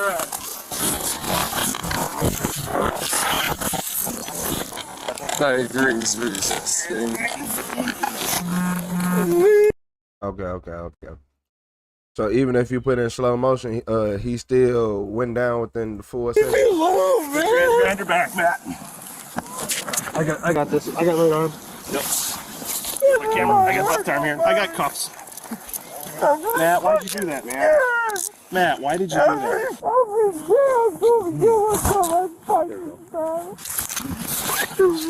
He do just want help. Matt, are you okay? No, I'm not okay. Like physically okay. I know that you're upset. I didn't want to hurt nobody. I didn't swing on you for a reason. Okay. Let's get you out of the snow, buddy. We're gonna roll you up on your right side, okay? Have you stand up? All right. Stand up on 3. All right, we're gonna walk back to my car, okay? We'll get you in the warm car. I'm trying to go to the freaking hospital, man. I know. And like I said, we're trying to get you there, but you start acting like that and driving like that. Dude, I'm fucking scared every day. I'm told fucking they're coming for me. I really don't appreciate you swatting at me like that. I didn't swing on you, man. You swatted at my arm. We go right here to the 25. I tried to brush your arm off me, that's all. I know. I didn't try to punch you, man. But when you push my arm away like that, it makes me think you're gonna do something else. Spread your feet for me, please. Dude, I was seriously going to the fucking hospital, man. I'm fucking scared, dude. Okay, I gotta take your hat off that. I love you, baby. I love you too. I love you. I'm sorry. Man, I'm gonna have you take a seat in the back here. At least you stay warm. Dry that snow up a little bit, okay? Watch your head, going back first. It's easiest if you kind of put your hands towards the other door, okay? Well, resisting. Yeah, that's where we're at. What'd you tell him? Why'd you start backing away? I said, I just want to do fields. And he's like, I want to go to the hospital. I said, we got something we got to do first. I'll get you to the hospital. Yeah. And he's just like, no. And so he just started backing up, took off his jacket. That's what I saw. And he's like, you're going to have to fucking shoot me. So. You good? No one's hurt? No, we're good. Yeah. Yeah, this is his jacket, by the way. I didn't get to search it yet. That's like a classic scenario situation. Like, what? Takes the jacket off. Yeah. I mean, hey, you tried everything you could with talking to him, really. Hey, excuse me. Yes, sir. I'm sorry. I appreciate the apology. I didn't mean to hurt any of you. That's why I didn't swing on any of you or anything. I just tried to brush your arm off mine. Hey, so he gets really amped up. He starts backing up away from us, takes his jacket off. He's like, why don't you just fucking shoot me then? So we grab onto him. Yeah. What you're describing, it sounds like he's under the influence. Yeah, I definitely feel that the behavior has been more of an indicator of drug ingestion versus mental health. It seems like, I mean, with the speed and all the other stuff, that's why he's acting that way. I'm sorry, man. I didn't mean to fight you guys. Man, I just want you to get the help you need and get through what you're fighting. Matthew was then transported to a hospital to perform the standardized field sobriety tests in their warm, secured ambulance bay. Upon arrival, he seemed to have calmed down significantly and agreed to perform the tests. All right, Matthew, you gonna be okay if I let you out? I'm sick, I'm fucking weak, I'm tired, I'm scared. I hear you. My shoulder hurts. Throughout the tests, his demeanor shifted to a state of discouragement and turned emotional. Don't move your head, okay? Yeah, and you're just moving your head just enough, okay? Just move your eyes. Your eyes Sorry, only. dude. No worries. I'm just helping you out with the instructions. Not feeling well. Okay, I'm I understand sick. that. I'm spitting and shit. And just charge me. I mean, what do you think? well, I'm trying to give you the chance to prove your sobriety, okay? All right, you able to look up so we can continue? That's all I'm asking for. It's just a couple minutes. Know the outcome of this. You're gonna charge me anyway. If you pass my test, then I'm not going to charge you. That's why I'm giving you the chance to pass these tests. I hear freaking voices that have me running to the hospital, man. I understand that. I just want some help. I don't give a fuck if it's in prison or what, man. Fucking take me to prison. Fuck. Do you not want to continue with that test, Matt? Here, just stay right here, okay? I don't want to get in trouble for fucking refusing either. Matt, just do the tests, okay? Or not, okay? But you're I don't want it. to. I don't know what to do. I'm fucking scared, man. Damn. I don't care about a fucking DUI. Don't move your head at all. Okay, just keep it nice and perfectly still. Yep, you keep looking at that. I know you got some stuff going on, okay? We'll restart that one. Eyes are burning. Take a breath, wipe your eyes. This don't mean shit. I see shit moving out of the corner of my eye at all times. Like, especially at night, I see things moving, man. It fucking freaks me out, dude. I get that, but this is all about the tip of my finger, nothing else that you're seeing. Yeah, I okay? know, but I see shit moving over here, and it fucking freaks me out. Don't move your head at all. You're turning your head. You're turning your whole head again. See what I'm telling you, man? Shit's moving. It's not supposed to move. Like, there's nothing over here, right? Let me try one more time. If we don't go through that, then we'll move on. It's okay over there. We're here to keep you safe. Red light right there. Look. Okay. Yep, that's fine. That's part of the garage. I'm not worried about it. Okay, we're just going to go up and down now, okay? Yep, just last two. He eventually began pacing around and grew agitated again. I'm gonna have you stand. Nope, Matt, I won't have you start yet, okay? Matt, I won't have you start yet, okay? I'm gonna have you walk over there to the edge of the mat. Right there to the edge of the mat. Draw blood anyway, so let's just get it done. Hold on. Matt, stop. Upon contact, he instantly resisted and began headbutting the wall, causing him to be decentralized to the floor. On the wall. Wall here. Okay. Matt, I can cuff you. I got cuffs. Matt, stop. You got cuffs? You fucking hate me any fucking way. You ain't trying to help me for shit. Matt, stop. Matt, stop. To the ground. He's got his arm. Good. Matt, stop. Stop it. Look, Matt. As they attempted to re-arrest Matthew, he reached backwards, grabbing onto the officer's handgun. Look here, y'all. What did the police expect? They should have went and got him help. Me personally, I'm like, why didn't y'all just take him straight to the, man, I don't know. You know, never mind. I'm gonna shut up. I'm waiting in the video. Let go of my gun, you fucker. He's off it. Yeah, he grabbed my gun. Right. Don't worry about it.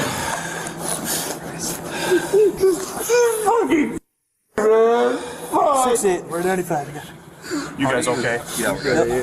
That's what happened. 3 days, no sleep. Get him checked out. Man, why did you do that? I need help, man. Okay, let's roll you onto your side.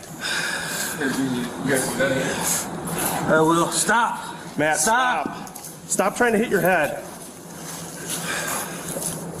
Gosh.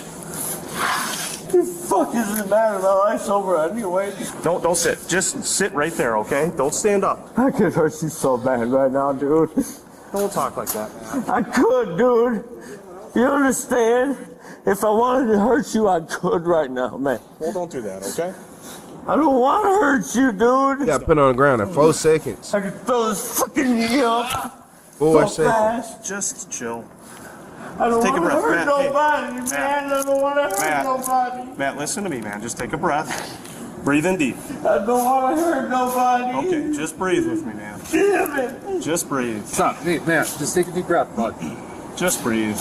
I'm not a fucking piece of shit, man. Nobody's saying you are, man. Just take a breath. Take a breath for me, okay? Hey, just stay seated. Stay seated. Stay seated. Y'all hit me with everything you can, resisting, DUI, everything, ain't you? Nothing you haven't earned, Matt, okay? Sorry you're having a rough night, man. I was trying to get some help. We're gonna get you checked out here shortly, okay? Well, going through fields, he flipped, started pulling away, walking away towards the inside. Grabbed onto him, was pulling away. He started banging his head off the wall there.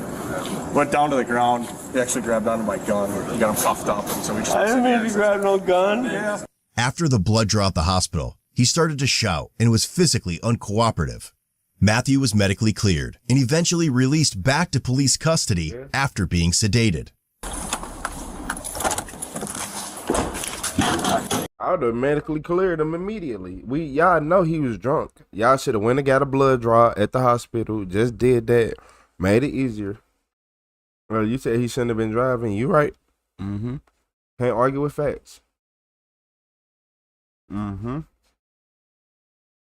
Y'all said 2027 gonna be crazy. 2040 is gonna be a sci-fi mm-hmm. 50 and a 20. Yeah, for no reason. They could have just took it to the hospital. They more worried about the quota and them charges. That's what I was saying. I'm like, I would have just took him right to the hospital. If he clearly unhinged. So but like I told y'all in the last video, what do police remember they said a sociopath and they had all the definitions lined up. Okay, then, like, that's a police officer. They don't think like a person does. You'll be like, oh, let him get some help. They be like, nah, because if I arrest him, that's just a little free arrest. And now I can build up my record. And one day I can be a detective. Yeah, personal gain.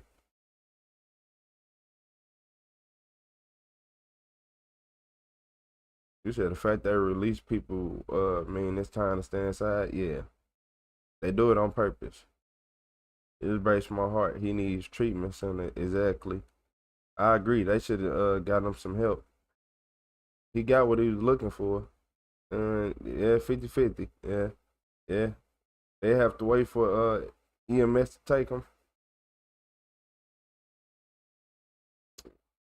Yeah, they are in the hospital in the last few minutes where he was doing the sobriety. They should have just took him straight upstairs. He didn't even want to do the sobriety. He even cried and said he didn't want to do it. Then the cop said, you can do it or not. Like, come on, y'all. I still feel like I had to do it. You put more emphasis on the first word. Morning. That's fine. He's been cooperative. He tried disarming one of us. Centralized in place. Cleared from the hospital. Very good. Good? Yep, we're good. Yep. He's got a spit mask on. It's pretty looped up still. All right, you got clearance from the paperwork? Yep. You prep? Oh, real hard. There you go. Just gonna search your patches out in here. I think he makes a sound. Matthew was charged with felony counts of OWI, 7th offense, attempt to disarm an officer, operating with restricted controlled substance, operating with prohibited alcohol concentration, misdemeanor counts of resisting obstructing an officer ×2, and disorderly conduct. Lastly, he was released 8 days later on a $2,500 cash bond. Since then, he was arrested twice more in April 2023 on charges including bail jumping, battery, domestic abuse, and disorderly conduct. Head over to codebluecam.com and check out our great selection of quality-made merch. If I would reach for that gun, I would got 1,000 years. They would gave me 1,000 years, I reach for that gun. Let me would have reached for that gun. They would have gave me 1,000 of them. 999.9. Butting the wall, causing him to be decentralized to the floor. Look. On the wall. Look. Matt. I can cuff him. I got cuffs. Matt. Matt, stop. You got cuffs? You fucking hate me any fucking way and trying to help me for shit. Matt, stop. Matt. Stop. To the ground. Got his arm. Good. Matt, stop. Stop it. Matt. As they attempted to re-arrest Matthew, he reached backwards, grabbing onto the officer's handgun.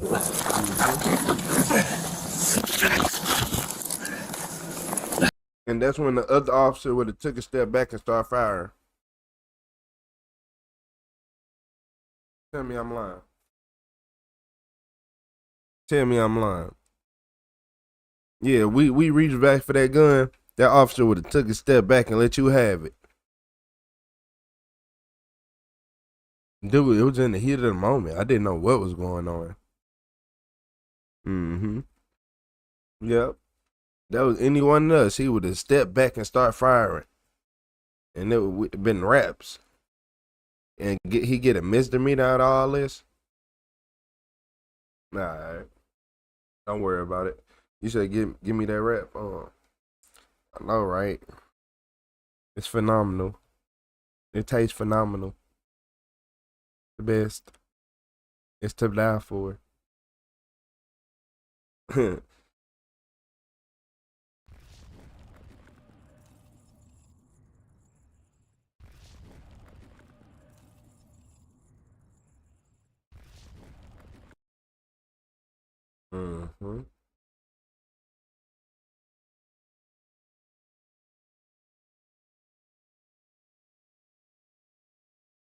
Thank you.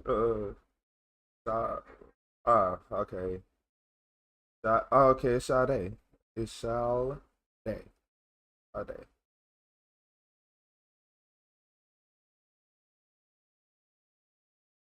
You said, is it just me or are we living in a dystopian horror movie since those jabs came out? I refuse mine. Yeah, everybody I know who got that jab they just be tired all the time. Like they extra sensitive to food. But look, in this video, cops got trapped in a real life horror movie. This one of the ones that we've been waiting on. Here, I just got hit. What are you doing? Okay, who the hell are you? Turn around and put your. I'm not gonna say it again. What did I do? I didn't do anything. Listen, I get it. You guys are my friends. I'm not trying to fight you guys. What the fuck? Chase me again. I want to go to jail. Just take me to jail. In February 2024, officers were dispatched to a quiet residential area in Muskego, Wisconsin, after a 911 call came in reporting a hit and run. The caller told dispatchers he had heard a loud crash outside his home, and upon looking out, saw that a van had slammed into a vehicle parked into a neighboring driveway. Before he could do anything, the van drove off. What began as a routine crash report quickly took a wild turn when the suspect, later identified as 43-year-old Billy, sent the officer's night spiraling into something far from ordinary. Upon arriving at the scene, the officer observed two vehicles leaving the address he had been dispatched to. One of them, a white van driven by Billy, had noticeable front-end damage. 23, I'm 23, I have two vehicles leaving.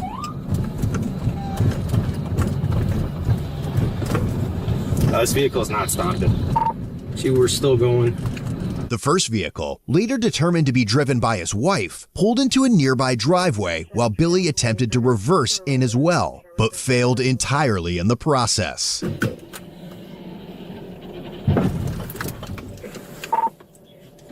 45 needs you to come out here. I just got hit. Then he got. Look, people be thinking I be lying. I'm like, yeah. What other race can get away with this? What other race can get away with backing into the police car, then getting out and pointing their hands out like, well, like, look at what you did in my car. Look at what you did. Like, let's be honest. What are you doing? Okay, who the hell are you? I live right here. Who's in that car? That's my wife. I need to see your driver's license. Yes. What are you doing? You just crashed in my car. No, I didn't. I was parked. No, you didn't. Give me your driver's license right now. You pulled in front of my work vehicle. All right, turn around. Dude, what do you take? No. You're going to get tased. Turn around. Put your hands behind your back. Here's my ID. Dude. Put your hands behind your back or you're going to get tased. Don't tase me. Here's my ID. Turn around and put your... I'm not going to say it again. His wife then came over in an effort to calm him down. Got the subject, the driver at taser right now. Give me another squad, please. Just turn around. Turn around and put your hands behind your back. I'm not going to... Crash in my car. Home, turn around. It's fine. Turn around. Turn around. Turn around. Dude, put your hands behind your back. Okay. Put them behind your back. Get away from me right now, please. I am. Damn. In this case, officer, you better be nice, because I promise you he was going to fight. If she didn't say something right there, he respect her, because he was going to go absolutely bonkers. He still might, but he was going to do it right on you at that moment in a one-on-one. What are you doing right now? Are we really we're doing this? Yeah. Why? So he's driving this car, she's driving that one. I haven't found anything else out yet. Yeah, exactly. Dude, you crashed in my work truck. Right. What the fuck is that? Are you serious in my driveway? This is crazy, bro. Come on, crazy. Come over here. Okay. I went to go get him because he was just getting off work and I don't know what's going on. And he called me and said, come get me. So I just drove around the neighborhood trying to find him. In that car?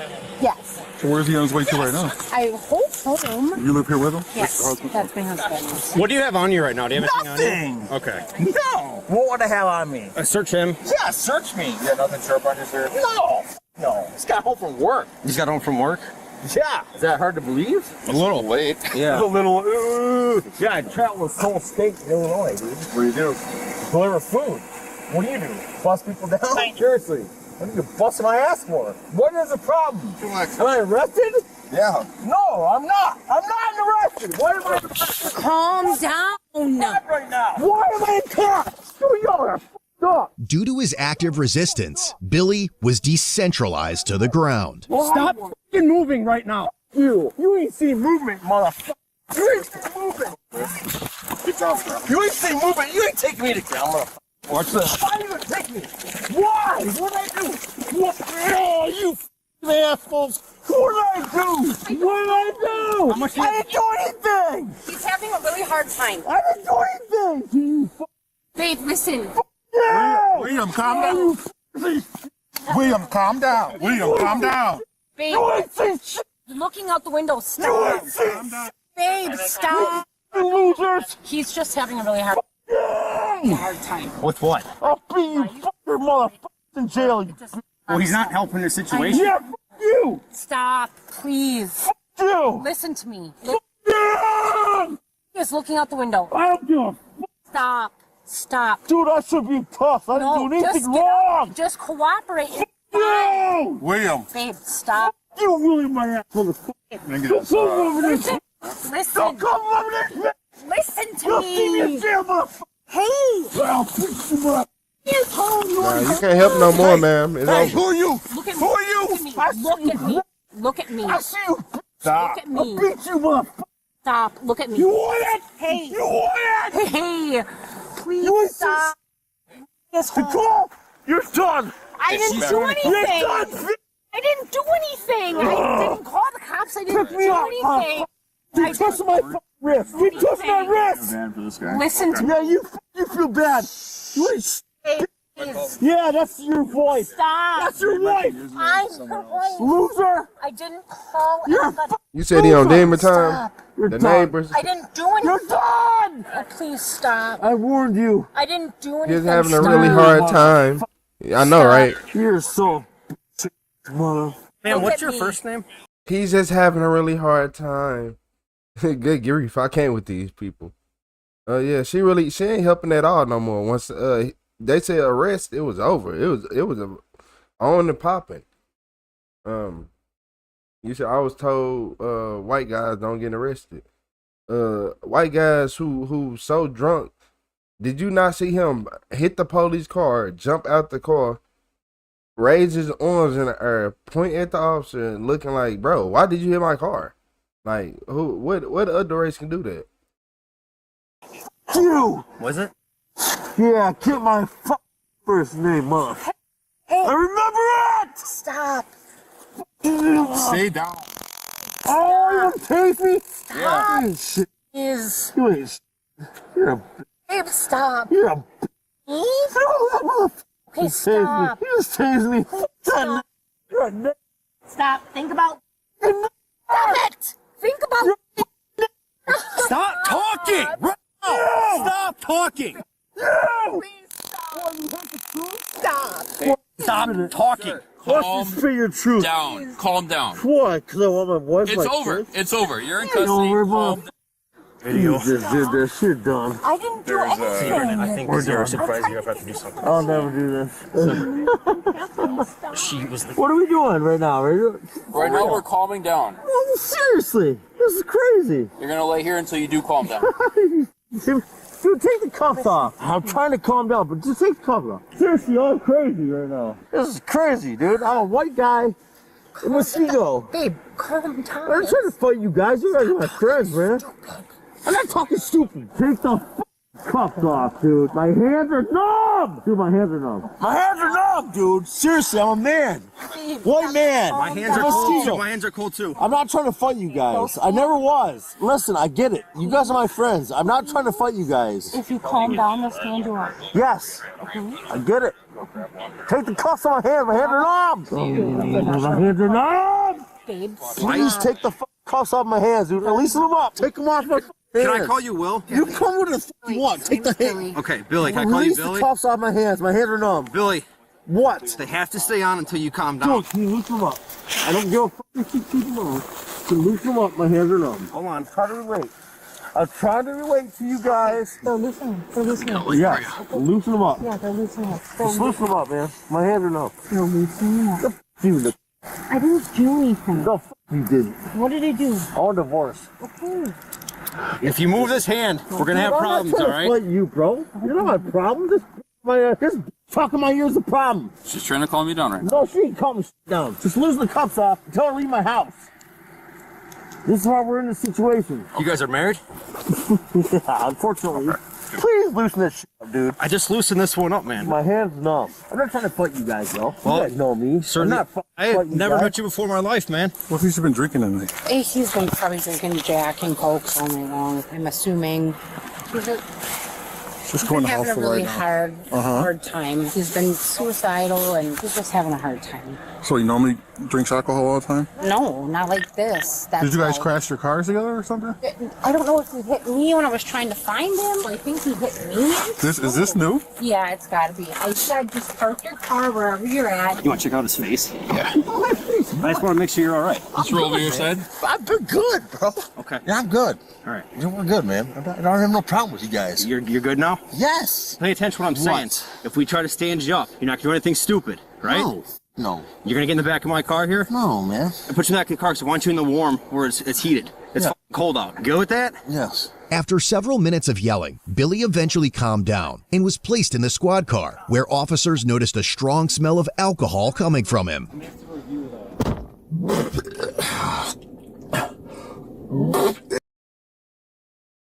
If that one, he just took my voice away.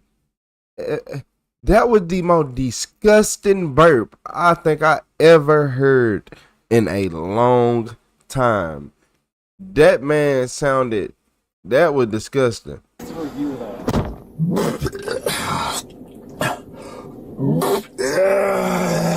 don't think you faking with no burp like that. My daughter's up, yeah. How old is she? 14. Sorry, she would have seen this. Me too.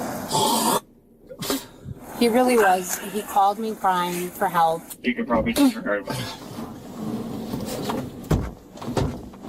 Oh, you. I'm gonna go check on him again real quick. I hear him yelling. Hey, what's up? Hey, my hands are falling asleep, bro. Can you loosen the kites up? I loosened them up already, man. No, listen, I'm not going anywhere. Well, who are you? Who are you, man? This is your wife. Oh, wife? That's my wife. You're done, You're done. So how much did he have to drink?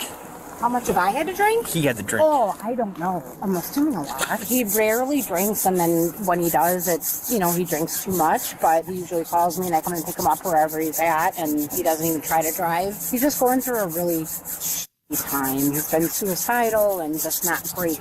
Our daughter has a cheer competition in the morning.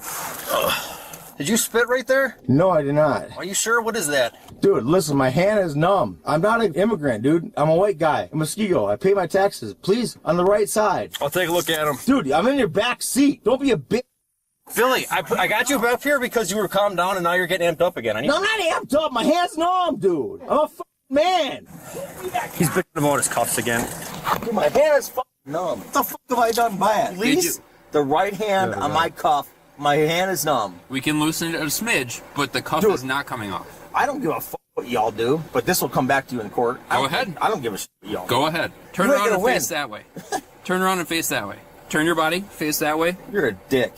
Thank you. Turn and face that way. Do you want your handcuffs loosened or no? I don't give a fuck. I'm going to jail when I get out 3 hours or not. No bail? Here, loosen.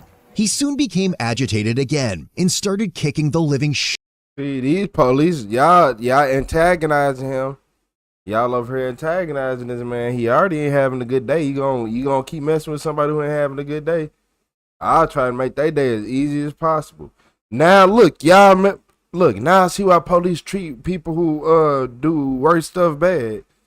I mean better than the other people, because imagine a person who do like him. I would rather keep him happy than, just think about it. Shit out of the windows. Can I talk to him, please, just for a second? We can roll the window down, sure, for a second. Please, just stop. Oh, actually, no, not anymore.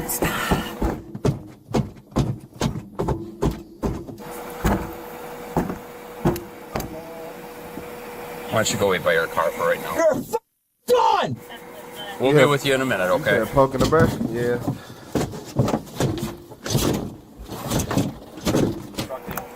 Stop. You. Stop. You. Stop. We know the Constitution. Yeah, Given Billy's verbal outbursts, physical resistance, and assaultive behavior, officers determined that the best way to transport him from the scene was by using a restraint chair in a transport van. You want this? Knock it off. You want in jail, motherfucker? Sit up. No, you. Sit up my ass. Sit me up. Dude, I'm trying to go home. I'm trying to go home all night. You're a dick. Where are we going? Where are we going? Where are we going next? The ground. Come out of the car. No. Why? Because you're damaging the inside of our squad. Where are we going? The ground. Why? I have rights, dude. You know where you stand? Where I stand, I uphold the Constitution. No, you don't. What am I in prison for? You're not in prison. You don't know the Constitution, then. You're a failure. They didn't have cars in the The car. f*** are you kidding me, motherfucker? Exactly. Oh, step out, please, Billy. Dude, for what? What, you gonna throw me on the ground, beat me up? No, we got a special car to take you to jail. Oh, you got a special car. The federal government will fucking put you all in persecution. Take me to jail. Take me to jail.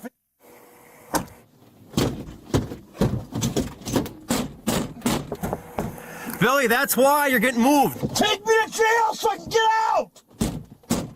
Police, What do you want? someone struck your vehicle? Okay, let me get dressed. I'm in my underwear. I'll be right out. I think it was parked more over here. No, it was parked right here. So it's facing this way? Yeah. Wow. So they hit it so hard it swung it that way? I can see I got a flat tire, and we don't know who hit it. We do. Oh, you do? Oh, yes. Does she have any mental health issues, anything like that? Just recently. How recent? I don't know. Yeah, you can't read it with a drunk. It's been just bad. Does he have any diagnosis? Or he's no, just... it's just, you could just see it was happening like over time. Does he drink? Not that often. So when he does, he gets pretty blitzed? Yeah, I mean, like, this doesn't ever happen. No? No, I mean, he gets drunk and, like, sad and cries, and this never happened. He called me, he was crying, he said he had a really bad day at work, and everything was just bad. Take the cuffs off my right hand. The cuffs are staying on. Do you want this in your court? So when you hit that vehicle over there, you're with them over there. No. Your car was there because there's a witness. No, I came after, but I didn't know he hit the car. I thought he hit me. He was still in the driveway when you got there. Yeah, but it was dark. I didn't see that he hit a car. And he said he was stuck. And I said, back out and let's go home. A records check of Billy showed no prior OW. Look, I ain't gonna lie to y'all. I've seen a lot of lying women in my life. A lot of lying women on these videos. I don't think she's lying. Out of all the wives, I don't think she lying. Besides, wait, I'm not gonna say that. Okay, she is lying about one thing. About him not getting this drunk before. But about everything else right now, about her not seeing the exit and all that, I can see she the type who be like, no, we can't leave. We have to stay and wait on the police. Like, she the type person who get $1 million and turn it in. Shit. OWI convictions on file, though his criminal history indicated a possible OWI conviction in South Dakota dating back to 2007. Billy, I have to read this to you. You. Under Wisconsin's consent law, I am required to read this notice to you. I know my rights, bitch. Yeah, I know she the is Constitution. an You enabler. have either been arrested for an offense that involves driving or operating a... No, I believe her. Or you are the operator She of a most vehicle definitely that denial. Fucking cheap. Are you gonna listen to the officer? Him. I asked him if she. I asked him if she. Take me to jail. I got a lawyer. You guys are wasting my time. Also may have a test conducted by a qualified person of your... You guys are so... Oh, you let me... Hold on. You let me... I lost one. You also may have a test conducted by... Billy, I want you to know... You. I know you're going through some stuff right now. You're going through some stuff right now, and I get that. And I hope that you watch this whole video and you see how patient I was with you throughout our entire encounter. You ain't getting shit, dude. I got a lawyer. You guys are done. Okay. Yeah, okay. I don't sound like that, do I? That's how it works. I just lost 10 years off my life. I'm tired. I'm cold. We're all tired. This is my This day is about 10 years of my life. This is probably gonna be a 16+ hour day because I think this has to get done before I leave tonight. I was surprised you wanted to stay last night. I haven't been able to sleep lately because my mom passed me. So I figured I can't sleep, so might as well fucking make some money. Once the transport van and additional units arrived, Billy agreed to walk to the restraint chair, though the situation only became more chaotic from there. Step out. I'm not trying to... And I will loosen them up. I'm trying to. Hold on. Step out. Hold on. He's fine. He's fine. Okay. Yeah, as soon as you get out, Just loosen him up. Step out and they will... My foot's stuck. It's not stuck. My other foot's stuck. Loosen the cuffs. Loosen the cuffs. My foot's stuck. Ow! Stuck. We can't do it in there, though, sir. This is very impossible. These cuffs are loose enough. I can get my finger in both of them. Sit down in this chair over here. What are you guys gonna do right now? It's not Sit down. Dude, you need the cuffs off. Keep your hands to Put the cuffs off. Just take those. You gotta take them off systematically, okay? Just keep your hands through. This will be off instructions. And we'll get those cups off. You're doing it yourself. I'm watching you twist your body so that your hands are... Okay, put my foot down. Put my foot down. You guys are crazy. All right. Put my foot down. Put them up. There. Are we getting strapped in? So, because of just this whole thing that you kind of did with kicking the car, that's why you're getting put in this chair. So that way you can't kick anymore. Are you kidding me right now? I wish you'd have to do this. This was the big pain in the ass. This is what took so long. Dude, But take the cuffs off my hands. they're going to come off. Pull down on this dude. You got lots of attention tonight, sir. Oh, you got a lot of losers, yeah. Thanks a lot to get you guys one guy in custody. Woo! Dude, just take me to jail so I can come home. Bunch of hey, you see these bitches? Hey! You see these bitches? Motherfuckers! Woo! Woo! Do your thing! So you can get me to jail and just release it all. You guys are so fucking big. Okay. Yeah. There you Tighten go. it down one more. Put that on the Tighten it down one more. There Two you go. more. Ooh, yeah, play around with it. What the fuck, sheet? What's your badge number, bitch? Yeah, I'll see you again in court. What's your name? Motherfucker. Told you a couple times too. Take me to jail so I can go home! I'm trying to. You guys are fucking stupid. I'm not going anywhere! Your hand is stuck. My hand's stuck because I'm tired of... You guys... Please stop. My hand ain't tied. Stop. Stop. Let's go to jail so we can go home. Stop. Stop. Let's go to jail. Take me to jail. Stop moving. What are they gonna do? Let's get this on. What are they gonna do when we get to jail? Leave you in here? What is going on right now? Spit mask on you. For what? Because you're spitting all over. I haven't seen anybody. Well done.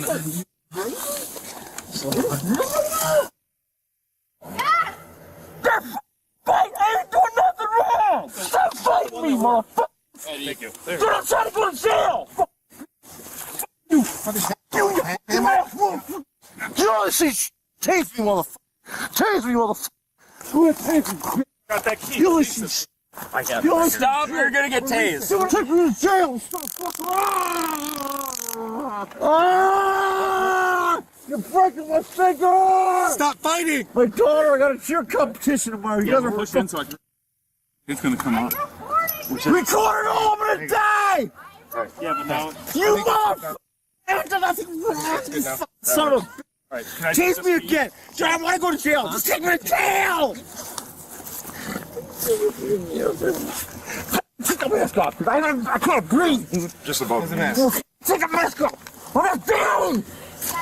I'm not dying. You're not putting a mask on me. You're fucking not. Yeah, so he hit her car too. You don't have to take a picture of my car. It's all getting documented since this has become such a big thing. He's not like this normally. This is not a thing. He's never been like this before? No. I mean, we've gotten in like arguments when he's been drinking, but like he cries most of the time. He doesn't do this. This is not him at all. No, I'm sorry you had to see that, and I hope your daughter is not watching. She is watching. She called me on the phone freaking out. I told her just to stay in the house. She said maybe I should come out and he'll calm down if he sees me. I said just don't come out. And I just want to verify, you said he's been depressed lately. Does he take any medication? He doesn't take any medication, no, but I think... Has he been diagnosed with anything? No, he hasn't, but I think... Does he go to a... I don't mean to keep interrupting. Does he go to a I've doctor? asked him to go to a therapist with me a ton of times. I go see a therapist once a week, and I've begged him to come with. Yo, I'll fight your ass off for nothing. Yeah. How do you feel about that, loser? Smile, smirk. I see you smirking, motherfucker. Well, keep faking it. You're a fake. You're a fake, right? We're going, okay? Okay, sounds good. Thanks. Call me if you need it. Yep. Piece of shit, shirt, motherfucker. You gotta crack your sword up, bitch. Do you believe in God? Your day will come, motherfucker. During transfer to the jail, Billy demanded that his mask be removed. When officers refused, he threatened to vomit unless they pulled over and took it off. Where are we going? Stop! I gotta puke! Take the mask off! He then proceeded to intentionally vomit on himself, the van floor, and the restraint chair. Oh, that was Stop the van! He did puke. Voluntary vomit, right? It looks voluntary. I think so. That's gross. Stop the van! I can't breathe! I mean, what are we gonna do on the side of the road? You know? Yeah. Get him to jail. We'll deal with it there. Stop the van! Yeah, we're here. So we just started our shift, and we have no idea what occurred. Other than we were told to get you to the jail, okay? I get it. All right, Billy, once we get you on the ground, we'll take that mask off. I puked all over the Just take the mask off my face. I'm not going anywhere. I'm trying to... Can you get this side? It's going back on if you start spitting at I'm us. not... I never spit at anybody. I don't know what the is going on right now. This is crazy. Dude, just release me. I'm not going anywhere. Seriously. Take this off you, all right? Just like I said I would. Thank God. Losers. You guys are losers. You guys are losers. Does your wife know what you can do for a living? Big shot. Big cast. Hey, welcome. Sound bad, in here.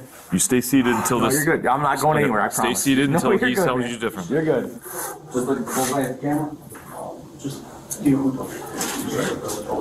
Gaming towel, dude. People all have to face disrespectful. How is disrespectful? There ain't no paper towel on now. You're telling me this. What do you mean? How disrespectful? Do I have paper towel? You're a man. I'm a man. Do I have paper towel out here? No. It's a jail. Are you kidding me? Straight in, head to the left. I was gonna say something like, man, help you a little bit. Shut up. He wants to go to his daughter's ballerina thing tomorrow. I don't think he's gonna make it. He'll be out in a day. Well, unfortunately for him, there's no court till Monday, so Yeah. I found that one. Should we remind him? Yeah. You can, as long as I'm on that side of the door. I don't care what you guys do. You're good. Are you good? Yeah, I'm good. I don't pick them. All right. Good night. As a result of the shitfest, Billy was charged with felony, battery threat to an officer ×2, attempted battery to an officer, misdemeanor, resisting obstructing an officer, disorderly conduct ×3, and resisting, failing to stop. In regard to Billy's vomit, spit stains, and possible urine, the Muskego Police Department incurred a $600 cleaning fee to have the transport van and squad car professionally cleaned and disinfected. Ultimately, he was released 2 days later on a $1,000 cash bond. Got a closet full of shirts that should be charged with fashion crimes? Head over to Code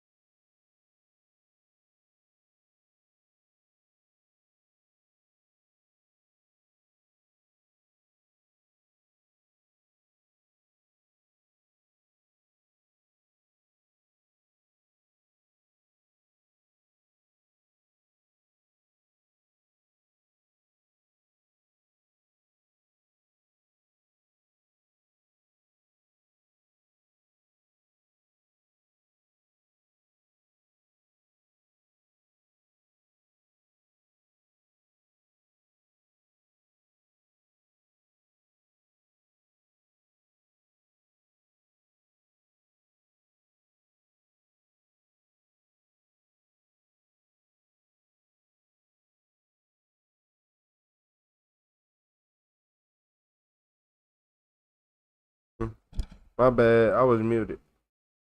Did y'all notice the girl right here who was arrested just watching everything silently? We got a whole thing of muted. Hey, right on, y'all. I appreciate it. Appreciate it. Did y'all notice the girl right there? And this, y'all know they wasting our tax money doing this. Y'all got 1,000 police out here pulling out the Optimus Prime van, the Transformer mobile, the prisoner reform machine, just to let him out of jail a few days later. Y'all done use so much gas money and so much hourly salary or whatever that what was the point? What was the point of even arresting him? What was the point of more than one officer being there? What's up, Sean? You should. Yeah, y'all can hear me. Y'all can hear me now.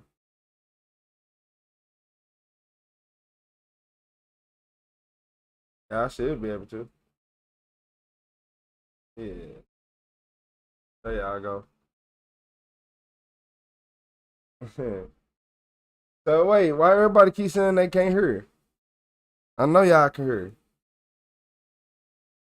So y'all, everybody, I can't hear it. It's people trolling now at this point.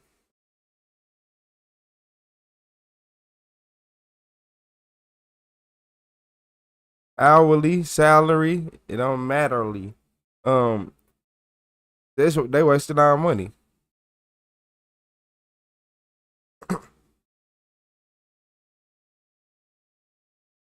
Yeah, they trolling, man. They are trolling.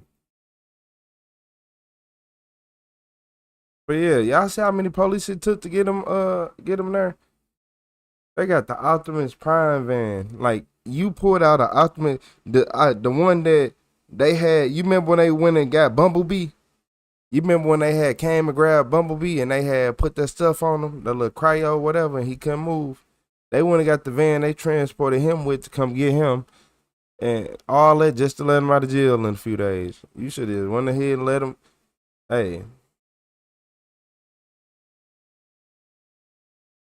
Heard. Can you now?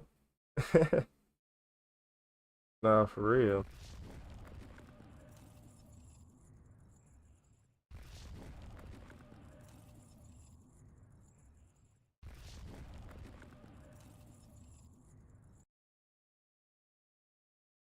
I can't hear him. Can anybody else hear him?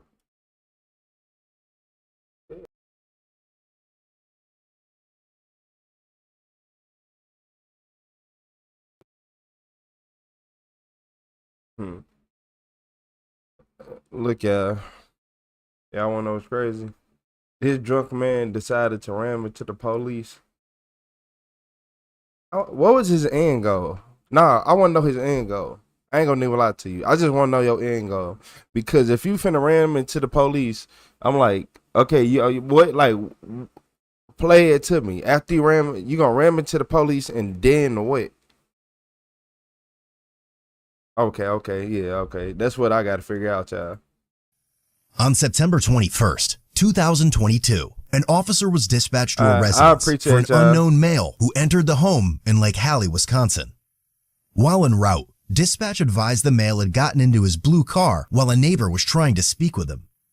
Upon arrival, the officer was waved down by a subject who was pointing towards the driveway. The officer pulled in and observed the blue vehicle parked in front of a garage.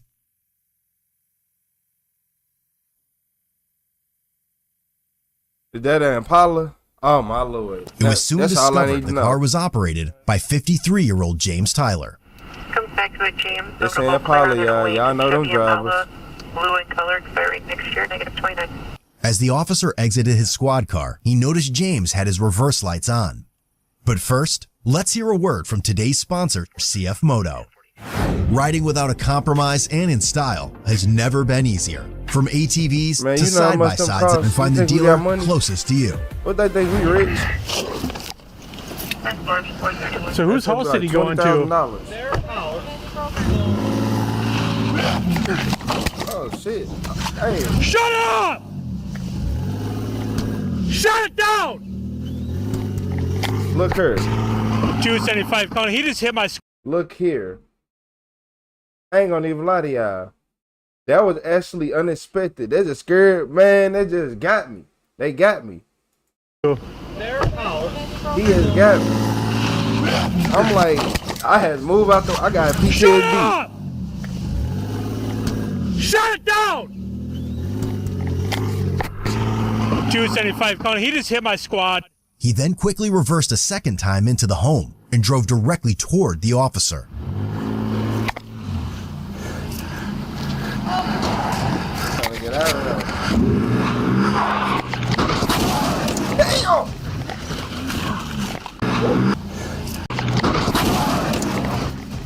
I'm sorry. Last time. Cause wow, didn't you have enough room to go around? Nah, he left the dumpster in the middle. How the trooper gonna get out? 275 County. He's running. Assisting officers happened to observe James exit the driveway and hit a white fence. What the?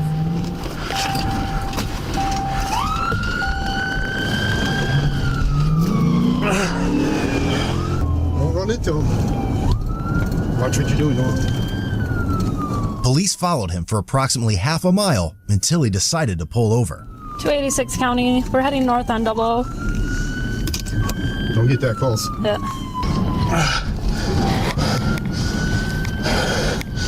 Don't get close. Because he can back up and smash your squad, so. 275 County.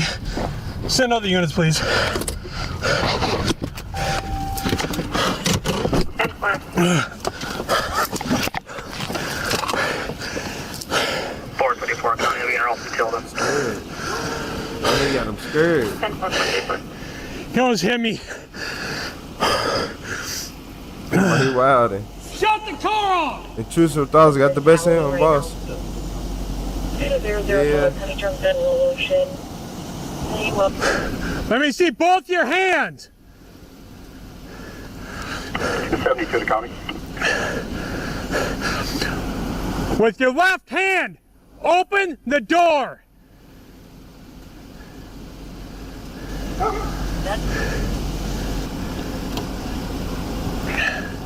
He's surrendering though. Keep your hands where we can see them. Step out of the vehicle and face away from us.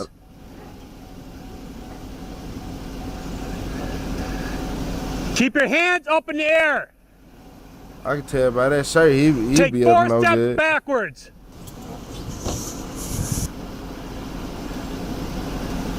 Keep coming back. Raise your shirt up. It sounds like he been running a mile. Turn in a circle. He had to do like 2 little quick maneuvers. And, Keep turning. yeah, man. Donut cop, yeah, he out of shape, terribly out of shape. Enough to. Start no, face away from us. I'm like, they got Start this walking man. backwards. I'm finna say. You made contact with the complainant. Let's see where you're at, Daniel. 03 South Main Street. Keep walking backwards. 03 South Main Street. She's requesting to see an officer as her 15-year-old daughter came home crying, making a comment that What's up, Donald from be Michigan? contacting the police. Not sure of the situation. What's up, Jen Pooler? Stop. Get down on your knees. Keep your hands up. The Get on your knees and get your hands up. Pumping hard, yeah. Do not move. Do you understand me? His adrenaline is Cross going your crazy. ankles. It's still Hold on, going. Look. Do not move. All right.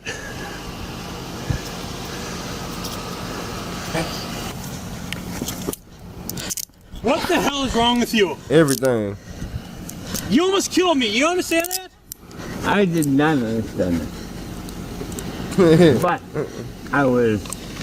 I don't think he really I was avoiding a understood. situation that was not.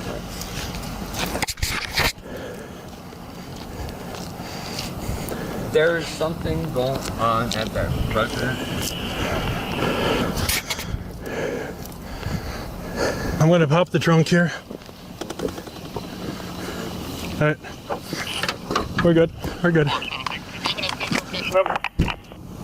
After James was taken into custody, police noticed his slurred speech and detected an odor of intoxicants emitting from his person.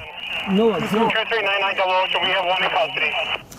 Oh, he says he can't stand up. 10-4, break, copy, 417, copy. 10-4. Unit 270, coming around to 275. You need to start. I can do. 25 County, if you can contact Chad's, I need a tow for my car.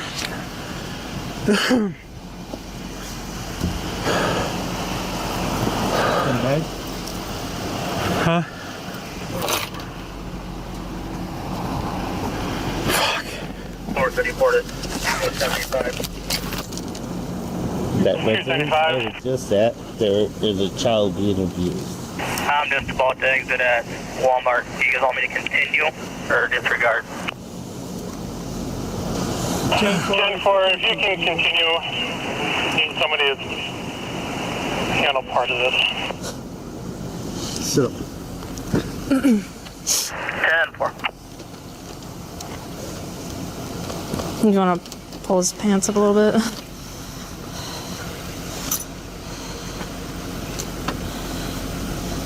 There's a child being abused at that residence. All right, do you want to take your stuff out of the back there and put it in the trunk? Pull this shut down, please, for real. You said that cop got slurred speed. They be drunk on duty. Watch your head. There was a child being abused at that residence. Put your feet in. I can't get in here because it's too tight. Man, man, it ain't nothing wrong with his car. I really That's can't. an Impala. You go to the junkyard and fix it in 5 No, minutes. actually, I really can't because I have pins and shit in my legs. Okay. Can you sit up forward a little bit and scoot your back? Off, okay? Okay. Yeah, I have pins and shit in my legs and knees and ankles. All right. There we go. That I can do. There is a child being abused at that residence. He said taking notice, Blake. Look here. I don't care if I go. Hold on. Did you say reminiscing about the usual black suspect getting arrested. See what happens when you complain, take note, blacks. Only reason he pulled up is because he felt bad because he almost just killed this police officer. If I would have reversed into a police car like that, I would have been playing cards with Elvis, and having a good time, you know. So just make it make sense. Don't play. I'll be ignorant now. Don't do it. Don't do it. He just reversed the whole car into a police officer and then drove into the police officer. Like, did we watch the same thing?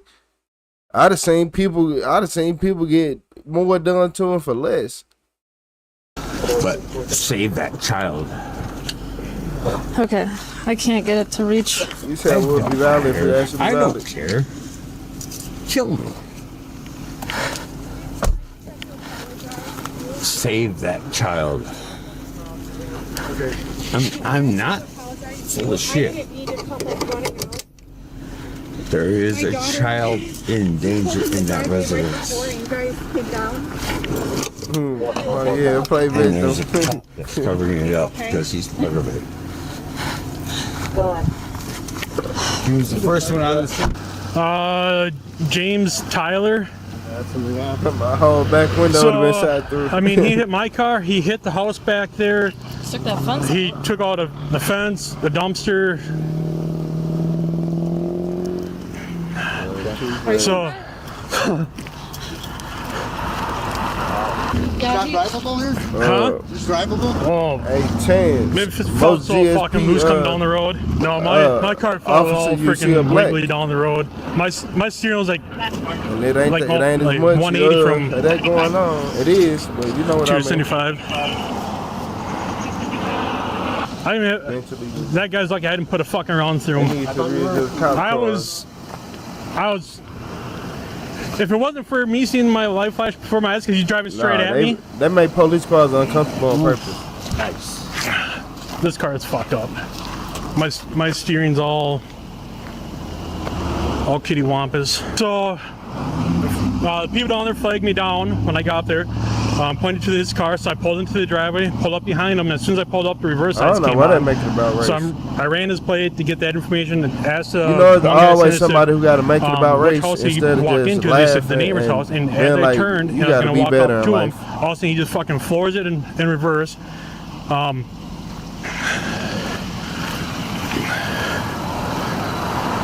So he hit my car here first. Cobain. Yeah. He floored it going forward. I think. Put in reverse, back up, and he hit the house. And then when he put in drive, floored it again. That's when and I was standing at the back of my car. That's when he freaking hit my car, and I fell into the fence. You can't dispute that. You're and right. then when he took off, he took out a dumpster and a fence, and you okay? Yeah, I'm just nerves are. Yeah, Jason. For real, Jason. Okay. We'd have been firing on immediately. That took like 2 years off my life right there. Have you talked to his life flash? And he reeks of alcohol. Shit, not good enough. Let's do the not WI. To try 2 times. You want to do it, or you want the county to do it? We'll do it. Be good practice for her. You give him to stop. He just stopped on his own. I was over chasing from the house here. I figured if he's gonna keep going, I was gonna pass you guys and just freaking take him out with. The fact that he just damn near killed me, I'm like, I ain't fucking around with this guy. I figured my car was already screwed anyway, so. Did you chase him in the car? Huh? In the car? Yeah, I drove down here, but she was squirrely. So it's the driver's side. You can see the scrape mark on the brush guard. Basically, you ain't lying. That's where he hit me first. That's when I said he just hit my car on the radio. So that was the first impact, and then the second impact was the back corner. And my wheels like kind of bent out. My steering's fucked. Well, what you charging with? Hit and run? Attempted murder. You said black cop, white cop, no difference. Both out. I mean, my body cam was on, so it don't make no difference to me. A cop is a cop. I'd say charge him with attempted murder. I don't care if you an ant. He literally tried to hit me. Look here. I don't think y'all understand. People think it's like white cop, black cop. No, I don't. If they give an ant a badge, I don't like that ant. Now I like that ant. Just think about that. Something simple. Was his intention? but he drove straight at me. I mean, you're gonna have OWI. I don't know if he's got any priors. You're gonna have criminal damage to property. Like I said, he backed into the house. He threw out the fence. He threw out the dumpster. I'm serious, like attempted murder. Like, Carnage assault. Assault with a vehicle. I mean, I'd go with that. Like I said, it's gonna be on my body cam. I'm sure you heard what he kept saying. Murder. Why he was there. I didn't hear. He said there's a child being abused there. That's why he was there. What is it? A child being abused there, and that there's a cop involved, and they're keeping it under wraps. He's a nutjob. So, yeah, I mean, you can definitely smell the. Nah, fuck nah. Hell nah. What you say? He's a nutjob. And that there's a child being abused there. That's why he was there. I didn't hear. He said there's a child being abused there. That's why he was there. What is it? A child being abused there, and that there's a cop involved, and they're keeping it under wraps. He's a nutjob. So, yeah, I mean, you can definitely. Nah, boy.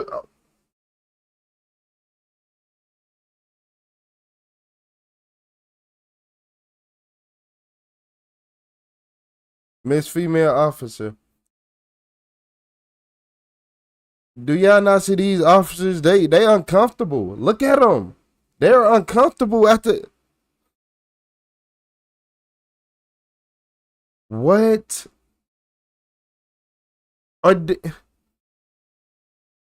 No, y'all need to be investigated. They need to investigate these departments.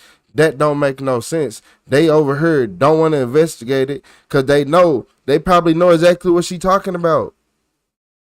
They probably over here trying to play him like he crazy. He probably is a little crazy, but still, that don't make no sense.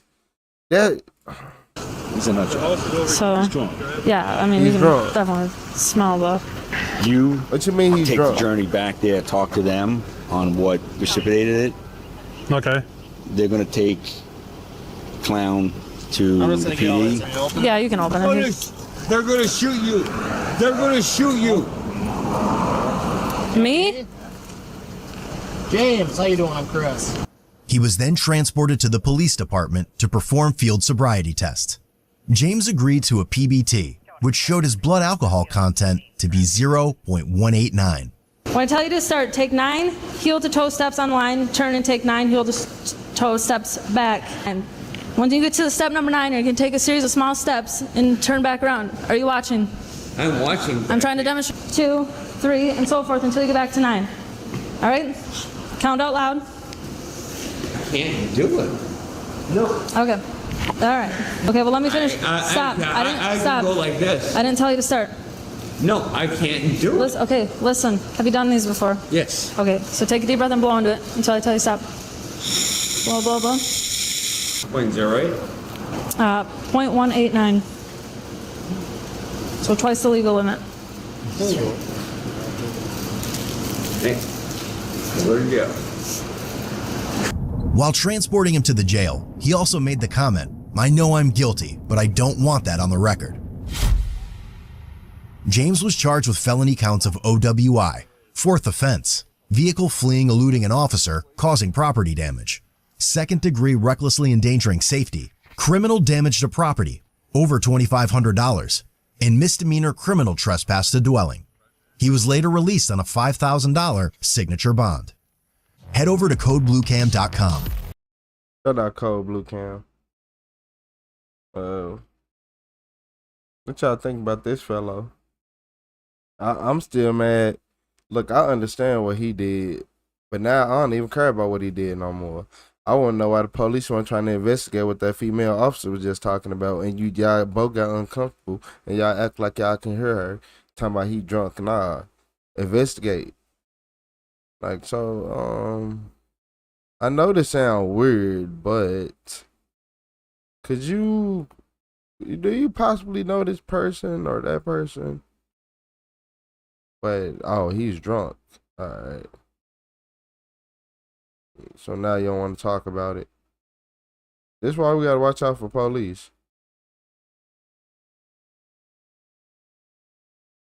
Because she asked, and nah. That was fishy. I heard what he kept saying.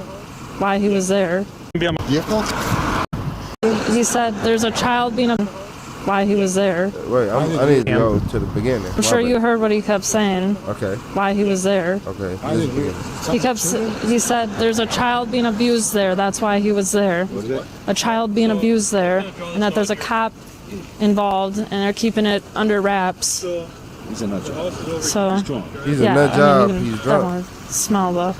You take the journey back there, talk to them. Oh, we be watching a lot of these videos, right? Hold on, y'all. We be watching a lot of these videos. So I need y'all to pay attention to this officer in the back. He knows something. He knows something. You take the journey back there, talk to them on what precipitated it. Okay. They're gonna take Clown to. He got a brain fog because he thinking about what she had said. I peep everything. Your brain fogging up because what she said is so heavily on your mind that it's hard for you to speak out loud. So you got to talk slow so you don't seem like nothing wrong. Yeah, I noticed that immediately. I'm good at pattern recognition. I'm good at noticing how your energy immediately went dark and kind of wearish, like how your stomach could feel when you when you get a gut feeling. That's basically, I can just see a gut feeling type feel, but a little bit more intense come over his whole body. And then the one in the back start getting way more fidgety, and that's confirmed everything.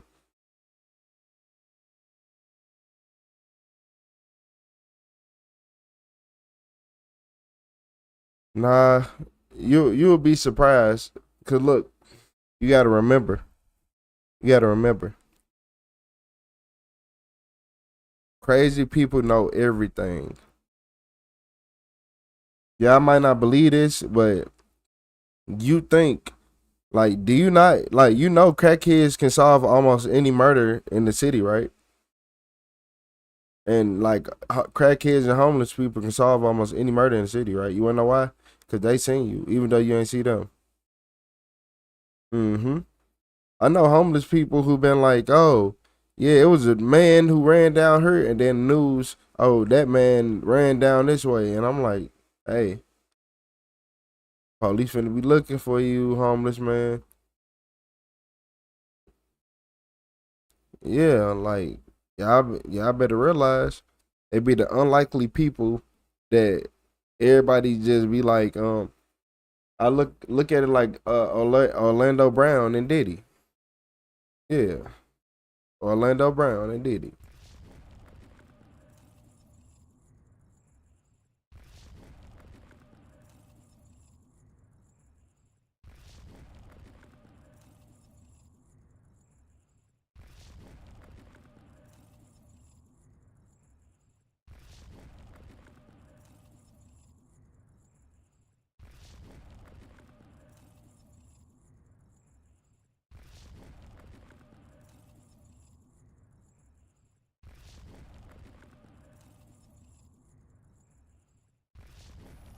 On February 28th,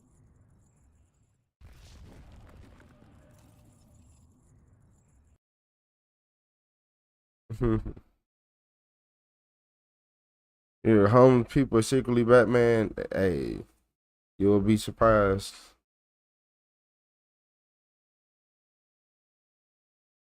Stop and talk to them. Don't dismiss them. Don't be like, oh, you're just a homeless person. You don't know nothing.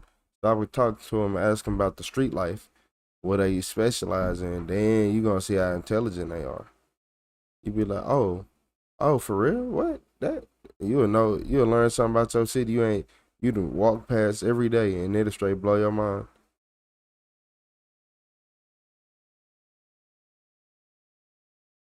Said crackhead word would not hold up in court. No, it ain't got to, but it'll point you in the right direction. New subscriber alert. It ain't got to. It'll point you in the right direction. Imagine you have no suspects, and they like, I seen somebody look like this, that, and that. Then now you got a big line up of pictures. You'd be like, who did it? And he so happily pick out 3 people that similar, and out of 2 people can identify where they was and 1 can't. What do you call that? You call that progress or no progress? It could be nothing. It could be something.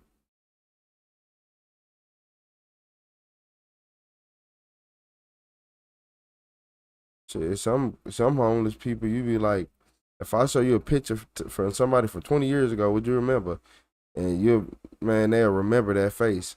Like some cold case would be like, was you homeless around this time in this area? Show them a picture of somebody. Hey, oh yeah, I know him.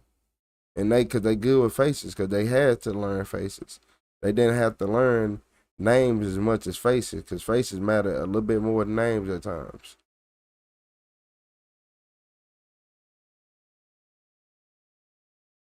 You said a homeless guy is begging for money. Crackheads be entrepreneurs and shit, carrying whole fridges on their back for the family, for families for $10. Hey man, look. So this woman had no criminal history, so she decided to get some.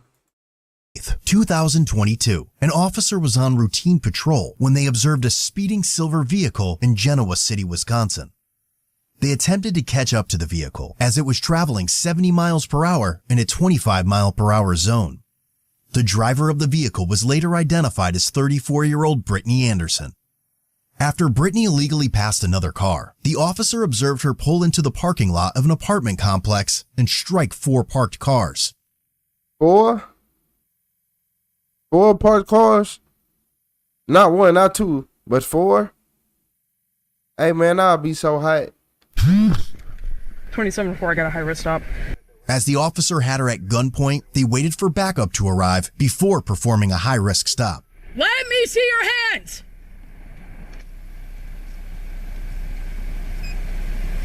Do not move! 27-4, if you want to have rescue stage. Negative, I got the subject at gunpoint. Waiting to do a high risk. Both your hands! With your right hand, turn off the vehicle! Driver! With your right hand, turn off the vehicle! When Brittany was ordered to shut off her vehicle, she closed the door and proceeded to drive onto the sidewalk and grass of the apartments. Driver! 2704, driver swing. Driver's taking off through the field, heading on Main. Westbound.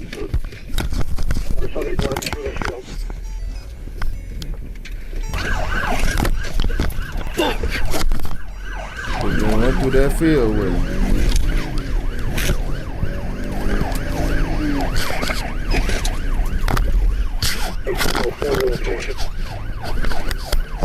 Heading south on Freeman, about to turn west on Main.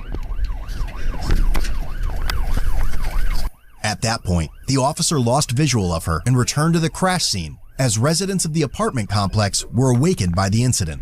Vehicle fled from 770 Main Street, cut through the parking lot, unknown travel direction. I got Bloomfield that was heading towards west, believed to be a Chevy Malibu, no 28. There should be extreme front end damage on the vehicle. I think it's just radiator fluid. I don't know. So you let her get away. Instead of just going through the grass, you let her get it away. She thought yelling from the car, she thought she was yelling from her car. He got out of there. Nah, I think this a woman, ain't it? I think this a woman. Yeah, she shouldn't have got out. How she lose her? Exactly. That's what I said. It made me mad. Like, this crazy. It's no way. And look, she didn't destroy these people's cars. The fire department can do anything with it, but... Alright. Look at this. Vehicle's gonna be missing a bumper. About 15 minutes later, a Walworth County Sheriff's deputy located a vehicle matching the description of the suspect that fled.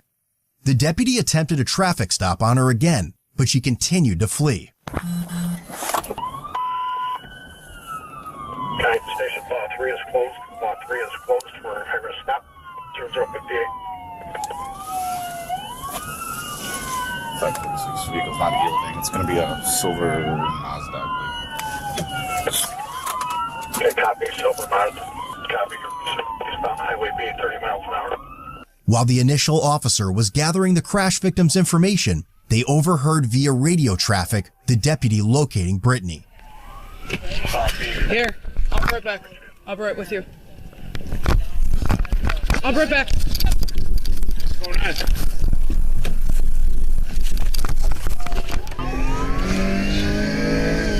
2704, I'm approaching Fellows now.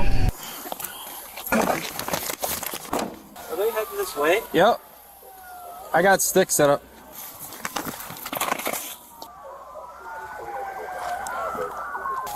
Go ahead again. All right, copy. Stay in your position. We're varying speed, about 30 miles an hour now. He's kind of fluctuating. I copy. I'm ready. You got an ambulance in front of you now. I copy. I got the spikes ready. Oh.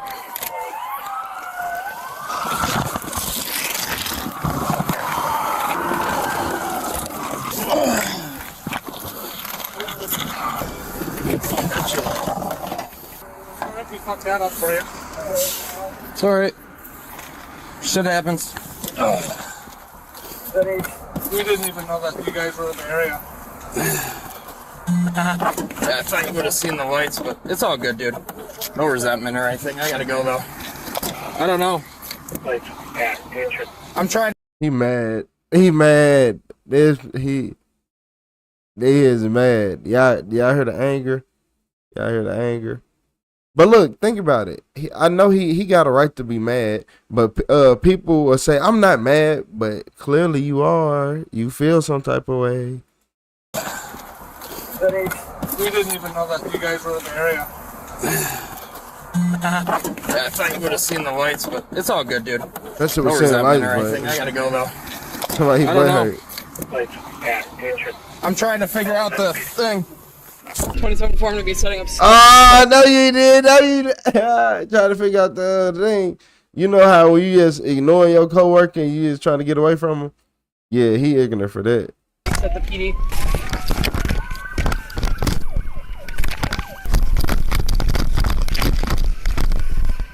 .2704 spikes are in place.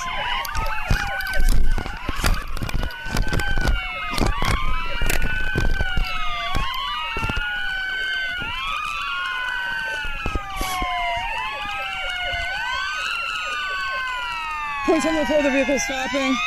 Eventually, Brittany stopped and deputies conducted a high-risk stop. 546. If you hit the spikes, he's not stopping. Negative. Stopped right before the spikes. Setting up high risk. Shut it off! Driver!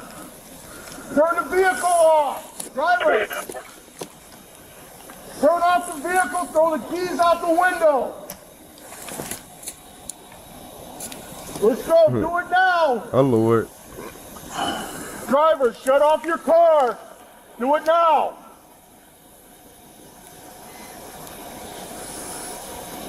Driver, throw the keys out the window! 546, he shut off his vehicle. He's not responding. I thought it was a she. Why they keep saying? She complied initially, but then turned her vehicle back on. She continued to drive off, striking the officer's stop sticks in the process and nearly hitting a deputy. He's starting the car back up. He's heading north.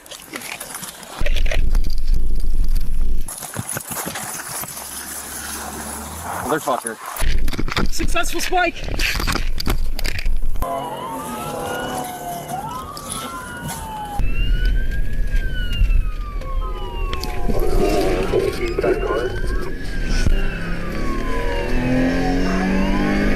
I'm gonna try to block the vehicle in. Get in front of him. Don't cut him off. 522, we're now. Passing the weigh station in Richmond right now. Looks like he's about to park. No traffic. Speed's about 25 miles an hour. turning into the way station. Several assisting agencies They're were able to pathetic. close in on Brittany, but she still managed to escape. She said she 2704 unstoppable, vehicle call the army. boxed in. Copy, vehicle box.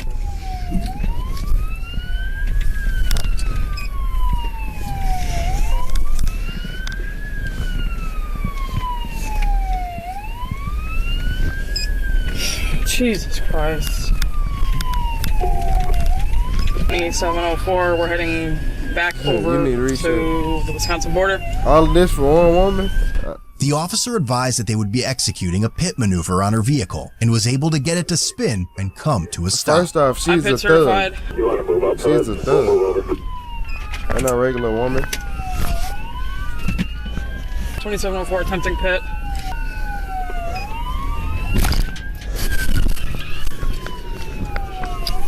Successful pit. Your hands up! Right behind you, please. Step out. Step out. Step out.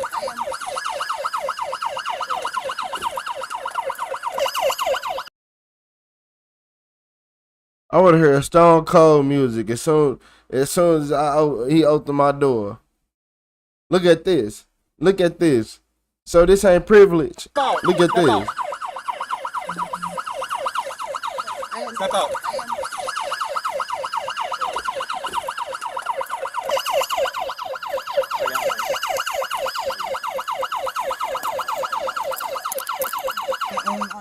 On my person, no.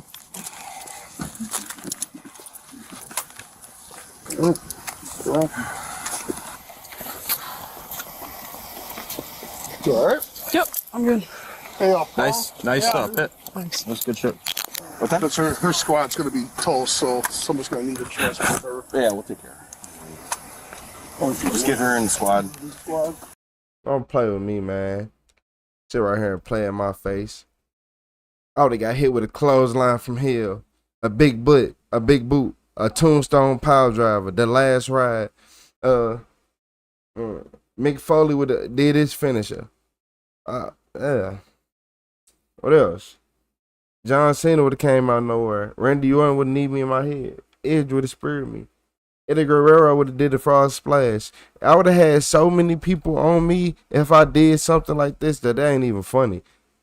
They pulled her out like Tiffany's drunk again. Tiffany's drunk again.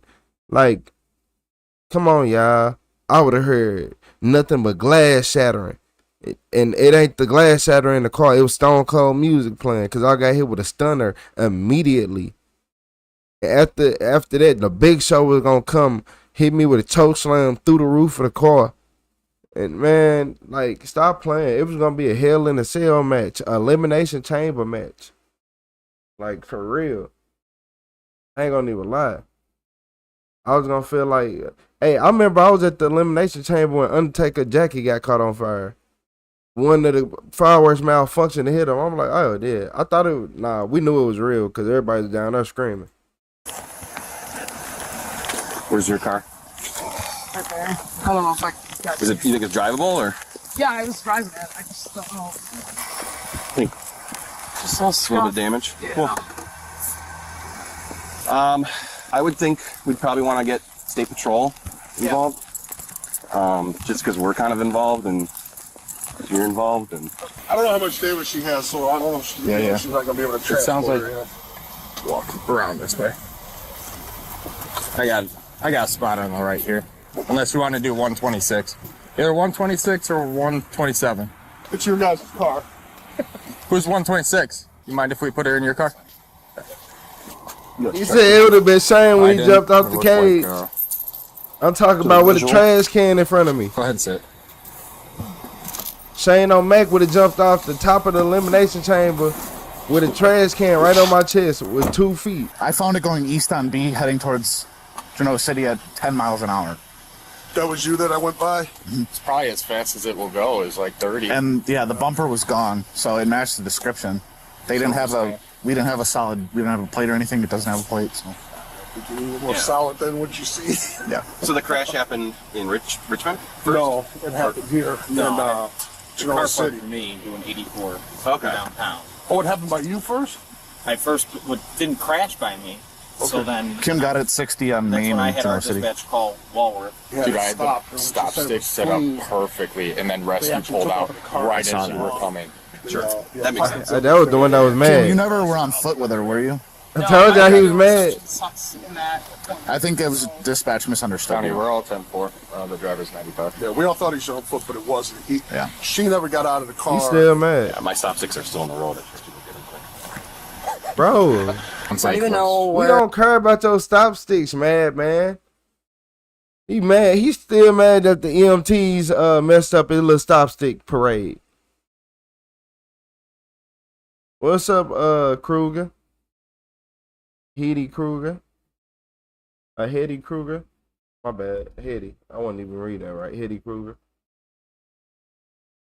Yeah, man. There's 95. Yeah, we all thought he was on foot, but it wasn't. She never got out of the car. Yeah, my stop sticks are still on the road. Ain't nobody answering him like, bro, we don't care. No, you're just across the Illinois-Wisconsin border. I'm not from this area at all. What county are you from? I'm from a different state entirely. Which state? I don't know if I'm comfortable talking about it right now. Okay, I'm not trying to I know, identify you or anything. No, that's not even that. I just don't want to talk about it right now, that's all. Okay. I just don't feel Okay, so comfortable talking about to it. kind of put you in like a geographic... What state she from, y'all? Tell me what state she from.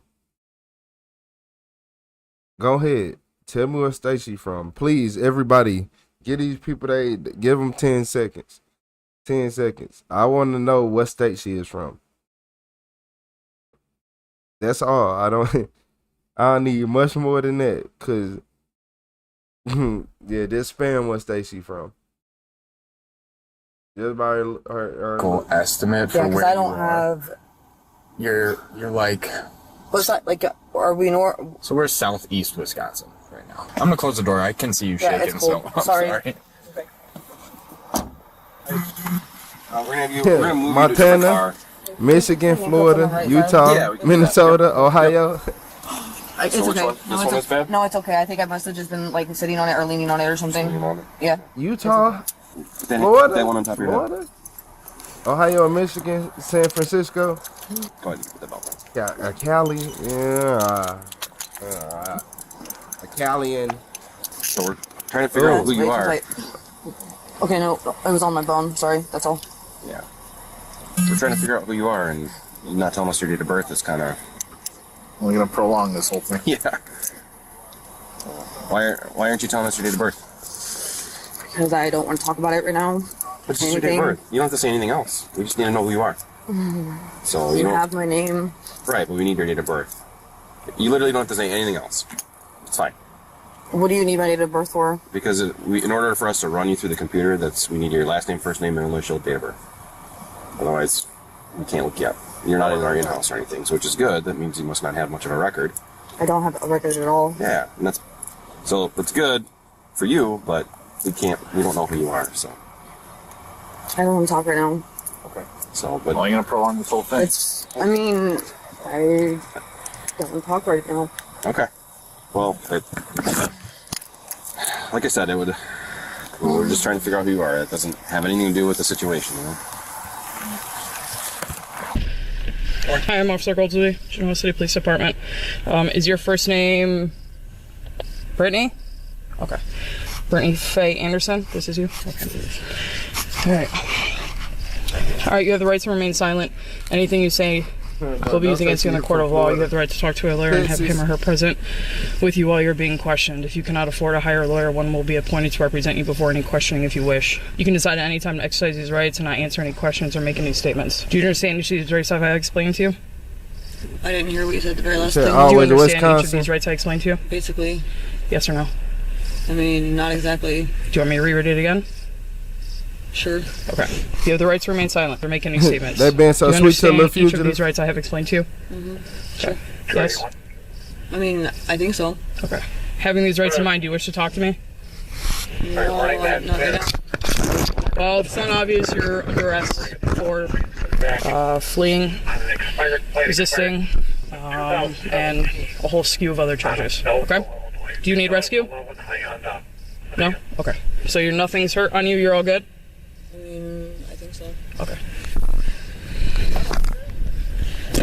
She was transported to a local hospital for a legal blood draw and to perform standardized field sobriety tests. Keep your arms down to your side. Okay, do you understand the test? I think I just lost count. 1,000 like that? Yes. 2, 1,000. 3, 1,000 like that. 4, 1,000. 5, 1,000. 6, 1,000. Brittany was charged with 2 felony counts of vehicle fleeing eluding an officer, which she was later found guilty of. She also received OWI, first offense, along with several other citations totaling over $3,500. Ultimately, her sentence was withheld, and she was placed on probation for 4 years with conditions of 12 months served in jail. Head over to codebluecam.com and check out our... Yeah, they treated her way too good. They treated her entirely too good. Like, most people that got through under the rug. Are y'all in the comments talking? I think he might be a little behind. He might be talking about stuff we talking about earlier.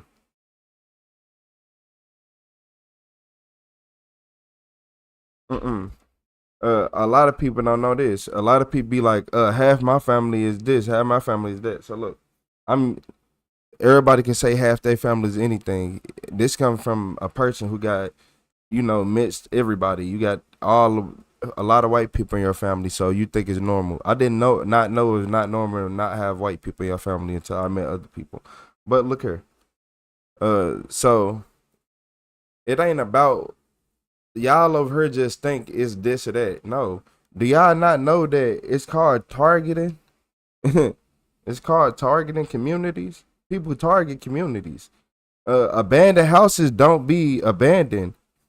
No. Y'all don't know that them abandoned houses are owned by millionaires and billionaires who just want to just let it sit there, and they rather pay the penalty every year, probably $1,000, $2,000 at the end of the year. Who cares? But you just get to have your house sit there abandoned for all those years, and that degrades your community. Like, if I get a neighborhood, and I can get 10 buildings and leave them abandoned, this neighborhood will never develop. And if I can get some more people, we can make sure it really never develop. Y'all don't be understanding how these buildings are made.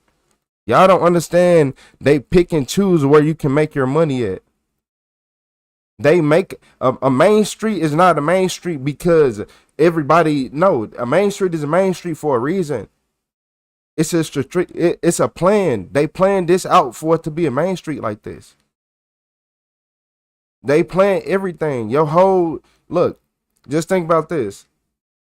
Y'all, look, I can give y'all, say you living in the hood, for example. You live in the hood. You live in an impoverished situation. It don't matter if you white or black. The hood don't discriminate. No, it don't discriminate. It don't matter if you white or black. We can send literally worse water to y'all house. We can send the more contaminated, brainwashed water to y'all house with all the fluoride and all the extra stuff that everybody complaining that's in their water right now. But the rich people will filter theirs out right. And y'all over here be thinking, oh, you can't do this. Look here. I did security for one. I talked to the people who own these buildings, who really do this shit. Y'all over here I worked there. I had to talk to these people. People like to make small talk. So if I got to sit right here and look at you for a couple hours, or I'm driving past and you bored and I ain't got nothing to do, why I'm a man. Why wouldn't we talk? You telling me about your job. You telling me what these chemicals do. I go in the control room. You telling me about everything. You are literally over. Everything upon everything in this building. That's the only reason you can sit in this chair. So those are the people I'm talking to. And it goes to show that the government can fully clean your water. Like where I'm at, I live in St. Louis, Missouri. Tanner Rocks. They can fully clean your water. I done had it because if you go to their water fountain in the lobby, that's probably some of the best water you never had. But it's just small things like that. I can poison your water. I can poison the food that come down there. I can poison your community. I can block you out. I can say it's not worth it. I can tell investors it's not worth it. I can look. Rich people know each other. Y'all don't understand. Broke people know everybody because everybody be broke. Rich people know each other. They don't know everybody. They just know each other. Cause you can't be rich with a lot of broke friends. No. It's us against them. Like people y'all over here trying to, oh, it's this, it's that, it's that. No, just know that it's a lot of people who buy property in the so-called hood, all them abandoned buildings in the hood. If you go look at it, someone owns them, and go look at the color of that man's skin who owns that building, and go see why he not coming to take care of this building to improve the value of this community. And if the value of your community don't improve, it's gonna always be terrible. I am a living proof. I lived in South St. Louis before the South Side even became as good as it was now. It was an ultimate war zone. It was a real life war zone, but they cleaned it up. Now it's less violence. Why? Because now it's actually businesses over here. It's stuff to do. You can actually make money. It's thriving. But before it was anything over here, it's one store right here, one store right there, and it's just whole stretches going up and down buildings and nothing. Like, y'all got to understand.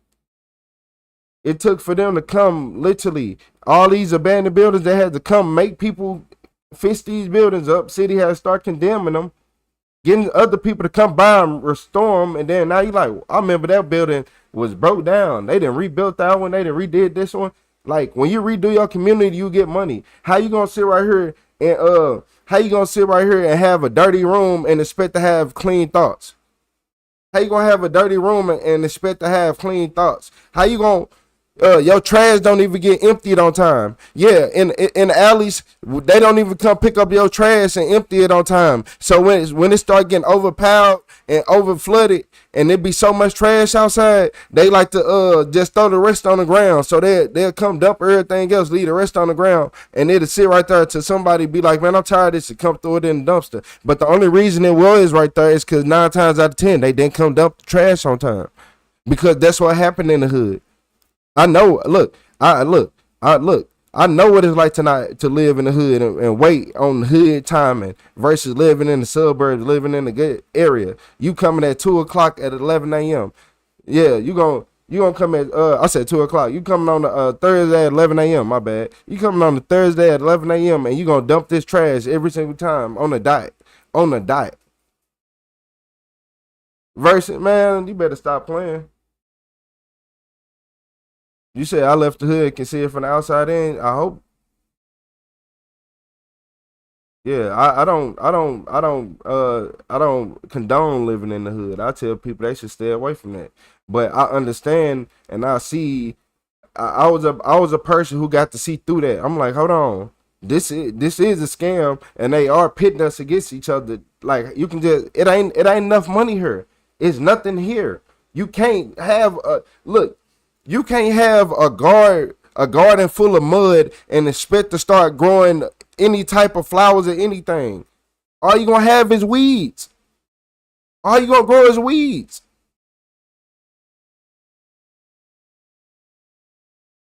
I don't agree with them. I don't agree with none of that. With most of the stuff they do, because it's stupid. I don't agree with gang. I don't agree with politics. But the more I think about it, I'm like, damn, it's straight some kids out here who, if they not in the gang, they gonna straight have to defend themselves from their life, or they gonna have to move. Like, they're gonna have to defend their life from everybody every single day. And they gotta go to school. They gotta do this. Like, a lot of parents send their kids to school on the school bus, not knowing how dangerous it really is outside. Not knowing, like, oh yeah, just go do this, go do that.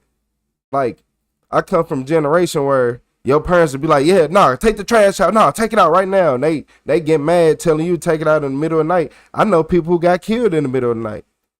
Now, luckily, I ain't have the same problems going on in life, but they didn't need to. It was just people who were jealous. Just people who were jealous. But I don't sit right there I don't get mad though. Nah, mentally, he over there. He's speaking some facts. He's speaking some facts. He's speaking some facts, y'all.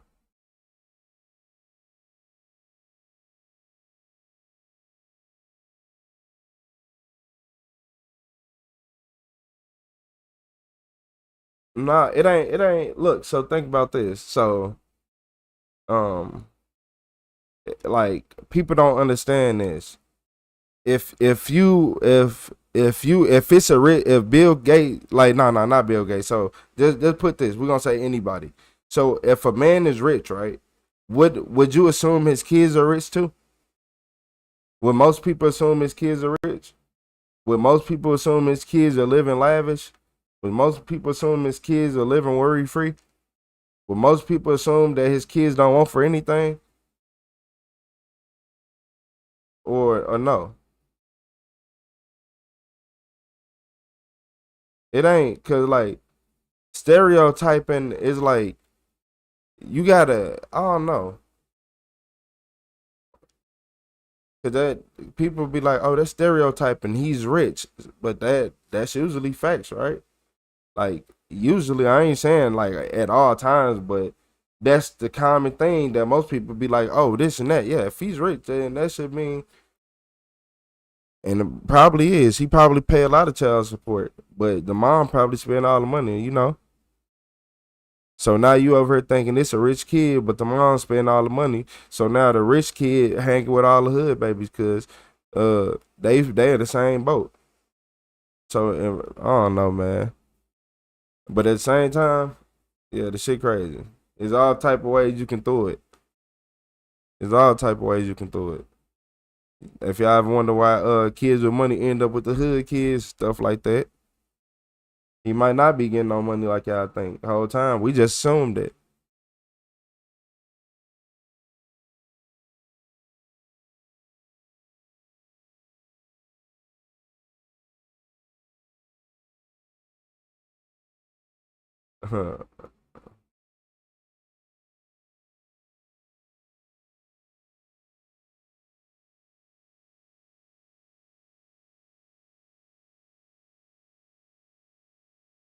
Nah, yeah.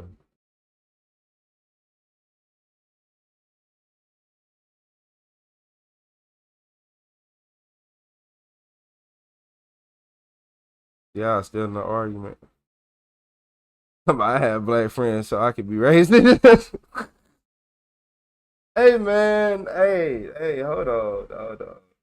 Y'all are some true trolls.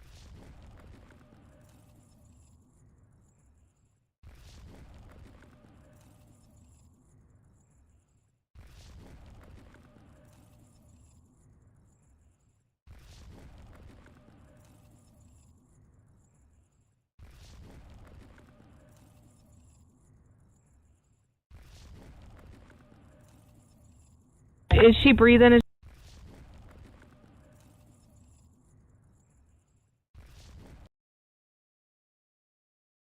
Yeah, skin color is behavior.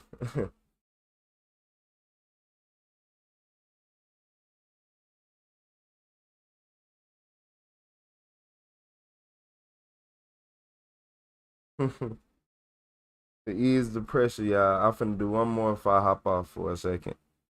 I end this live real quick, man. So this is an 18-year-old who murdered his girlfriend over Snapchat messages. I told y'all I don't like that app. I hate that app. I really do hate Snapchat. Can y'all agree with me that Snapchat is for kids and should not be used by any adults? I don't care who it is. Is your friend breathing? I do not think can so. save your I really pictures on cannot that, tell. though. She is ice cold. This is a call from a group of teenagers on a high school graduation trip. Just minutes ago, they awoke to find their 18-year-old friend unresponsive on the floor.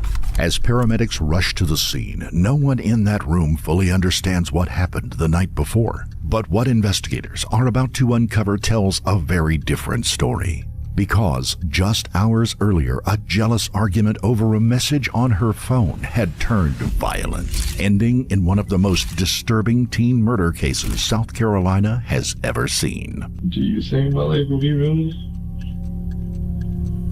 What you did cause the death of somebody. God, Natalie. I'm supposed to see you one more time.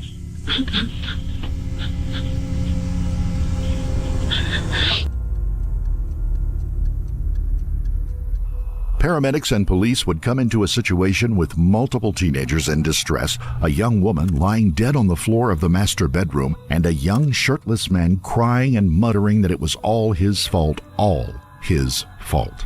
The young woman, it became evident, had died the night before and rigor mortis had set in. The CPR that had been performed heroically on her was in vain. The young man claiming responsibility was bleeding slightly from 2 small puncture wounds just below his sternum. He showed scratches, also apparently from some kind of knife, with one on his wrist and one at his throat. 18-year-old Blake Linkus would be arrested, placed in handcuffs, and taken to the nearby Grand Strand Hospital for treatment of his wounds, observation, and questioning by police. 18-year-old Natalie Martin, who worked in a daycare and was beloved by so many, would never see home again. The lives of the other 6 young people on that trip also would never be the same. Considering everything that had happened and what Blake was looking at down the road, it would seem that he was resigned to his fate or possibly just bored with it all. It is now the afternoon of June the 8th, and it's time for Blake to sit down and explain what happened that evening. They let him sit in the room by himself for a few minutes to settle in, and hopefully the weight of the situation will dawn on him. He is obviously uncomfortable, but doesn't seem to fully understand what he has waiting for him. Eventually, Detectives Jones and Skeller from the Horry County Sheriff's Department enter and begin the interview after explaining his Miranda rights. Blake waives those rights and lets them know that he is fully willing to talk to them. Oh, you guys were planning on going to the House of Blues, right? Okay. Just start from there and walk me back through everything again. We all got Ubers together. This is my experience with Snapchat. My experience with Snapchat is cheating, and a little bit of cheating. And the people who usually be on Snapchat don't be the brightest. They be sending a picture of the wall and say streaks. What do you mean? What does that mean? A streaks where? Streak what? When? Why? How? Why? Why you send me a picture of the wall? Make it make sense. There. And then I was talking to other friends that I knew there, and everyone else was in the back, towards the back of the line. And they were saying Dakota was getting kicked out, so I walked over there and just wondering what was going on. And he was going to get an Uber back, and I didn't feel good, so she was going to go back. I wanted to get Dakota to come back and get Natalie, so I went with them. And got back, kept bringing more. Me and Natalie, got stuff together. Dakota took a little bit of a nap. We just kept hanging out with them. And then later on, the whole situation happened, which I didn't mean to. It just happened. I would never harm her to anybody. I was a dream. I didn't even know it was true. So you, Dakota, and Natalie, or was it went back to the rental unit y'all were at? Back to the alright. Do you remember about what time that was? Or have an idea, maybe? It's just one thing I'm never. Okay, was it dark? It's dark the whole time. Was it dark? Alright. You said religious Every year, tattoos, tens but of kill thousands someone? of recent graduates and young people make their way to the white sands and activities of Myrtle Beach, South Carolina. For many kids on the East Coast, it is a... I ain't going no more. Yep, yeah, I remember yesterday I said I was going to go to Myrtle Beach. I ain't going no more. Yep, I ain't going nowhere near down there. No good, dirty, rotten pigs, stealing great-great-grandfathers. I'm not going nowhere near there. I'm cool. Rite of passage. In the first week of June, a group of 8 young people from Ohio made such a trip. The group had made a 9-hour trip in 2 cars and planned to do as many groups do, all piling into one vacation rental condo on Mason Drive. As with so many of these beach trips, there was a lot of alcohol involved once the young people arrived. It's not known whether they brought it with them or obtained it once they arrived, but they had cases of beer and alcoholic beverages on hand, even though none of them were over the age of 20. The legal age for purchasing and consumption of alcohol in South Carolina is 21. And yet, there they were. After incident statements taken by police investigators would show that alcohol was not an uncommon thing for this group back home either, with tales of parties held at their homes, sometimes with the knowledge of at least some of their parents. It was also known that one of the young people had a reputation for being a bad drunk, one who would turn argumentative and even violent if he had been drinking, Blake Linkus. By the second night, Natalie and Blake, who had been off and on as a couple for 3 years, had a falling out. She had decided to spend the night sleeping in her car rather than in the room the two shared. Over the last few years, the two spent most of their time getting along famously, but they had a few arguments and a couple of breakups along the way. Blake was on the possessive side, and when he drank, he was more than willing to fight for or with Natalie. Still, they had been prom dates and had made this trip together. After Natalie spent the night in her car and Blake spent the night alone in a large bed, the two seemed to work it out. Sun, sand, and suds seemed to patch things up. This what happen when kids always think they grown. They be thinking they grown as hell. Yo, undeveloped mind ass. Your ass is 18 years old, 19, 20, 21, 22, 23, 24 years old. Your little slow ass ain't gonna think right until you about 25, really 25 and a half. Sometimes, depending on how much trauma you got going on in your life, it ain't gonna never happen, because some people need a time to heal. Your brain can't heal if you always constantly going through something. You need at least a month of going through nothing, and you should be able to reset the normal. But a lot of people always got too much going on their mind to even do that. And I mean a full 30 days. And it would look that way until June the 6th, the 5th day of their trip. That evening, the group would head out to the House of Blues in North Myrtle Beach for a night of music. One of the group would be stopped by the bouncers at the front door. The young man was carrying an open container of alcohol. Since he was underage, they wouldn't let him in, even after he got rid of the drink. Blake and Natalie would tell their friends they would accompany him back to the condo and just made an early night of it. And that they did. Kids in the 80s Once back at their place, guns, Natalie and Blake switches. retreated to their room while their friends settled in for a night of TV. It shouldn't have been much of anything for the night. Blake had pre-gamed for the night, or had alcohol before leaving to go to the club, and he was still intoxicated when he and Natalie laid on the bed and began scrolling on their phones.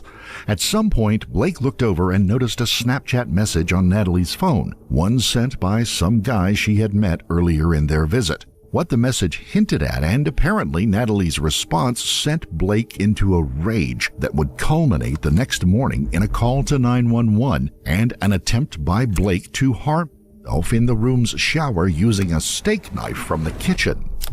You said the whole thing happened. All right. Tell me what that whole thing was.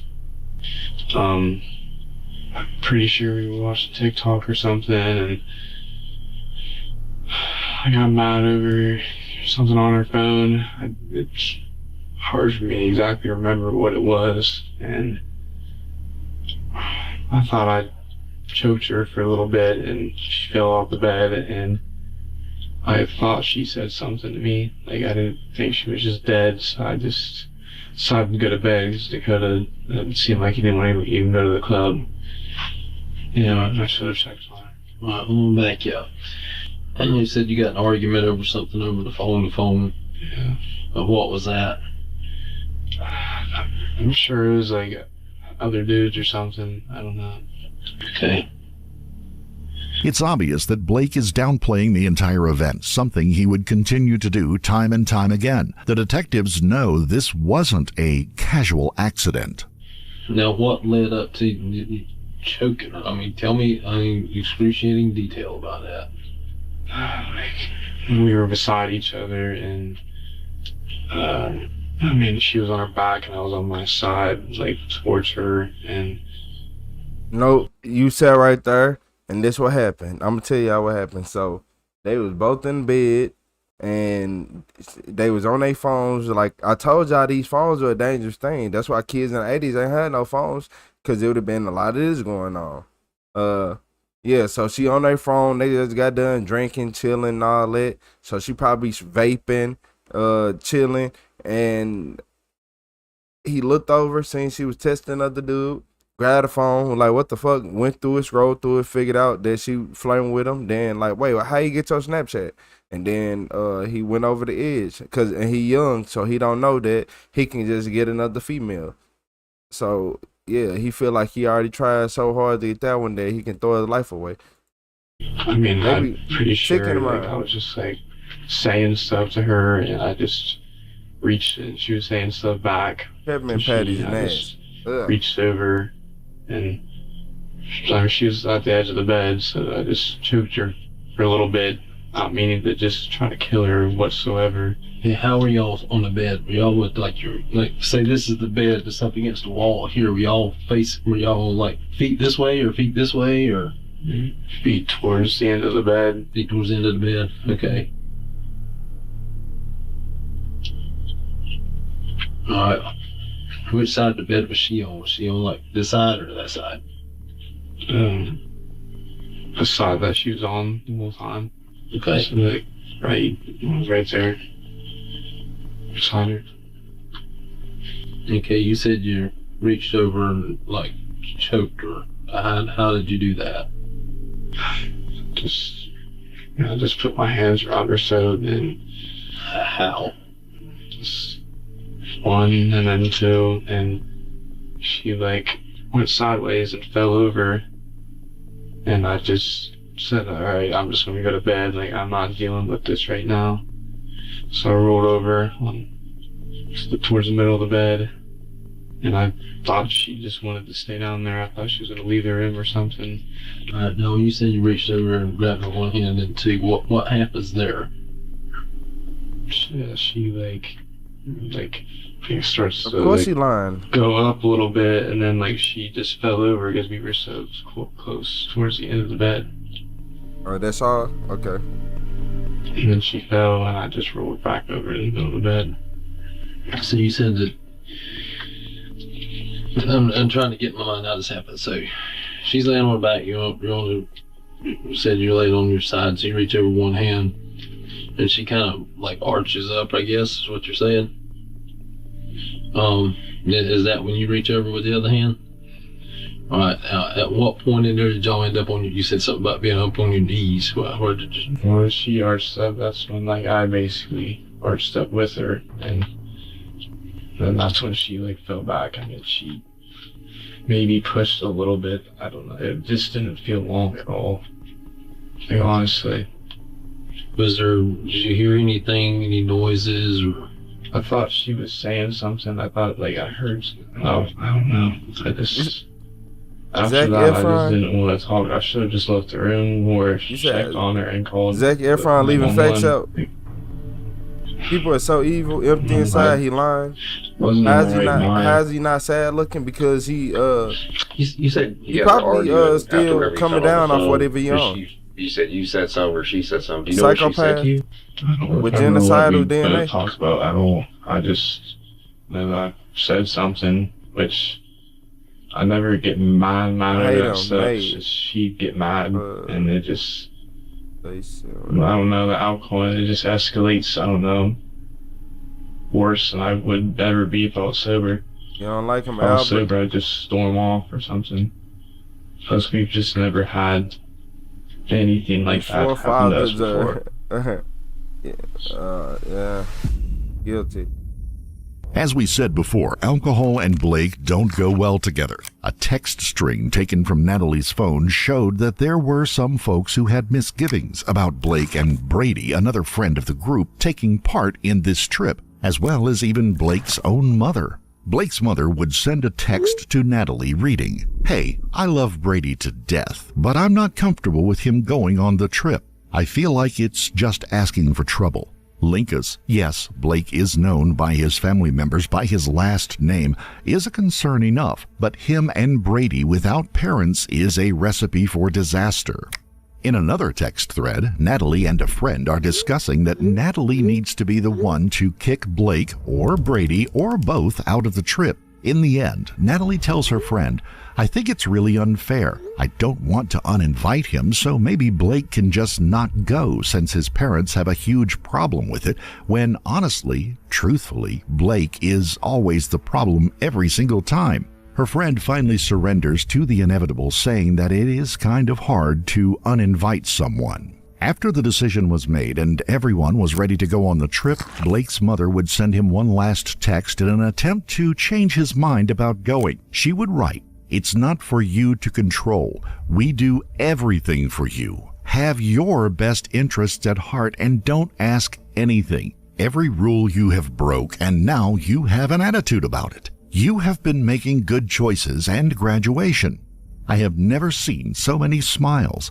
You know what is right and wrong, and you are setting yourself up to make mistakes. Have you ever heard the saying that the road to hell was paved with good intentions?" Blake's father would also send a text close to the time when the group was almost at the end of their journey to the seaside town. In part, it would read, "Have fun, be smart, make memories, laugh, take pics, enjoy the beach and ocean. No drama, keep your cool, bring laughter instead of anger, walk away from trouble and be the bigger and better man. I love you with everything in me and always will. I want you to have fun, buddy. Be safe and check in, please." Now that we have a better picture of what was going on behind the scenes before the trip even began, let's rejoin Blake's interview with the investigating officers. So, after Natalie falls off the bed, you said you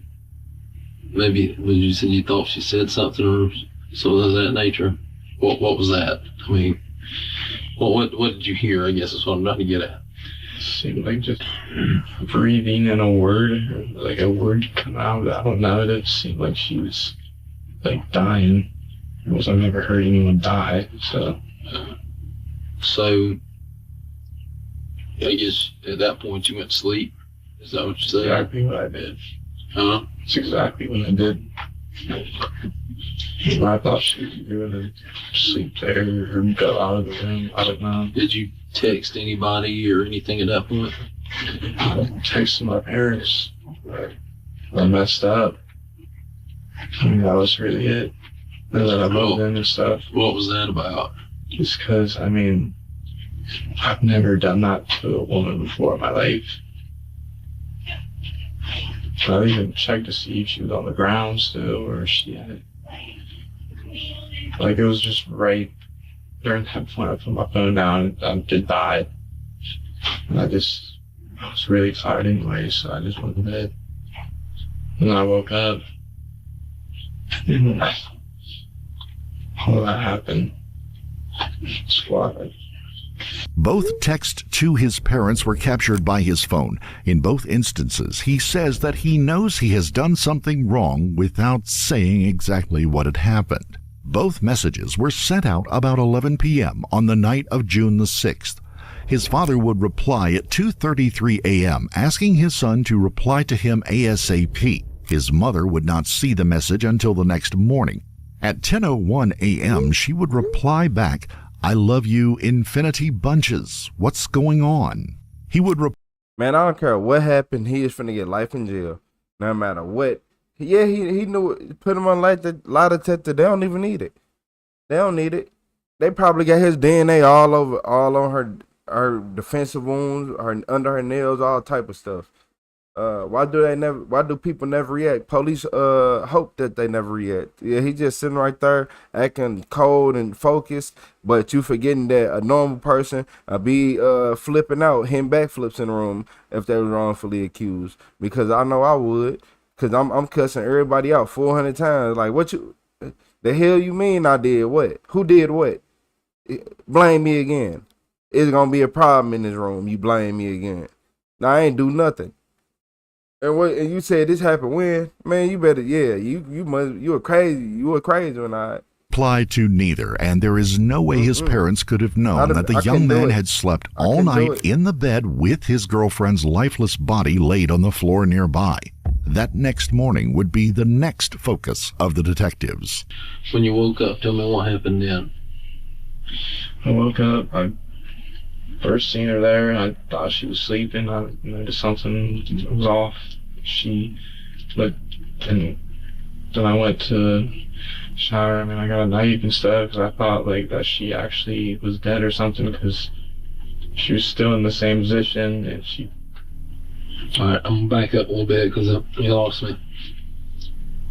You got, excuse me, you got up, you saw Natalie still on the floor. Where was she at? Same, like, just on the side of the floor. She didn't move anywhere else. She didn't.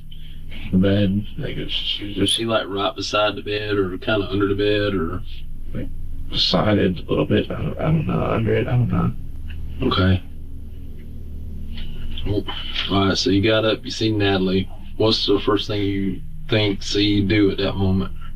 I kind of checked on her a little bit. Like, I just like moved her arm a little bit, and she was like cold and blue, and I'm just like, this is really happening. Like, this is really happening. And like, I looked and walked outside. People were sleeping, and I wanted, because I didn't want to live without her, and I just did that. And I just stood in the shower for a minute, and I couldn't do it to myself, so I just went out. We need to get her help now. While it seems anger and alcohol fueled this incident, they have to rule out that it wasn't just a sex act gone wrong, but it was actual murder. I know you said you guys had sex earlier, right? Right. And you weren't into the whole choking thing while you were having sex or anything like that, were you? I mean, we've done it before, but obviously it's not like me actually just choking her. Okay. So, I mean, so when this incident happened, with this choking incident, you guys weren't engaged in any kind of sexual activity or anything? During the choking incident? Yeah. Yeah, that's because you all got in an argument about some stuff on the phone. They need to narrow in on making sure that Blake admits to what he has done in full understanding of the seriousness of the situation. One might guess that while Blake may have been in trouble a number of times in his life before now, introspection into what his responsibilities were might be lacking. Do you have any doubt what you did caused her death? What do you mean? I mean, do you doubt what you did caused her death? Is there any doubt in your mind what you done caused her death? Caused her to die? Well, yeah. At the time when it first, I didn't know. Just tell the truth. Now I do know. And why won't he just tell the truth? There's no other. Like, why won't he just tell the truth? You snapped, bro. You did it. It's okay. Just tell the truth. Come clean. Did she try to attack you? Did she come at you with a weapon? Detective asking the real questions. Way. I mean, it was me, and I remembered. Over Snapchat? Yes, over Snapchat. That's why I don't like Snapchat. It was actually true. And when I seen it that morning, I was just hyper. I didn't know what to do. I wish I could explain, but I've never been in that position before. Alright, so, and you tell me right or wrong if I'm understanding this the way I put it. I'm going to kind of paraphrase it. The next morning, you kind of had that moment of, oh crap, I choked her last night and I've killed her. Is that the thought process the next morning? Yeah. I'm sorry? Yeah. He loved her to death. How did he move from love to murder, though? Jealousy played a part for sure. And I wasn't even, I mean, I was a little bit mad, obviously, but I wasn't trying to, like, completely harm her, even though, I mean, that's... What did you get mad about? Whatever I seen on her phone, it was just like... What'd you see on the phone? You know what you saw. Well, it wasn't nothing like... It's only a matter of time. Dude was like trying to meet up with her that was there down at, Myrtle Beach and Corner Bay and stuff, and she wasn't even like... Oh, she gave out her number to some dude? No, this was through Snapchat. Okay, okay, I got it. It's just all the Snapchat. Gotcha. I don't know, I just just kind of got mad about it. And she was saying, I don't know, stuff like, I don't know. You know, she showed me her text, and I don't know. And then they ask about the anger issues. What happened to your hand right there? This? Yeah. Punched up with a leg. This was a year and a half ago. At a party. I mean, what? Were you drinking then? Yeah. That's why everything that I do when I drink, it just leads into something bad. Somehow, in the process of all of this, the situation becomes real to Blake. He's not a kid in trouble anymore. He's an adult, and he is a murderer. The weight begins to settle on him. No. Can I ask you a question? Sure. I mean, when you, already have you talked to her mom or just your dad? Or... I spoke to her dad briefly yesterday. Obviously, I'm going to have to talk with them a lot more over time. Well, if you don't mind, if you're allowed to, what all did you say? Pardon? What all did you say to him? I just told him that his daughter was deceased. And that there was some suspicious circumstances and it was under investigation right now. Think so? What do you say? Well, he was quite devastated. Well, it's his daughter. It's his baby girl. He was a little angry, wanting to know what happened and everything else. I said, well, in times to come, we'll be able to tell you more. I'm pretty sure you're probably not going to be their favorite person in the world for a long time. Yeah, they don't like you. You don't got to worry about it. I would argue that when when everything kind of settles down, though, if you talking with us and telling us everything to give them everything that we know to the best of our knowledge, though, that's at least the best thing that you could do, just to at least giving that to them. Yeah. And that's why we're asking these things. I understand. I mean, I'm gonna lie over the woman I've loved more than anyone in my whole life, and that's their daughter. They're the best parents in the world. I just want them to know that I didn't mean to do that. And my intentions were not to do that at all. And now everyone's gonna hate me, and I didn't even mean to do that. I mean, I do got anger issues, but never towards her. Yeah, nah, obviously you lying. Gotta get it from my dad. He's gotta take medicine for it, which been doing better. Shut up. Shut up. Shut up. Everybody try to have a poor me moment. Yeah, criminal. Everybody has a poor me moment. Oh, man. Yeah, nobody want to hear him. He over here trying to... I guess this is what happens when you commit murder. I guess. What's up, Albert? You said wash. But like I said, this is the first time I've met you today. At least we can say this though, for what has happened. Jason can't hey, you're manning up now and telling the truth with it though. He was there for a moment, but then he slips back as if something tells him this problem will go away in the time frame that has no basis in reality, that he can make a promise of change like he had done so many times before and get off with light punishment.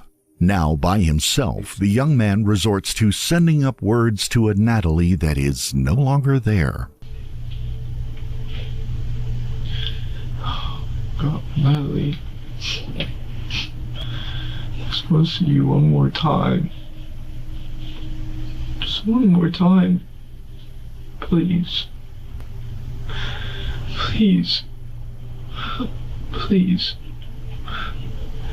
I just want to see you. I just want to see you. Yeah, there's something wrong with him. I just want to see you. I want to talk to you. Yeah, you need to go ahead and shut up. Yeah. I just want to see you. You're gonna have a boyfriend.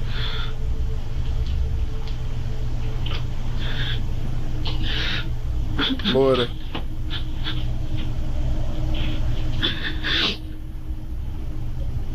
He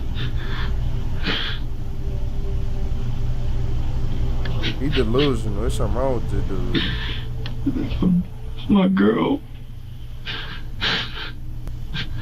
That is insulting. So your prayer has been disconnected. How was this happening?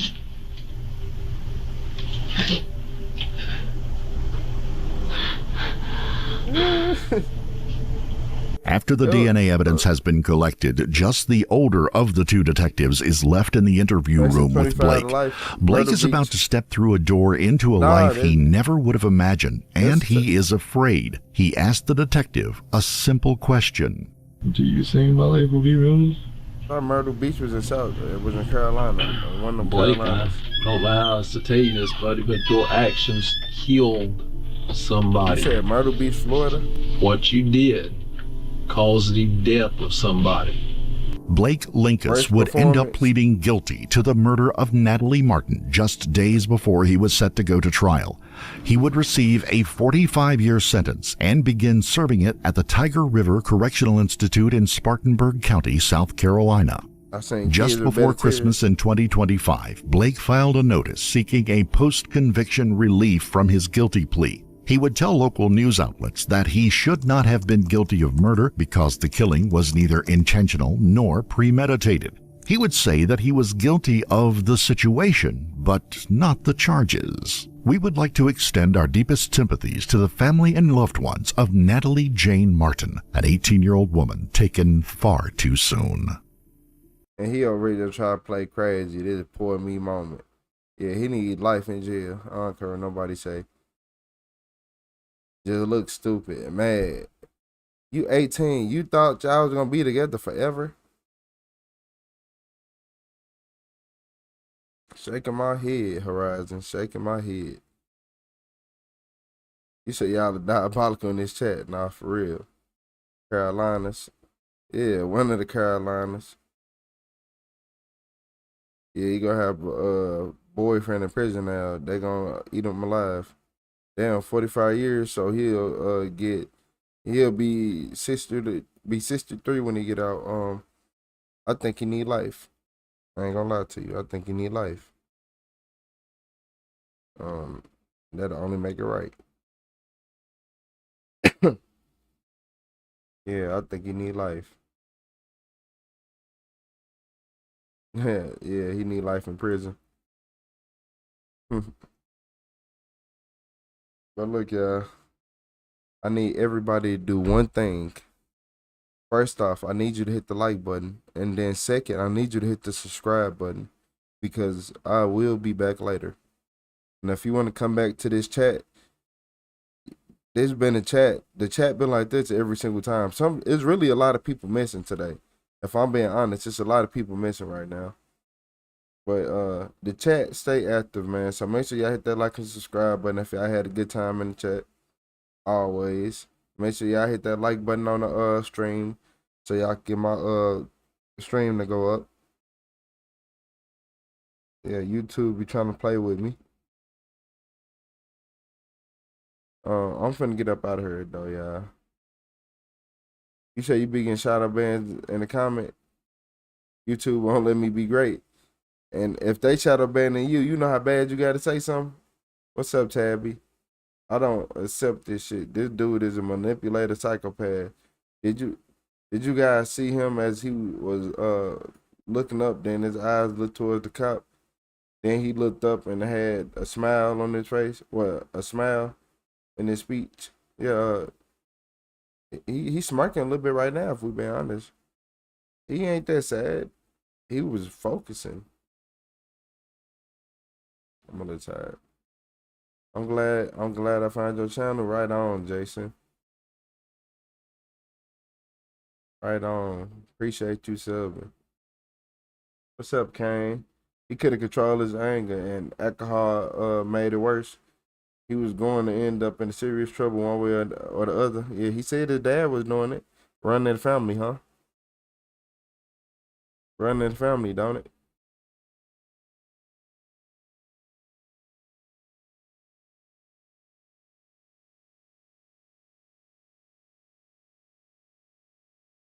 You said you guess truth is a crime now? Shit. Hell yeah. Yeah. Yeah. If you know, you know. Why you be when I be saying that button, that's my mental turnoff cue because I know I'm hitting a line.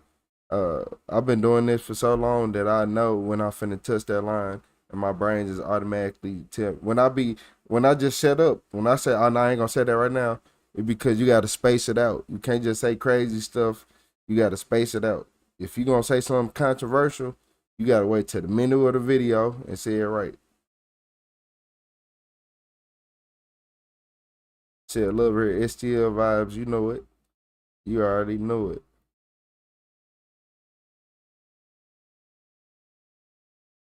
You said press play, brother. Man, what's he parts? You came at the end of the stream.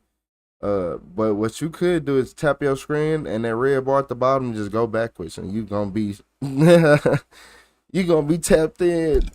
You gonna be tapped in. Just know if you scroll back now, you might not go to bed tonight. You might have to get ready for work still watching it. You just never know.